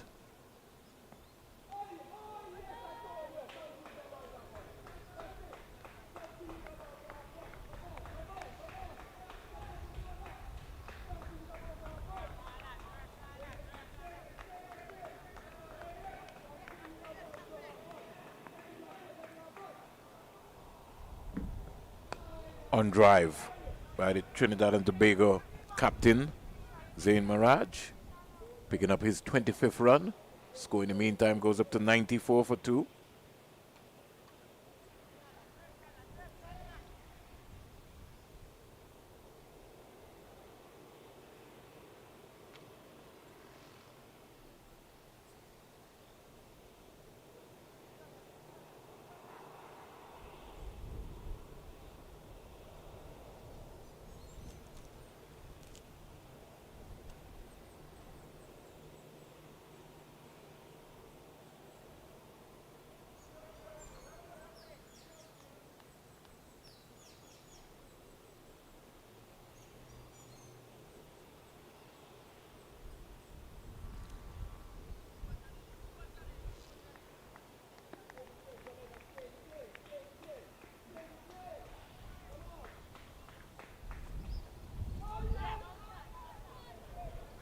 Going past the keeper. Running away. Big save. And I think they will get 3 runs in the process.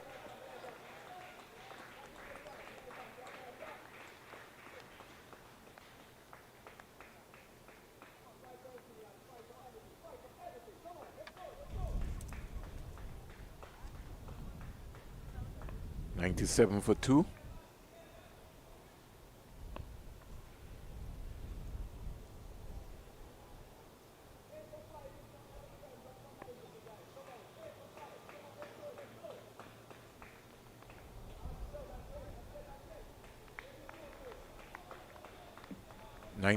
They need 95 and 191 balls.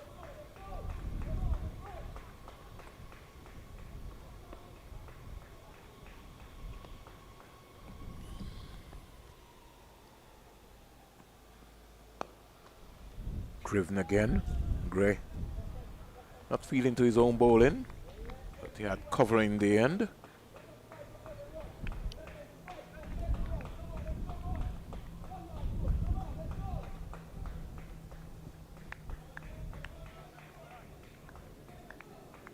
Trinidad and Tobago looking to get this one done and dusted inside 20 overs.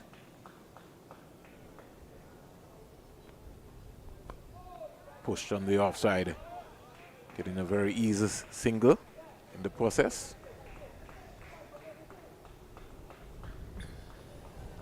Lone Jamaican supporter in the stand with all of the Trinidad and Tobago parents and fans.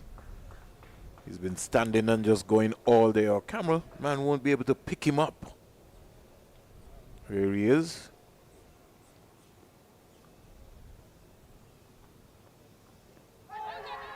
There's a ripper. I think height might have been the question there.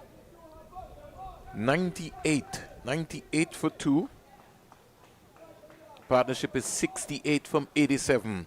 What a controlled partnership.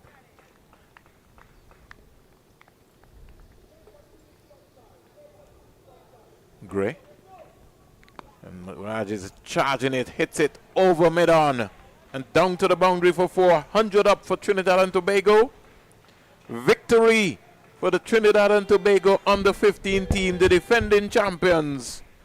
Your thoughts, Mally Richards? Yeah, comprehensive victory indeed for Trinidad and Tobago. The winning runs being brought up by skipper Zain Mirage.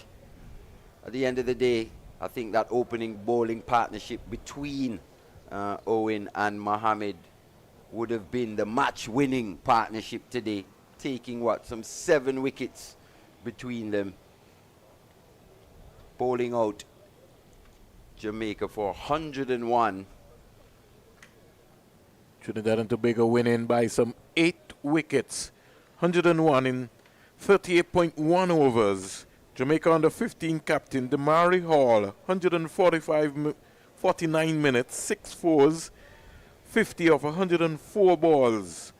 And as you rightly said, Aaron Mohammed, 10 overs, 2 maidens, 17 runs, 4 wickets, and Aiden Owen, 8.1 overs, 3 maidens, 14 runs, including that special slow ball that dismissed the Jamaica captain. Yeah, probably the delivery of the tournament so far, especially at the stage in which it was delivered. Back for his final spell, bowling to the set batter in Demario Hall. He was on a half century, he's looking for more, and that slower delivery completely outfoxed him. What a piece of execution that was from Owen.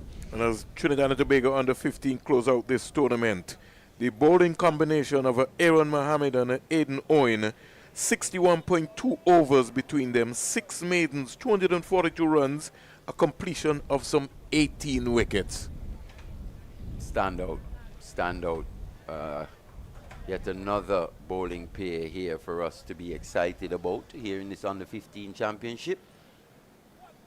So the parents, they can feel relaxed. They're going to take some photos, enjoy the moment. For all the folks who really tuned in and supported us here on the Cricket West Indies YouTube channel, you're supporting the new rising stars of West Indies cricket. It's been a torrid time for the Jamaica under-15 team, but they've got some players to work with. I like the leadership style of their captain, Demaro Hall. I also like Econo. Ikoni Robinson. Yeah, he looked a good one. Delante Scott as well. Yeah, well, Ryan Lickerton, he's a live wire. Definitely one. And you can't underestimate. I thought that Romara Salmon, he's a player that they can work with. Yeah, young Hall as well with his, actually Andrew Lloyd, sorry, with his off spinners. He was quite decent. And young Jade Gray. Yeah. With his wrist spinners. So with 12 new players, Mali, in the Jamaica under-15 team for the 2024 championship, we now look forward to be able to making sure we pencil in some of those names and follow them to see how far they will be able to get. Yeah, we'll probably be catching a lot more of these players later on in the summer in the West Indies under-17s tournament. So just keep your eyes peeled. As we said, we'll be keeping a keen eye on the development of these young guys over the next couple of years or so. Yeah, so to date, because this game is done and dusted, 21 half centuries have been scored, 2 centuries, back-to-back hundreds by the Barbados under-15 captain. 3 fifers so far as well? Yeah, following up with those 2 centuries, he scored a half century today. So that in itself would have been really a special. We see a gentleman coming across here, number 6 for Jamaica, so maybe that would have been his fan. Is it number 6 or number 66? Looks like Deshaun Smith.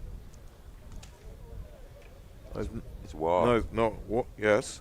Abraham. So maybe that would be some sort of family. He came across there to, say congratulations and see his thoughts. But one can't leave Mali without talking about the parental support from Barbados, Trinidad and Tobago, Jamaica, whoever came out, even here in the Leeward Islands. Yeah, it was good to see the support from the parents and quite a few traveling fans following the teams around. It was great to see. We had probably our best atmosphere, biggest crowd at the Liberta Sports Club as well. Even right here, Mali, when Barbados played. Yep. Yeah, it was easily one of the biggest crowds I think that we would have seen for a very, very long time. Well, here at the CCG. At CCG. I think Liberta would have trumped all of them in terms of the atmosphere and the environment. Yeah, so we're not short of talent. What we really want is for someone to be able to map out a plan and get our best teachers. And everybody like talking about coaching, our best teachers, including some of our past players as mentors, to speak to these youngsters. When we have tournaments of this nature, Mali, what I want to see proposing going forward, Mali, is I'd like to see a man of the match for both sides. Presentation being made at the end of the game. And if a player gets 100, he gets a bat, he gets a pair of gloves, and if a bowler gets 5 wickets, he gets compliments a pair of boots. These are motivation processes that can help the development and the growth of the game and also ease some pressure off of the parents because cricket is an expensive game. Yeah, and also, as we said, we had a little discussion about maybe the introduction of the substitute being brought into, especially for these youth level tournaments, would just help to keep everyone involved as well. Yeah, it's a development pathway that I think that we'll certainly have to look at. After the World Cup, Cricket West Indies also could look at having their own invitational under-15 tournament, Mali, which right here at the Coolidge Cricket Ground, which can give scope to some of the other countries around to help with their development plan, be it the United States of America, Canada, it could be Bermuda. You formulate a tournament here, and you also give an incentive package for these young cricketers who are playing here. Yeah, this is all about fostering the right environments for these young guys, and as you said, these kind of tournaments will help greatly in speeding up the development of these young guys, because that's what you want to do. You want to speed up the development as much as possible. And as you said, having these kind of tours would do so. We also have to, and I know it's something you've been talking about, Mali, when do we introduce our young players to the T20 format so that they can be able to develop their skills? That as well, I'd love to see it maybe introduced a bit earlier than we do. Don't tend to see these guys playing that standard of T20 almost until the professional ranks. And then we hear players who've been saying, well, they don't think that the players should be playing T20 cricket either, but it's the way that is going is the new model of the game. Yeah, and it's a format of the game in which we've also got to be looking to produce players, even if it means players who are specifically suited for that format. Just for the white ball format, because we're not going to get everybody who's going to be test players. That's for sure. And Right. in terms of trying to increase participation and induce players to come to the sport, I think T20 and T10, especially at the young age, is the way to go. We want to thank the Antigua and Barbuda Cricket Association, especially the ground staff here at the Coolidge Cricket Ground, led by Kadim, everybody who's been officially involved. Can't forget Mr. Blacks and his entire crew on the manual scoreboard Mali, with no shed, no roof, nothing, day in, day out, working that scoreboard there. We want to thank you very much. And for the caterers who've done themselves very well with a wonderful meal, all of the folks, the bus drivers, the folks from the Ministry of Health, emergency services, and all of the physios, standby umpires, everyone. We thank you very much. And the next time you hear the voice of Mally Richards and Vernon Springer on the 360 team, it will be next week, Wednesday, when we will have the West Indies Academy taking on the Windward Islands right here at the Coolidge Cricket Ground. We say thank you, and for all the folks who communicated with us via the West Indies YouTube channel, we are out of here from Coolidge.